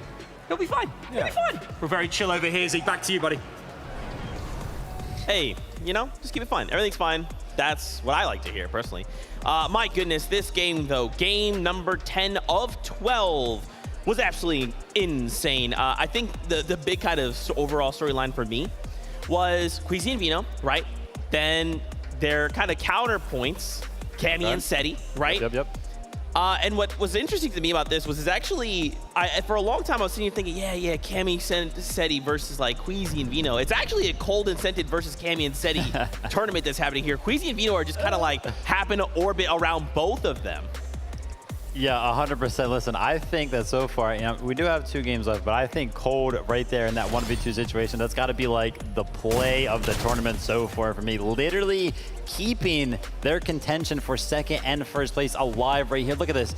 FKS and Spy coming in. They're trying to get these sneaky shots in. Cold literally is in a 1v2. If you look at the minimap in the bottom right, Scented is so far away. So this is literally like a straight up 1v2, and Cold ends up finding both eliminations beautifully handled right there. Oh, look, his name might be Cold, but he just absolutely lit FKS and Spy on fire with that display. I don't even know where they came from, because that reboot ban was literally the bat signal for those 2. They were full on expecting a prime opportunity to try and snag a quick and easy elim, probably look to clean up the other part of the duo in the process, because I don't believe they had any idea that it was specifically Cold and Scented in that instance. But it's that momentum shift that I was asking for during the halftime break. That was a primary example of one of those instances, because as soon as that took place, you could just feel a change in the venue, and you could definitely see it in Cold and Scented's gameplay. And the fact that they went from needing a reboot onto Scented to a literal 3rd place finish for this matchup, that's awesome. Absolutely, and if we look at these standings, Queasy and Vino still holding strong. They are I would say the end game boss of the story we're telling here, but Cammy and Seti are actually the secret boss to this story, because they have been single-handedly shutting Queasy and Vino down for games now. It was in fact Cammy that actually knocked Vino out in that game and kind of put Queasy in that difficult situation of like, okay, what do you do now? You don't have your silver bullet, and now there's 2 of us. Yeah, 100%. But I mean, Queasy and Vino, I don't know how they do it. It's like every single time we're in that end game around 5th, 6th, in that first movie, it's like I'm almost guaranteed to look up towards height and see them up there. They have gotten it seems like, every single game. And it's not like it's just like a repeat of strategy. It's something different every single time. I beg to question, is anybody even like looking up in the skies for these guys at this point? I think that's just an attestament as well, though, to Queasy's IGLing capabilities, and the fact that Vino himself can also kind of fulfill that role, even despite the fact that he's an insane fragger at the same time. But going a little bit more in depth there with Queasy, I think it's kind of cool to see, because he is definitely someone that is definitely a little bit more emotional, but at the player frustration level, mental fortitude becomes so impactful here, and we've seen him make a comeback before. That's right. That is 3 games. This means we have 2 left. Here we go. Let's send it on over. Monster D-Face, Jacob PR, prep us for game 11. That's right, we have the honor to call all the action. We're starting to get into the final moments now. I do want to give so much credit as well to Avery and Commandment representing as the last NAE's FNCS finalist champions. But here we have it, game 11, Jacob, it's here. And the pressure is on for some of these teams that are looking to call themselves champion, looking to get the lion's share of the $1 million prize pool, a trophy that have never been seen like this before in Fortnite, and then that chance to call yourself literally one of the best players in the world after this global competition. That is absolutely right, and what a better way to kick this game off than a perfect split down the middle, and this is it. It doesn't get any better than that. Last game, we saw Clix and Duke have their moments and take a win, and that just tells us anything can happen here on this stage. These players have been invited to this event for a reason. They are some of the most skilled players we have in the space. Yep, you can see already Clix living with all the momentum over towards Fort Jonesy. Business as usual for these teams, looting up, getting some resources, starting your game off, and trying to replicate that success when it comes to Clix and Duke specifically. See it, get the touchdown, get their loot together, rotate early. They do not want to take a fight. Here's a tough spot to be in. Bevies and Vortexers were moments away from taking a victory royale before things change. Miro finally starts to clap back, but what you're seeing is just the cold hands, unfortunate. Bugha does fight back though. He will be able to save his teammate here and does of course get the siphon as well. Material is more important though, because if Vortexer pushes up, he's got everything to gain here. Really nothing to lose at this point. Bugha trying to will themselves back into this one, saving the play for now. Miro's still down, trying to hide his body, not wanting to get that one, give it up to Vortexers. That's 2 more points for them. Bugha doing what he can, backtracking, trying to go ahead and get his shields up as well, trying to get as many mats as possible. He knows the fight is inevitable, and the shot's gonna be landed. Bugha back to back, looking to clean this one up. All he needs is 1 more shot. But he's gonna find this moment to breathe and stabilize before he goes at it again. And it looks like we will see all of our faves start to have their moment here. Bugha does need to, of course, finish it now, and he does! And there it is. They win back the drop. Chalker Speedway swings back to Bugha and Miro. Yep, Miro did finally go down there, but it's not gonna be any trouble for Bugha to get that reboot back up. Vico and Marine, though, trying to sneak their way towards the bottom. Catch, retake, and Novice off guard, but Bevy and Vortexers down altogether. 6th place, 212 points. That's gonna be a chance for some of these teams that are outside of that top 5 to try to jump right in it and out past them. And that is crazy, because they had such a great game prior, pushing them so far up, and now all of that zapped away. Momentum gone, hits the reset, all down to now just 1 more round. And that's something else to think about. Every engagement, as you get sent back, the players have to sit there, wait for the next game, and start to formulate a plan for their last chance here at the FNCS Invitational. But first, of course, you have to get through this one right here. Vico and Marine playing so smart here. Last round, they were taken out a little early to the hands of Retake and Novice. Not something we've seen too many times before.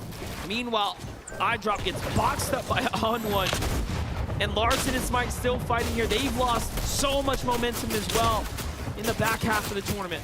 This could be the key, though. This off-spawn fight right here could be the key that unlocks what we've seen yesterday. That potential we know they have, as they're just trying to go ahead and stay towards the low ground right now. Stay in a position that they think is advantageous to them. The shot's coming in on the side from Looter, trying to take that piece control over. He peeks through. Looter gets out just in the nick of time. You can see them with that bubble shield flirting with the opportunity. Let's see it play out. That bubble shield will influence how it's going down. Let's see it. Smite's gonna find a huge tag there onto Looter. It's gonna buy him a little bit of time here. Now remember, Smite was in top 5 before the last 2 games were pretty tough, and now he's fighting all the way, and he bucks him up and sends him right back to to the lobby. We'll see you later, Muzz. We'll see you in the last game. Smite is here, and he's not messing around. Wheeler's doing what he can. Lands a good shot, but the angles right now, everything is going to be cleaned up. Larson and Smite trying to replicate that success of day number 1 and bring it here to day number 2 as we check on board. Retake and Novice, they were able to catch Vico out. Wow. Enough sneaking around, they tell him. That's going to slip them down further and further for Smite and Larson, though they jump up a position. That puts him in 13th. They are closing their way back towards that top 10, top 5 spot that they started the day off in. Meanwhile, Senny and Cammy sticking to the usual, giving us that great update. We thank you for that. Just letting us know, hey, listen, first place, they're chilling. Second place, they're chilling. Don't worry about it. Over to Tilted, no Riley, bad sniper. On over to Blimp, trying to steal away the loot from Acorn and Edgy. Walks in the feed, taking down Scram, cleaning it up all together. You know him and Robab love to be aggressive in any lobby, let alone an international stage. Yeah, big shout outs to Bad Sniper, of course, representing for the French community. They are some of the coolest spaces that we have out there. One of the coolest communities, always building amazing content. But let's get back to it. Cold and Scented, who are in 3rd place, leading for NA East right now. That interview was so perfect. Cold is just like, hey man, you know, we're just doing our thing, doing our game, all right? Backs up against the wall, man. You just gotta play with what you have at your hands right now. And Hen and Vortex. Hen is having a phenomenal tournament along with Vortex. Honestly, flying under the radar right now, and this is a perfect opportunity to see exactly what they're doing into the distance, finding the shots necessary so they don't have to worry about Surge. And thankfully, they not only have the vault, but they have the rotation right above them. So once they feel that comfortability of the damage threshold, they can instantly try and find a good rotation out. And Hen and Vortex are in 5th now as well, 230 points picked up. A great day 2 showing so far for Hen and Vortex here to put them back in the game. Trippin and Thomas not too happy about that last game. They've gone from 2nd to 4th, falling slightly earlier than their counterparts. So everyone else starting to really pick up when they're letting things slow down. Meanwhile, Pink and Nas still in a fight right now. It's a player on Heights. Seems like they might be giving themselves a little bit of distance as Jason crew who land at the coastal areas. They've been the team giving Peterbot and Jamper a hard time this weekend. Very little room to, I guess, contest here, and Jason Basso are one of the few that have stuck to it all weekend long. You can see them tempting fate, baiting Jace to run away, allowing Basil to get a couple more shots as he possesses that height advantage. Pink and Anas doing what they can to fire back, not finding any success, landing any damage for them. But first you don't succeed, you try again, and with Basil continuously putting out the shots, that's where they're gonna try to peek through. He's gonna cover Pink while he begins to rotate out and lead the way. Ziandy's down. Ziandy is down. Joe and Ziandy are actually 2 Elans up this game because they took down Booga and Miro here at the Chonker Speedway, and now they're being focused by another team in the distance. A big knock there, and they're gonna break all of those, but it's actually Macwood and Kanata looking south, trying to figure out what's going on here. Joe will get the save, lucky for him, and take a look at how much loot. They have excess and much more as they get to double back into Chonker. I'm sure they'll be able to go out and make up for what they lost out on, but time, you don't get that back. Yeah, especially right now, the blessing of those Chonker Speedway teams, one of them going down, the other one rotating out, but Scented and Cold, we talked about it almost all weekend long, even coming into this contested again towards Loot Lake, but they're not fighting it at all. They want to go ahead and play these games out because right now that has been the recipe for their success. And honestly, with that last game, clutch up from Cold, they have to be feeling like they can take it all at a moment's notice. You said it yourself, all it takes is one big game. And little by little, we're seeing players like Cold really come into his own, finding his own here.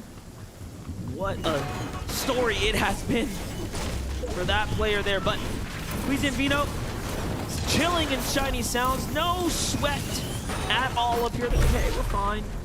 We have launch pads, we have plenty of heals, we'll be just okay. And now they're gonna go ahead and start moving south there. Back on over to Noah Riley and Bad Sniper. Belusi and Hydro are here, but someone in the distance. It's Bad Sniper who takes down Belusi. And look at how much loot they get rewarded with as well. Now they have decisions to make here, but they already have 2 launch pads. Acorn and Edgy are still here as well, lurking. And Bad Sniper's much smarter than that. He knows there's a teammate behind him. You can see how he's looking back just to double check. He's gonna drop a Legendary Ranger for the epic shotgun here. This is interesting. That's because it just does better in close range fights like this, but that end game Ranger shotgun is just amazing. Let's see it. At a distance right now, but they're on the hunt for that elimination. You said it yourself. They know he's a solo, but Acorn and Edgy hearing all this action go down, they want to also take part in it. There's a couple eliminations up for grabs. Bad Sniper's just on the move. Hydro goes down. Finally, they get cleaned up. Noah Riley and Bad Sniper adding 2 more points to their total, getting all that loot, surviving in the storm. And lucky for us, we do get a quick update with Mini Miner here for Game 11.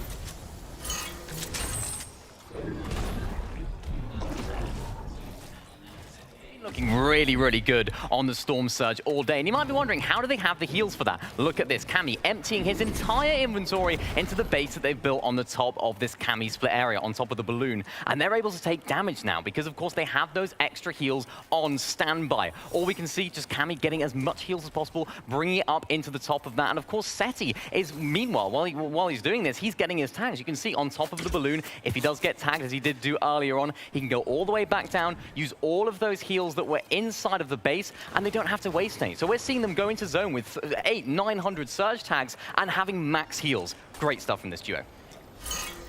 He might be mini, but his brain is big, giving us all the information we might have lost. And I know a couple people at home might be jotting that one down. Oh, that's how they're getting the surge. That's how they're looking so well when it comes to end game with all those resources. As Mixon takes down Fatch, Hen's going to be by himself, and I talked about his incredible run. Now he's going to have to really put that to the test. With 75 damage above the damage threshold when it comes to Storm Surge, that is not much at all. You can see Hen just sitting back there by himself right now. Needs to continue to earn his way up if he wants to hold this 5th place spot. He's managed to claw his way towards. You wouldn't have thought it was possible looking at the way things played out yesterday, but that is what those extended moments between the halfway mark and, of course, 2-day formats have to offer us, is the full spectrum of the best strategies and plays that can be developed. Sensitive getting a little greedy there to get a flopper, but it seems like it was worth it, and that's because they can tell that they are just above the surge. And this is where I always say, only the best have to hit these shots when it matters the most. Easy Vino talk about the best of the best. Well, they might have heard Jim Monster, and we can see them being 97 below the damage threshold. This is a big switch up, but that because the zone is pulling so far south. They're not able to stay on top of those balloons to get the damage, but they're going to find it either way. That's Scram and Chimp who are under pressure right now. Queasy Vino using that launch pad. They're trying to get ahead of all these teams that they know are stuck in the zone. Oh, Queasy marked him. Queasy marked the Nos. He's going to go for it. You can tell and know a third party swings in. This might be the moment that changes it all. Queasy and Vino are extremely hurt. That's going to use all of their chug splashes. They're below the Storm Surge, and it's even more desperate now. Pink and Anas versus Vino and Queasy. It's on. Taking that piece control, and what a piece it was. Big shots to be fired. Queasy drops down low, but they clean him up. 1, 2, 3, they are out. They are showing us why. They are in the lead. This is a force that cannot be stopped. I would hate to end up in front of them because they are looking like a runaway train at this point. It's KBR and Zeet, phenomenal run, staying alive by himself for Brazil. KBR getting tagged out of the sky, 11 HP. Storm Surge also doing its thing. But the pressure of the zone as they get stuck inside, not too many heals between them both, so they gotta hurry up and find their way out of here, or all that damage they did will go to waste. And Brazil must be so proud. KBR and Zeet have managed to hold top 10 and PHN and Kitos as well this entire weekend, just putting up such phenomenal performances with, again, some of the least representation of the region we've seen here on this international stage. But Cammy and Seti, as always, in the storm, a huge hit there. Zeet's gonna feel that one. KBR ditches his teammate. He's gonna take the bulk of the shots first. He loses his shield and no, picked out the sky. Sammy Seti here has found it. Oh, in the finish there onto KBR. Down goes the Brazilian duo. I don't want to get in these guys' line of sight. Everybody is getting terrorized by Cammy and Seti. Next up, it looks like it might be the TSM duo. NA West, 6-time champion Epic Well. Reet is becoming under pressure as well. Dropped to about half HP. Multiple players taking focus of him as well. Hens by himself. 1 elimination, 268 above the damage threshold. Slowly falling below, but for him, it's about finding that spot into zone, going ahead and building more than just a 1-by-1. And the reason why you want to do that is because if nobody spotted you there, you don't want people to know that you are a solo. 4th place, housed up right next to 5th now. Little do they know, and then you have just the ever so dangerous Trulex, Chicho, just in the distance. Thomas HD are below the Storm Surge with 0 elims coming into game 11 right now. So this is that kind of position that's going to force them into a box. If they start to recognize the opportunity that's nearby, it's going to be tough. And here it is. They say, let's start working our way towards it. We need to get to the edge here. There's only a couple teams there. And does a great job of fighting back. King and Ed are starting to jump into this conversation as well. And shots rain in. Tripper is hurt. Sacrificing some of his own shields just to get the damage, but once again, they fall below. 7 at that, just 1 shot. But nobody is peeking. These stack lobbies know when and where to try to go for everything. But Hens on the other side is a solo. More damage is setting in on the Thomas HD, and now Storm Surge begins to tick. And sometimes that's all you need right there, and there it is. Tripper looking around in the distance. He's worked his way up. Trulis and Chicho are willing to open up a big box there, and Tripper now has a decision to make. Do you go for the gunfight or try to heal this one out? And it looks like he takes the latter. He's just gonna go ahead and look to survive right now. King and Ed work their way towards the loot. It is a matter of time, and it looks like our 4th place team, Thomas HD, does just enough to be in the game, but he falls there, and the look on the camera tells us that they are devastated to fall in 4th. 4th place just fall, like you said, and Scented just went down as well. Cold gonna have to clutch up big by himself. These are the final 2 games. Every moment matters, including this one right here, where Hen is just under pressure from Trulex and Chicho. Trying to stay alive, trying to fight a way to stabilize, backing up slowly but surely, but those pieces are going over to Chicho and Trulex, 1 by 1, and they know that he's by himself. This is theirs for the taking. This is going to be interesting because for them, they also don't want to get too far behind the rest of the lobby when it comes to the zone. They have to make a decision quick. See how it's going to play out. Looking very tough. Let's go ahead and watch how Hen falls there, because now what this tells us is that things are starting to open up on the standings. Look at this. Hen finds King, walks in, plays for the elimination, and he actually gets that one too.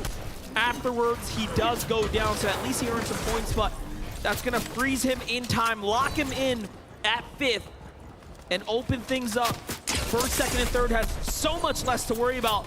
This is by far one of the toughest games Queasy and Vino have had on the day, and it all makes sense. It's pulled in such a far direction that you can see that it finally has caught up. Yeah, especially since game after game after game, they had that recipe for success, and such a drastic change. They might have not been too prepared for it, but these guys have dealt with almost everything and adapted on the fly. Their flexibility is insane as Cold peeking through, trying to get that information on these players that are in the backside of zone, trying to wait for that perfect moment to strike. But Trulex and Chicho spots another duo right in front of him, picking and choosing his battles here. And with Ju going down, I don't think that's a battle he wants to take anymore.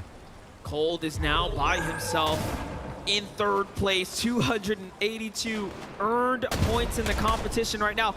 The zone could not be better, though. He gets the half in, half out, and you know he is so happy about that.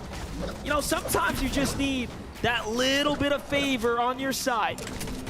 78 above the damage threshold. Smite Larson. Wow. Off spawn Grim Gables all the way to here. And that really was the difference maker from last game to this.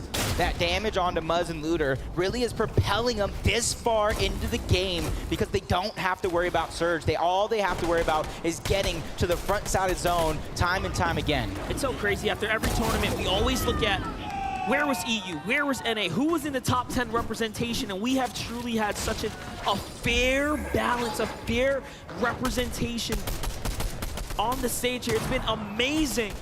While all this is going on, Queasy and Vino continue to earn more, this time onto the international duo, the mixed duo of Chimp and Scram. So they knock down Scram, they catch him in the spider's web, and through the trap door, the trap hole, Chimp gets caught as well. You can see he just punches his fist there. He says, man, I missed that one. And a prime example right there of why you try to use as much as your hard mats first before you go ahead and try to use that wood, because it's easily destroyable. They can break through it, shots can fly through, and it's going to be hard to hold. And game number 10 victors are just one box away from Queasy and Vino. That's Clix, that's Duke, trying to have some replicated success into this one as Kanata, Macwood under pressure, trying to trade the shot. 693 above the damage threshold. That is not even a slightest of a worry. Clix and Duke had their moment last game. Macwood and Kanata might just be doing it here right now. I have not seen them in a better position yet. They have the mats, they have the launch pad, they have the positioning. They could do the unthinkable, which is play for high ground and take this all home and get their win today. And honestly, I see it's 6 moving zone. Normally I would say it's Queasy and Vino time, but this has not been the most friendly game for them. They might not be in the same position. So they might have to adapt, just like Spite and Larson. Trying to adapt, accidentally phases through the build. Luckily for him, nobody was on the inside, but the pressure is there. Larson forced to slow down just a little bit as they continue to fall below the damage threshold, along with Clix and Duke. They are 61 below, but these guys are scrappy. These guys are fighters. They know how to get the job done. That's right, and they're in 15th right now, so Clix and Duke have a chance to fight for top 10, but like I said, I called it. If I know Macwood and Kanata well, I know that they absolutely want to make a statement, but they get chopped down. Macwood saves himself. It's all good. Vidil and Janice are the team closest right now, putting the most threat. Textbook plays here to go ahead and jump down, position up, poise up. Cold is still alive, earning points. Queasy goes for height. They said, NA, what? We're up here. Let's do it. With or without resources, that is their play. Call it their signature move. 5 eliminations, but now they find a way to stabilize. They have done it, Monster. They have secured the high ground and taken it away from Kanata and Macwood. With the launch pad going out, that's going to be recycled for sure. Everybody has to go up and down these terrains. This one, Monster, is a literal roller coaster. We might see a 3-way fight for height. Bad Sniper Noah, touchdown and go for it. Jamper and Peterbot, they want their win too. Everyone wants a win here today. Bad Sniper gets slapped up by Kanata though on the side. Kanata takes down Vino while he's at it, and just like that, Queasy is left by himself. And Cold gets another one as well. The solo plays are coming out big, and those are absolutely necessary because he's still in 3rd place. He's still in contention. Cold's trying to do it again. Spots another player out. Finally, his run comes to an end, but he did so much. And to get this far, it's PXN and Kitos trying to do that same thing with Brazil on their shoulders. 4 eliminations, trying to get as many points as possible. Clix and Duke trying to do the same. We talked about replicating the sex. They're trying to take that high ground away from Cammy and Seti are here. 6 eliminations now. High ground looking down. They can get a 4th victory royale. When was the last time you showed up to finals and seen that much? I don't know. Larson is not messing around either. Down goes Duke in a huge elimination there. And that is 8 elims for Larson and Smite. They are just showing us why they are a dominant force. Some of the best fighters to rise out of this last year. And I'm so happy we get to see it play out on the big stage. Yep, Noah Riley taking some damage, sacrificing that so he can get that clean pad, trying to get in the zone, but 19 HP in a dream. What an has to find a way to stabilize here, pop those minis, gets as much shield as possible as players are continuing to drop towards the low ground. Jamper gets dropped. Clix versus Peterbot here towards the mud. They're trying to do everything they can to stay alive. Larson, we talked about 8 eliminations, but they added 1 more, 9 total. But Smite gets chunked out, but Larson's there to save the day, taking out Runa. Already at 10 eliminations, Larson and Smite have fought their way all the way back up. Larson steps the clicks and puts them down with a quick drop kick in the low ground. And now we have EU versus NA, but Larson and Smite are hurt. They're damaged. They're down to low material. It's all or nothing right now. Cammy and Seti know what to do here. They've been here before, and they have the resources to hold this one out. This is going to come down to it. They could get their 4th victory royale. The only team going to stop them comes from NAEs trying to rise up, and it does look like they are out of builds. But they find a little bit of loot here. Larson goes for the med kit. He's trying to get as much HP as possible. Seti now starting to run out of material on the high ground. This is it. It's going to come down to nothing or everything here.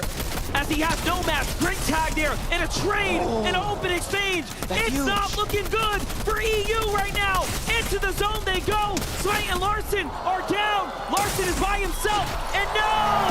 He turns and gets burned. Cammy and Seti take their 4th victory royale of the FNCS Invitational. Goes to show that it doesn't matter if it's EU, doesn't matter if they're playing on NAEs, it doesn't matter where they're at in the world, they will come out on top. But I will tell you, that was close. Smite and Larson put some respect on their name. If you counted them out, now you know why they were brought here to the Invitational. But hey, we got Game 4 winners, another win in the win. Adam, catch us up. Wow. I've gone ahead and ordered the matching bracelets at this point. I think this has been a bunch of times now, chatted to you guys over the weekend. And another victory royale going into the very last game. Seti, what a performance there. It went all the way, but could you see as well on the elimination feed that you were the last team in the top 5 there, still in contention for the victory royale? I didn't know. You didn't know? Yeah. Obviously, you can see the points here. Things have changed. Currently 360 points, 12 points ahead of second place. We still have to be confident, keep calm, and focus on the last game.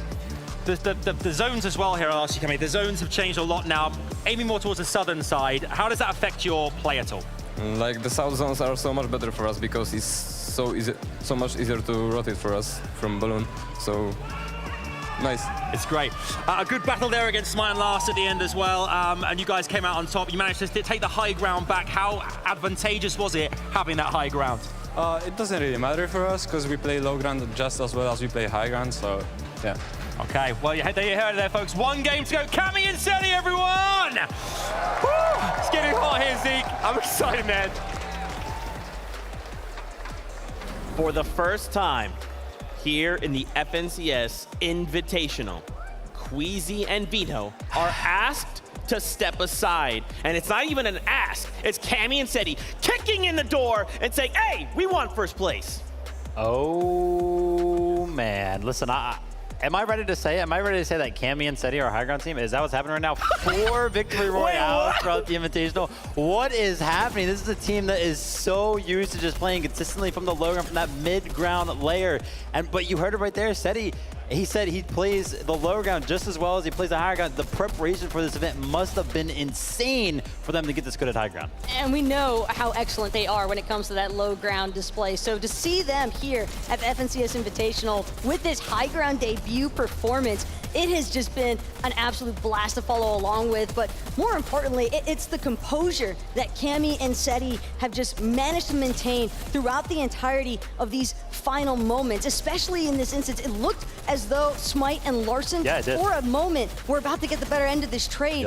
But again, Cammy, Seti, they have been in these kinds of situations in the past. They know what it takes to close it out. And I just know for a fact that that kind of mental preparation comes from just multiple reps of running it over and over again. And for 4 victory royales to take place in the same tournament. And they're still maintaining, by the way, because there's only 1 game left. So technically speaking, they have basically closed out on a third of these matches being victory royales. Take a look at the standings right now. For the first time, Cammy and Seti are holding that #1 spot, but it's only 12 points. If either of these duos make a mistake, look at the rest of the points, man. It will absolutely close. Now, before we kind of talk more about the duos, more about this kind of setting the stage going into this last game, Kelly is standing by. She's with Queasy and she's with Vino right now. That is right, Zeke. Joining me right now, I have Queasy and Vino. And guys, you gotta talk to me about that game, the early game fight that you had and survived. I didn't think it was possible, but you're able to clutch it out. A lot of people just fighting around us. This kind of makes it really scuffed. We did manage to clutch out the game, well, at least a decent amount, setting Cammy 1, which is unfortunate. It comes down to the last game. It's competitive. It's obviously a bit rough after game 11, having first place for so long, going to second, but it's the final game, final opportunity. How are you feeling? I'm feeling good. We'll see what happens, I guess. Not much more to say, but yeah. Fair enough. I totally understand you guys wanting to focus up right now. And I believe we're going to be moving on, everyone, to talk with Cold and Scented, the team that is currently in third place right now.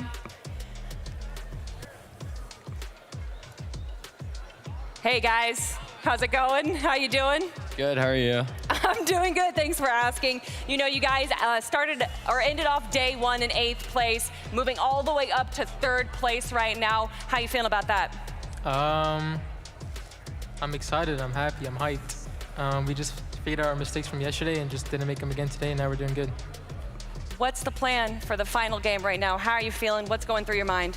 We're playing for 3rd. We're playing with sticks and stones while 1st and 2nd has God loot compared to us. So we're playing for 3rd. Hopefully we can keep our lead on Thomas, and that's about it. All right, guys, good luck in the final game, and let's head on back to the desk. Thank you so much, Kelly, for those interviews, getting those raw emotions, getting the thoughts of the players. Now, we just want to take a moment and kind of remind everyone, of course, we're looking for the duo that's going to walk away in that first place, but for everybody else, they still want to place high in this tournament. There's a lot of prize money on the line, so if they can even move up that leaderboard even one space, we're talking thousands of dollars in difference of prize money. But let's go back. Let's focus in on these two teams, Titans at the top, Queasy and Vino. Now, we can't lie, right? That game was kind of insane for them, kind of for a moment there. Finding an elimination, being 200 above Surge, right? They get put in a situation where in Storm, they get pushed, okay? Against Scram and Chimp, and even after that fight, ending with being only above 80 in Storm Surge. How is that even possible? I mean, playing like that, Queasy and Vino, backs up against the wall, tough rotate for them. They mentioned a lot of scut fights going on around them just because the lobby, how it's going to play out throughout these last couple of games. Everybody just wants to fight, right? They want to get as many points as they possibly can. Eliminations being worth 2 points. That's how you got to go for it, for sure. So Queasy and Vino playing well in game 11. About to see what they got in game 12. Adam, what's this you got? This is it. The big moment, everybody. Make some noise, please.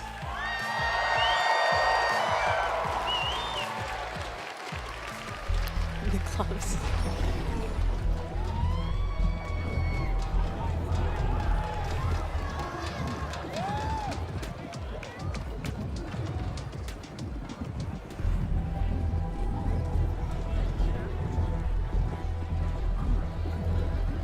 My, oh my, you heard it here first, folks. You gotta jump into Fortnite December 3rd there to catch the end of chapter event.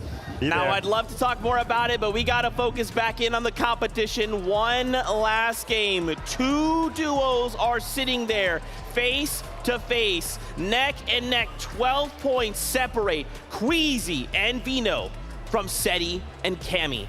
How can this go down? This is their moment, though, to really, for either of these duos, but as far as Queasy and Vino are concerned, a little reminiscent even of yesterday. Granted, it's not the finals necessarily that's on the line like it was in today, excuse me, for yesterday. But anyway, Queasy and Vino did not have a great showing in game 4 yesterday. And yet in game 5, they were able to bounce back and find a victory royale instance. So it doesn't really matter what kind of frustrations this duo might be facing on a game-by-game basis. It's evident that as soon as they enter the next match, as soon as they get that fresh start, they are immediately locked in and prepared to try and make the most of any situation that they're given, because despite all the scuff fights surrounding them, they've still been managing to find consistent points. They've still been managing to stay consistently in that top 2 position to now be vying between themselves and Cammy and Seti for the title of FNCS Invitational Champion. It's definitely still an incredible performance out of these two. The dream for the players here, obviously, is the trophy. The dream for me, I want whichever one of these duos is going to win it, I want them on the higher ground, and I want them taking the victory out. I think they both have proven that they can play from the higher ground, so I want it to be decisive in its entirety through Game 12. I'm very worried, though, right? We just kind of took a look at them a moment ago, cold and scented. It feels like for these two Titans that are kind of, have now, you know, set themselves apart from everyone else, cold, scented, Thomas, HD, Tripperin, they're looking to isolate these duos and slow them down at all costs. We've seen cold and scented fight Cammy and Seti time after time, and then there's times where they walk up to Vino. Vino says, whoa, all right, sit back down. There's time where they look at Vino, they go, hey, Vino, no, you sit down. This is being traded back and forth. And it will all come down to a single moment for both of these duos, where one will be, it will be made clear one of these two duos is the winner. Traveled from all around the world, the international stage league, $200,000 for first place, a trophy to take home. And it comes down to two teams in the last game. I mean, could we ask for anything better? Well, maybe in your circumstance, Vivid, as a fellow North American representative, a little tough because it is about first and second place between Europe. I think Europe is definitely established here at the FNCS Invitational that they do have some of the best duos, and one of them is about to find out if they are the best duo in the world right now, at least everybody that's competing here out of these 50 of the best duos. But I love the fact that Seti and Cammy, throughout this entire time, so composed. They have not been going so heavy in the reveling of their celebrations for their Victory Royales, despite the fact that it's happened 4 times over now. They just know and understand we're this far, but we still have more to go. Yeah, and I think Vinny Minor pointed out their Storm Surge strategy. I think the biggest takeaway for this duo is they have not had to deal with Storm Surge. When you go into mid-game, even late game, you're like, yeah, we're 800 above Storm Surge. Cool, man, do whatever you want. Queasy and Vino have not had that luxury. 200 above, down to 80 above, down to shambles situations, right? This is gonna come down to what happens, how this all unfolds, what loot they get. If for Queasy and Vino, they need to do something. They need to ensure they have those Storm Surge tags, and it's not even just to keep up. It's to make sure they have the breathing room to adapt and make the right choices moving into those last few moments of this last game. Here we go, game 12, almost here.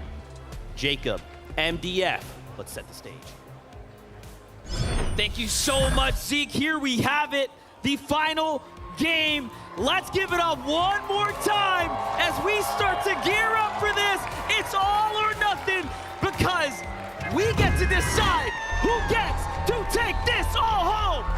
You got the 2 top players that have won 4 games so far from Become Legends, Seti and Cammy. The other 2 contesting them from the same region. From Tundra, you got Vino. GXR, you got Queasy. And in 3rd place, you heard him in the interview. He's trying to hold on to that spot. From NA East, you got Cold and you got Scented. This is what it all comes down to. The final game, the final moments to take what you have. That's right.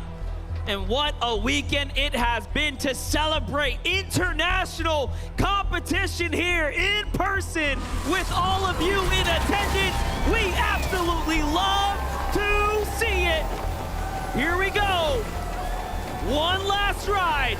Let's do it. 50-50 right out of the gates on game number 12, but there's going to be nothing on top for anybody to work with, and they immediately change their routes. They don't want to go ahead and contest the same building where Mr. Savage had that best drop at that time. What is this?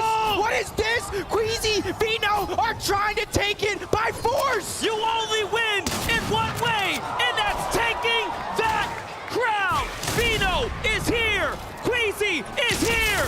Down goes Seti. It's a big trade. It's a one-on-one. This has to be one of the most explosive head-to-heads we have ever seen. Vino has to get this thirst here. He knows now it means everything. We might as well seal this deal. Why wait? Bubble shield going out. He's trying to bait it. He's trying to bait the revive so that way Cammy might peek. Breaks through the wall. Shot's gonna be fired. And they do it. Become Legends are on top. Become Legends has officially managed to win the biggest fight of their careers. Cammy and Seti put it all on the table. And you know what? I Queasy and Vino for giving it that chance. The heart of that team is unlike any we have ever seen before. Cammy and Seti have done it. They have taken it. The point gap is 70 points between them and the next players that are alive, Cold and Scented. Cammy and Seti are your FNCS Invitational champions. We have never seen anything like this before. Let's put our hands together for at least the #1 and 2 teams that came into this and got crazy. You have to show them so much love. We have never seen a better head-to-head in person like that ever before. I don't even think we've had that in mind. That was crazy. They know it too. They absolutely knew it. The celebration coming out, the emotion, the passion raining through, and even though they kind of cemented themselves the top spot, they're not happy at all. They wanted that first place spot, but you still got to give Vino and Queasy a huge round of applause for doing what they did all weekend long. That was the most craziest thing Vino and Queasy could have done, and it just shows you the heart of our competitors, the courage of our players in this space. What a moment. Things are gonna open up now. Scented and Cold walked into this thinking to themselves, hey, we got third. Well, not anymore, boys. You have some room here. The runway is open. The floor is yours. There are still tens and hundreds of thousands of dollars on the line, and you put that weight on your shoulders. You allow that to be left to chance. Now we get to see this ride out. What a fight. Yeah, you talked about that thousands of dollars, still a huge life-changing amount of money to be fought for from our competitors still in the game right now. And that fight's coming down. Hen and Vortex trying to take the high ground away from Joe and Z-Andy. Both players have been playing out of their minds, but you talked about that top spot. Joe and Z-Andy are just right there as well. As they fought down low, they want to try to clean this one out. And you can see our champions still, they don't want to just take part. They want to take over. They want to cement their legacy. And it looks like just winning isn't enough as Joe and Z-Andy, this fight is going to continue.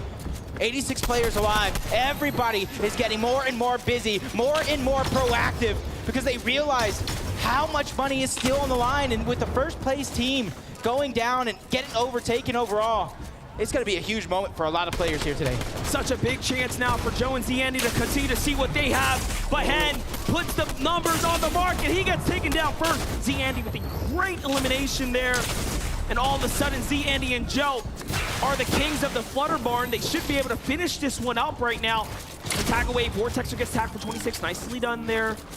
Here comes the edits. All they got to do is coast, right? This is still a big moment here. Vortex was in 5th place. If they go down now, that's it. Joe and Z-Andy have room to start jumping back into a top 10 as well. Yeah, and we talked about it. You talked about one being in 5th place. You got Joe and Z-Andy in about 14th place to start this game off, but Lucy and Hi Joe still having to want to have a great performance as well, but you can see they're just looking in the distance, trying to see if this vault is looted or not. Finally gonna go ahead and get in. You can see them kind of checking their angles. They're still wanting to go ahead and change their lives with the amount of money that's still up for grabs. Thomas, HD, and Triprin battling for 3rd place against Scented and Cold. They still have an opportunity at some money. Thomas, HD, Triprin working their way around right now, really looking around. And just one more time, the standing shows you what is on the line here for our competitors.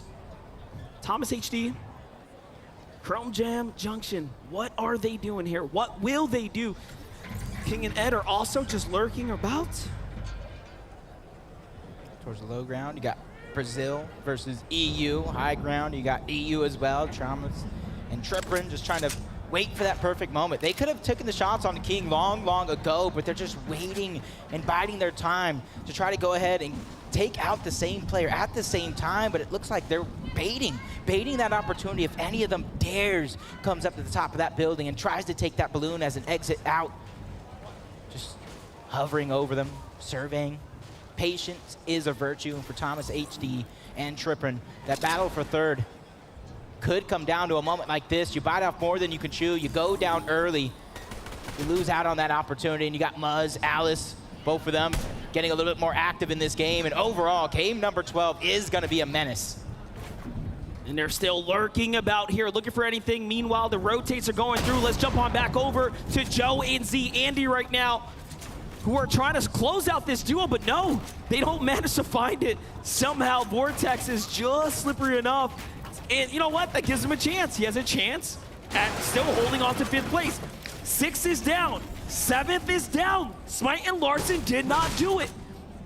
That's unfortunate. The only teams right on the cusp as well is team from Brazil, Quitos and BH. They still have a chance to jump up. Some big placements as well. I'm looking at them, about 221 points. And in Vortex, you talk about them sitting in 5th place, 239 points. So it's still within grasp. As Cammy said, he just feeling it from all over the lobby. They already know they won, but they don't want to just stop playing just because of that. They want to get as many points as possible. They want to open that gap wide open, so that way when that legacy is cemented at the end of game number 12, they could say, we just dominated everyone in the world of Fortnite. Things are going to settle here. The dust settles for Sentinel and Cole. They have the elim that they need to go ahead and step their way closer and closer to that prestigious 2nd here.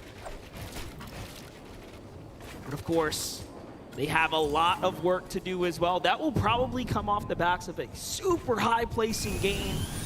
So there's a massive, massive uphill battle that they still will have to perform. Tripper and Thomas HD are looking to catch up to Cold and Sentin. That's their task here.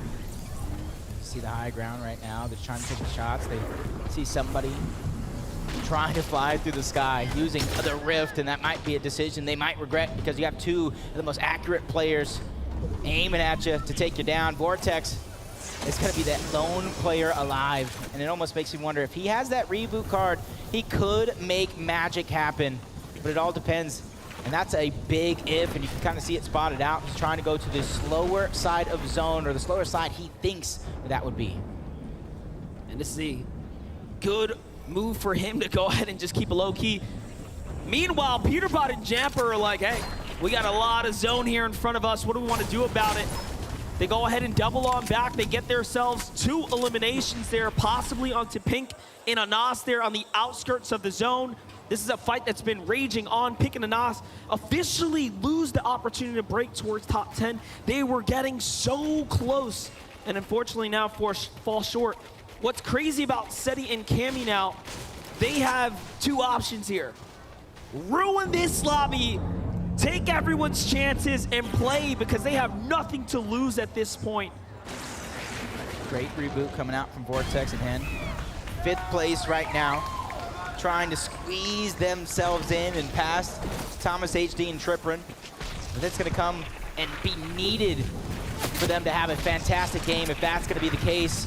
So that for them, it's just holding on to that 5th place spot. If they spot out Vico, trying to take some height, immediately target him and trying to take him down. But when it comes to the HP, they have none. They have no ability to try to regain it. Vortex under pressure. Moraine is trying to go ahead and end one. As Vortex, the high ground is going to be fought for. Not going to have any success there. Quickly builds towards his backside so he can't get knocked down, but Hen does. There it goes. Vortex back to the lobby. Vico and Moraine are going to stand tall. What a big moment for them. If only they could have done that in game number 9, where they were taken out and they lost all that momentum. They were just quite literally moments away from maintaining, but Vigo and Moraine now have a real chance to also continue to march their way on up to top 10. The points are so close as you start to see who was eliminated. 5th, 6th, 7th, down and out. PH and Quitos have an exceptional opportunity to represent for their entire region here. They can steal away. Look I can hear them from here. 5 points for 7th place, 14 for 16. This is literally within reach. They can make the run of a lifetime and put Brazil on the map when it comes to Fortnite. You have to respect the entire Brazilian region. They won't go down. They won't be denied. They are just so good. They have stepped up. They have performed. They have given us such a show. Cloud and Refsguard now, though, have to play defensive here. This is the first time we've seen a far northeast zone like this, so this is going to get very dicey for most of the lobby. If you were, and I hate to say it, Vino and Queasy, you would have quite literally had the zone here. That'd been something you love, but business as usual when it comes to Cammy and Seti. Staying as far back into zone. They make sure they get all the Storm Surge they need. They started the game off, taking down Queasy and Vino. So this is just all bonus at this point as they continue to hold their spot, not wanting to let that team below them survive because like we talked about, they have nothing to lose at this point. Janus and Fadil have everything to gain as it does look like they're finally going to try to get out. Thomas HD goes down to Alice. Trippin and Thomas got their game on the run, but Cammy goes down to Janus. Oh, back to back. That's going to be huge for Janus and Fadil, taking out your FNCS Invitational champions. So now with first place going down, it's going to be all about the money for everybody else left in the lobby. That is what's on the line here. Tens and hundreds of thousands of dollars is still at play. Don't forget, everyone here was invited for the chance at, of course, the trophy, but the money too. There's so much to fight for, and the respect of the region, which we already know so many have earned throughout the course of this week, and that's what these shows are all about. Putting new names and new faces on the map as they put in all that hard work while I'm sleeping, trust me. Marion's gonna take down Fadil, so it looks like Vico went down as well early on. I did see that one, so it's gonna be Janus versus Marion that far back in zone. And honestly, that's just a few placement points between the both of them. You really want to try to survive there as Booga finally goes down. Joe FN is going to get the spoils of that one, even though he doesn't get credit for the elimination overall. Strippin's just trying to survive, biding his time as that solo. For him, everything comes down to this because he's only a few points away from third place. Let's watch that one more time. Your FNCS Invitational champions fall here to the hands of Janus and Vadil. With a beautiful tag. He just opens things up for himself and he makes it look easy. And then the guts on that kid to go all the way up. Cammy and Seti know better than to fall like that, but it is what it is. You can't be perfect all the time. The team that's going to be trying to get as close to it as possible. Found in Refsguard, they got themselves a great spot in the center of the zone to where there's very few players around. And when it comes to this zone, it pulls yet again to the northeast. This one's going to be a struggle from everybody on the southwest part of the zone to try to find their way in. There's 30 duos left alive. And for Joe and Z-Andy, 1,500 above the damage threshold, hunting down yet another team in Belusi and Hydro. For them, it's all about the Benjamins. They want to continue to rack up that points. Breaking through the box, Joe and Z-Andy getting yet another angle. They know they have one player weak. They know he's at least going to try to heal. And now, as they go ahead and let that player and team try to stabilize, they're going to use that as a way to go around them and in front of them to the zone and try to hold them out of it. Let's see if they can continue to do just that. Smart play is all that Joe and Z-Andy need in order to make this top 10 and earn themselves so much more this weekend. But of course, there's a big task in front of you. See the names starting to house up here. Scented and Cold know what they have to do too. King and Ed are just housed up nearby. That would be the wrong move to walk to that box, I'll tell you right now. It's not a box I would want to enter, as Cold and Scented have one elimination so far. Not having to worry about Storm Surge until now, but they know there's at least one team behind them. Gathering that information, trying to figure out what that plan is going to be. And you can see a lot of our top competitors from around the world all boxed up, just waiting for that next zone, which is going to come in just a few seconds. And let's see who's going to get that reward. It's actually going to be a good portion of the lobby. This is actually a good zone for everybody here to try to make it way in, except for maybe one or two teams. That is right. This north side is starting to become very contentious here. Muzz and Looter walking up, Trippin and Thomas have a problem, right? A real problem. There's a little too many players on their heels here, and he doesn't want to go first. It's Eyedrop Savage just snacking fouls up there. Here's Ketos, here's P.A. Zin, looking to put up the numbers here. He still has 0 eliminations, but the lobby is thinning out, and it all makes sense. Look at this zone. This is as far to the corner as you can quite literally imagine for a final game. For them, they just got to make it just a few more teams to stay alive, and they're going to start getting those cascading placement points. And you said it yourself, with first and second place going down, you got 5th, 6th, and 7th, the teams directly in front of them, already back to the lobby, watching, hoping, praying somebody takes down the Shining Stars from Brazil as Trippin finally falls. Basically cement scented and cold with a minimum of 3rd place, but Vino and Queasy are already down. That is true, and now things are completely available for PH Zin, Kitos, Commandment, Avery, Clown, Refscar, Josie, Andy. All of these players have a real opportunity to honestly fight for a 5th place, a top 5 position in one of the most competitive competitions we have seen to date. An invitational setting of some of the best players in the world on one stage for 2 days of competition. A top 5 here would be phenomenal to seal. A huge success for a lot of these players, even to make it to this point. Getting into that top 5, gotta be feel so amazing as Clicks goes down to Hydro. Duke is down as well. They both get sent back to the lobby. Belusi and Hydro get very, very active. A lot of our EU players still left with a chance into this one, trying to take that chance and run with it. Let's see it play out. Joe and Ziandi have the high ground now. And there it is. They have managed to earn themselves just enough points to go ahead and break into that top 10. The glass ceiling has been lifted for PH Zin and Kitos. They find 2 more. We blinked and we might have missed it, but lucky for us, we get to go back into the replays to get caught up. How did it end for Duke and Clicks? They had Belusi and Hydro dive into the box, and that's how it ends. But you know what? A round of applause for them. They did get a win today. Clicks and Duke did put up a huge win in Game 11. That was such a performance. Hey, not many people can say they got a victory royale on an international stage, especially when you got Seti and Cammy taking 4 of them by themselves. I was gonna say, you know why? It's because they're all up top between 1st and 2nd place. Here's Cold and Scented. How many points can they earn here? It's actually doable for them if they start picking up some eliminations. They don't even need to be greedy and get all the eliminations. Well, remember, there's like 30 just for winning. That's what I'm saying. Like, the 2nd place is within reach for them.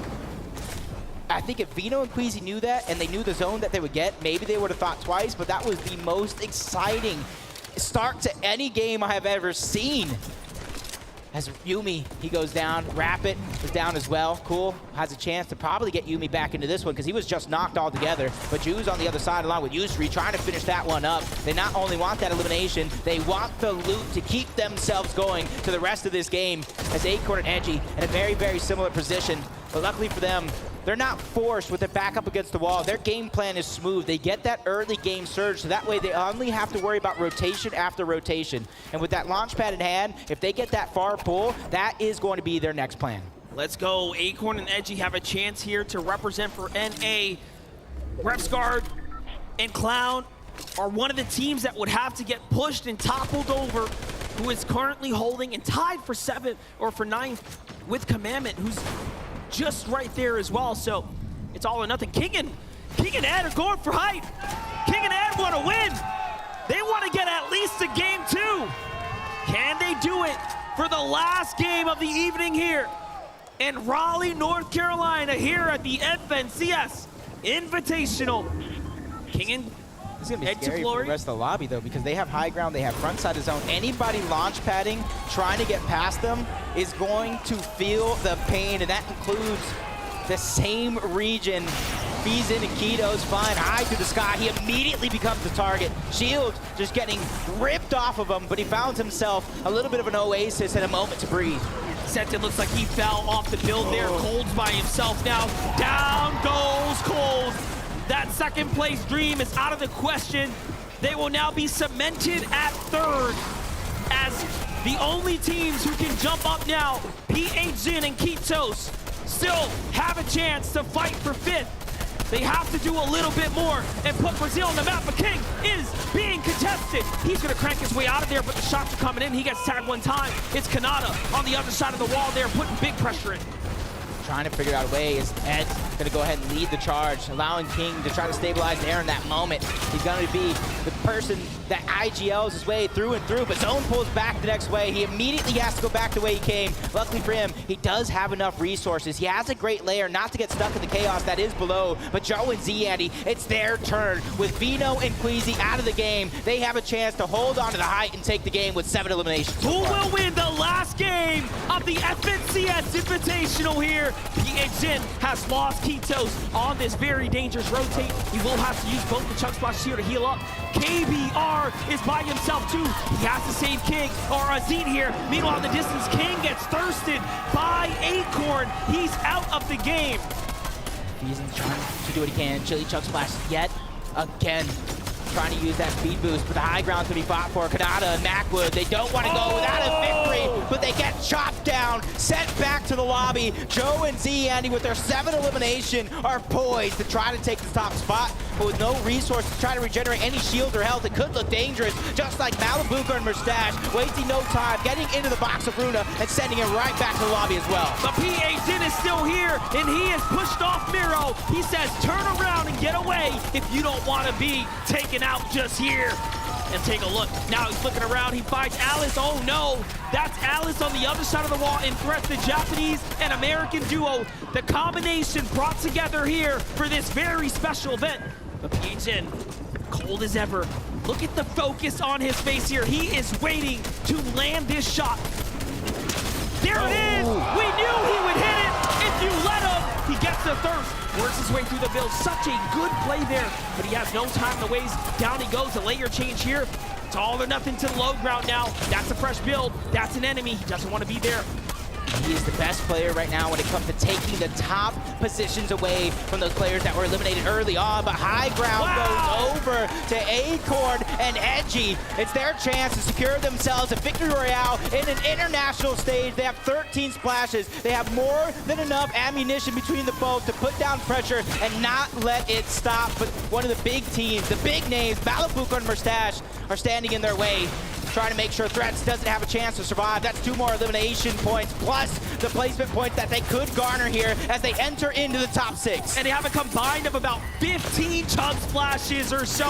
They have so many heals, they can top off at any time. Zeke gets brought down after being saved by KBR. And now, Malibuka and Mustache earn themselves more. This might be the most he lives, and no! KBR falls there to the hands of U3, but now it's all up to Malibuka and Mustache down on the low ground. Robob's in between. Acorn and Edgy have a chance here to take a win, but they have to stop the W Keyers of EU, Mustache and Malibuka. That's an insane amount of splashes between the 2 duos left alive. Robob trying to put a wrench into the mix, but this comes down to a 2v2 EU versus NA East, and both of these teams have all the resources in the world to make this one go forever. So it's about thinking outside of the box, making the move that matters most as Acorn gets tagged up.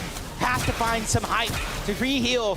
And they're both out of build. Both of these teams are out of build. This fight is going to come down to this as Edgy gets chunked out. He gets dropped. Malibuka and Mustache trying to take game number 12 away from NA East. And it's down to Acorn, the last member. We talked about his splashes. This one's going to come down to a heal off. Does he have enough to take the game? Menmis coming out. 5 more splashes. He has so much time left in zone, but Malibuka and Mustache, they have splashes of their own. Acorn trying to put down the shots to try to minimize the effectiveness of it. They're still in zone. It looks like Acorn has run out of opportunity. He goes down. Malibuka and Mustache take game number 12. And just like that, the 12 games are over, but your champions of the FNCS Invitational are Seti and Kame! Congratulations! With 4 victory royales in this global competition. They didn't change up their strategy too much throughout 12 different games. It didn't matter who VOD reviewed them, because you could have that blueprint, but if you don't know how to execute, it's gonna be all over. And give it up one more time for your FNCS Invitational champions, Seti and Kami! Congratulations! They have done it! An incredible weekend, an incredible opportunity, and they did not miss a beat. This entire room is on their feet, and they deserve every ounce of support here because these are two of the hardest workers we have ever seen, two of the hardest players in this space. And you know what? Becoming legends must be so proud.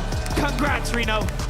They became legends for sure on the grandest stage of them all. Emotion, passion running wild. Let's throw it to Adam so we can get inside the minds of our champions. Thank you very much, Cammy and City! Wow, wow, wow, wow. What an incredible, incredible display this weekend. Before we go any further, we must ask, how are you feeling being FNCS Invitational Champions? Very good. I have no words. We both worked so hard for this, and it's just an amazing moment. It's amazing. Like, I waited for it so much. All right, Cammy, you see Queasy Vino dropping on you. Your teammate goes down. It's a 1v1. What's going through your mind? Like, I just wanted to eliminate him and as quick as I can. I don't know, because I was thinking that he's low, but I think he missed one shotgun shot, so that's why I killed him. Seti, I mean, you go down, it's just your teammate, and this is what makes the difference to win. What are you thinking? I don't know. I believed in him for like till the end, and he's just an amazing player, and I knew that he's gonna win, and it was just amazing. You seem incredibly emotional. How does it, I mean, all these people here, these lovely people, we're here to celebrate you guys. It's been not just the last game where we saw the most incredible events. The last 2 days, 4 victory royales, consistency all round, incredible Fortnite for the both of you. I mean, this has been something very, very special. Yeah. Elaborate. What have been the most special parts of this? What is it about your teamwork that's really stuck out, which separates you from the rest of the world here at Invitational? I think it's because we play with each other for the past few years, so we have the chemistry of like gods, and that's it. Obviously, we could tell the chemistry there, and I feel like there's a lot of chemistry in the audience right now. Is there anything that you want to say to your fans, family, friends, everyone watching around the world? I want to thank everyone watching from Poland. Polska górą. Polska górą!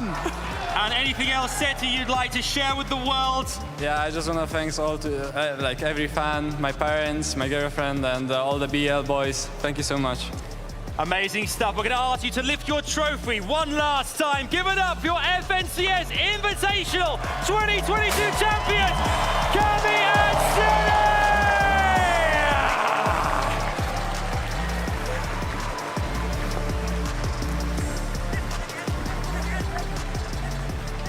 That was awesome.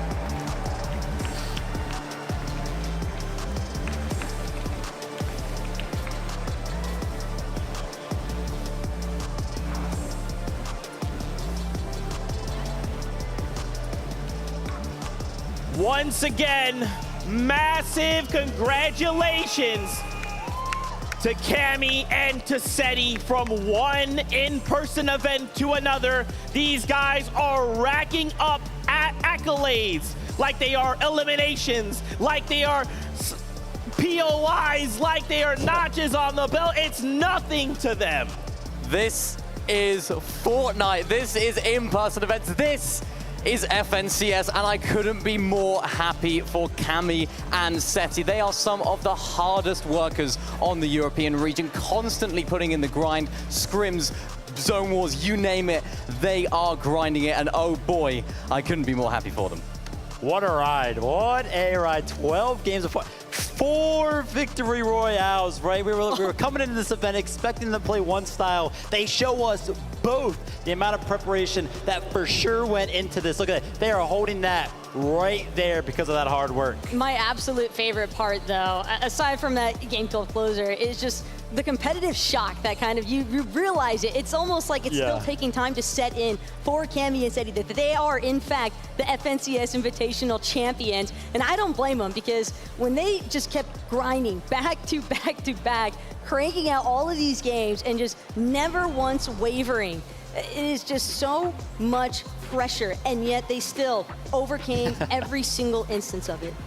We have an opportunity here to just relive this moment that will, I'm telling you, will go down in Fortnite history. 100%. We begin the final game of the tournament with these duos tied neck and neck, only leading by 12 points.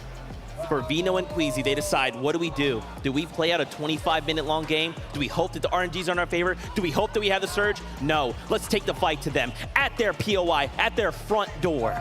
Huge respect for Vino and Queasy. It takes some courage to land on first place team and do it in that fashion. They knew that that was what it had to be. We know Cammy and Seti, they're so effective in that end game. They knew that they weren't gonna go down early, especially looking at their surge, but huge props to Vino and Queasy. They've been one of the most exciting teams to watch. High ground, mid ground, they've dominated it all. Queasy and Vino definitely earned the respect of the Fortnite community. You can already see it on socials. Everybody's like, wow, respect for that. I mean, from season to season, we have seen this exact same situation. There's a leader and second place is close behind. I have raised this question multiple times, and every single time everybody turns me down. Do they go and land on the team in second place, or right now vice versa? And everybody's like, no, and it never happens. Queasy and Vino here to change the script, and they try to pull it off in good fashion. And it's the amount of jitters that goes into these sorts of instances. You can just read the hesitation that was running through both Cammy and Vino's minds in this moment. Vino undecided, do I build, do I rush, do I wait? And unfortunately, like Cammy, and I believe Cammy was the one who mentioned it directly, that it was an unfortunate missed shot there from Vino at the end. But at the same time, I am so glad that they delivered us a finale like that. Yeah, and we can, of course, like, shout outs to Queasy and Vino. You guys came second place. That is nothing short of amazing. You know, please keep your heads held high because you came in second place against 6 other regions, against your own region. That is a testament to their skill set. Of course, we can't deny, though, Cammy Seti, a massive W for them, for this duo. This is what we love to see, but also when we consider the other duos here, PH, Zin, and Kitos. Vamos, Brazil! They had this opportunity.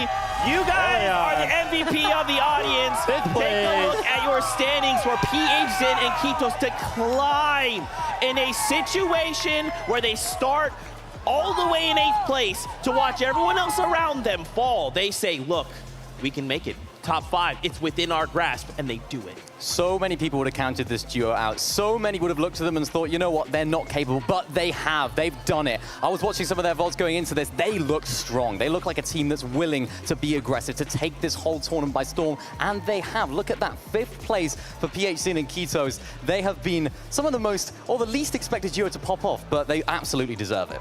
100%. I loved watching those final moments. I saw 2 duos go down. I was like, wait, they only needed, I think, 3 points to jump up, and sure enough, they do jump into that 5th place spot. So congratulations to PHN and Kitos, top 5 at an international event. Just a great way to represent your region, and I also loved how well maintained the mindset was there from PH Zin in those final instances, because he was a solo for the latter duration of Game 12, and yet he still managed to stay alive just long enough. He knew that it was within his reach to jump up into that 5th place position, and so just a huge congratulations to him as well to secure it. If you had asked me, Zeke, how is this event going to go? In fact, what Ghost Blake, a player we interviewed, asked me, who do you think is going to win? I said Queasy Vino, of course. I never would have imagined that this would have all gone down the way it did, that it all culminated in a Game 12. Let's just land right out the beginning and take it all. And for take a look at the prize money, $200,000 going to them. And I want to even look back at PH and Kitos, right? So going up from 8th to 5th, that's a 30K difference. It's a huge difference, and that's ultimately what this is all about, right? Those extra placements, those extra points that were being squeezed out of that last game made all of the difference, and that's what this is all about. This is what these final moments are about, and of course, this duo popping off. You know, I mean, if we're on the Brazilian train, we have to also look at Zeet and KBR, who are also in top 10. Brazil is showing up at the Invitational. AIM is a universal language, and as far as Brazil is concerned, they have got it locked down. I love it, man. Guess what? Ladies and gentlemen, we have Queasy and we have Vino. They are standing by. We're going to get their emotional reactions to the end of the competition. Yes, we do. Queasy, Vino, fellas, thank you for putting on the most unbelievable display these last 2 days. It has been incredible. One of the boldest plays we've seen, I think, ever before. Walk us through the last game and what was going through your minds going into it as well. I guess Queasy will say it best. Queasy will say it best. Queasy best, yeah. So, first of all, I think I was like fully committed to it, and Veno was like, I think his nerves were getting a little bit in, you know, and then he said like, let's do it, and then we just full sent it. We somehow outdropped him. I don't even know, and yeah, then I like made a big mistake. Like I peeked the second guy, which I shouldn't, and then the rest is history. The rest is history. But what a historical moment it was. I mean, we mustn't deny as well that you put on such a great display this last 2 days. I mean, you must be very proud as well, Vida, of what you boys achieved here at Invitational. No. No. You go back to the drawing board. I mean, the thing is, bold play is what it's all about in Fortnite, and you proved that you have that in your locker, and it was incredible. Yeah. We played well. We could have played better. Seti played amazing. Shout out to Seti and Cammy. They're good friends of mine and Queasy's. There's hope there's no hard feelings there. We tried to make a play there. At the end of the day, they won. I think one thing we've noticed this week, entire weekend, we've experienced this, is the community, the players, everyone together. I mean, shout out to Cammy and Seti as well. You guys played incredibly, they played incredibly, and it could have gone either way at the end there, Queasy. Yeah, I agree. It was all up to that last game, but they got the better of us. Hey, there's always next time. Obviously, this experience as well for you both. I know you must be deflated, but I really appreciate you guys chatting. What's your experience been like, though, with the rest of the players, the audience screaming for you guys? I mean, it must have been such a great experience being here. Yeah, it was a great experience. I can't wait for the next one. You can't wait for the next one, Queasy. It's been amazing. It's been amazing. Thank you so much once again, Queasy and Vino. Thank you for making this just legendary, boys. Back to the rest of the desk. Thank you so much, boys. Oh, to Cuff.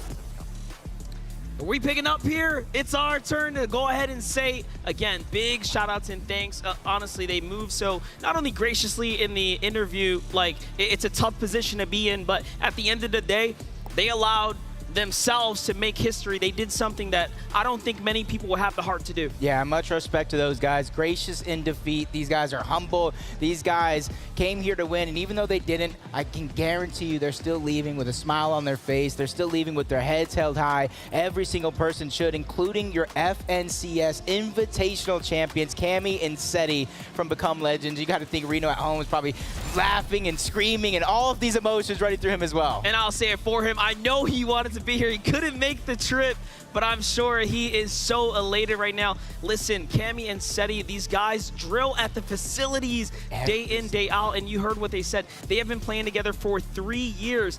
This type of competition that they were able to put up these numbers against is no simple task, and they did it. And they haven't just been doing it here, they've been doing it everywhere. Yeah, and they do it from their own POI season after season. They create their own luck. But that's going to be it from me and Monster D-Face. Dreams do come true, but back to the desk. Thank you so much. Monster D-Face, Jacob PR, what an amazing set of casts out of the two of you. 12 games, and my goodness, unlike anything we have ever experienced in our life. You'll love to see it. I gotta say, after 2 days of the FNCS Invitational, once again, several countries represented, 47 FNCS champions, 88 titles, you know. This was some of the best Fortnite we've ever seen. Some of the most hype plays, the highest highs, the lowest lows. It had it all.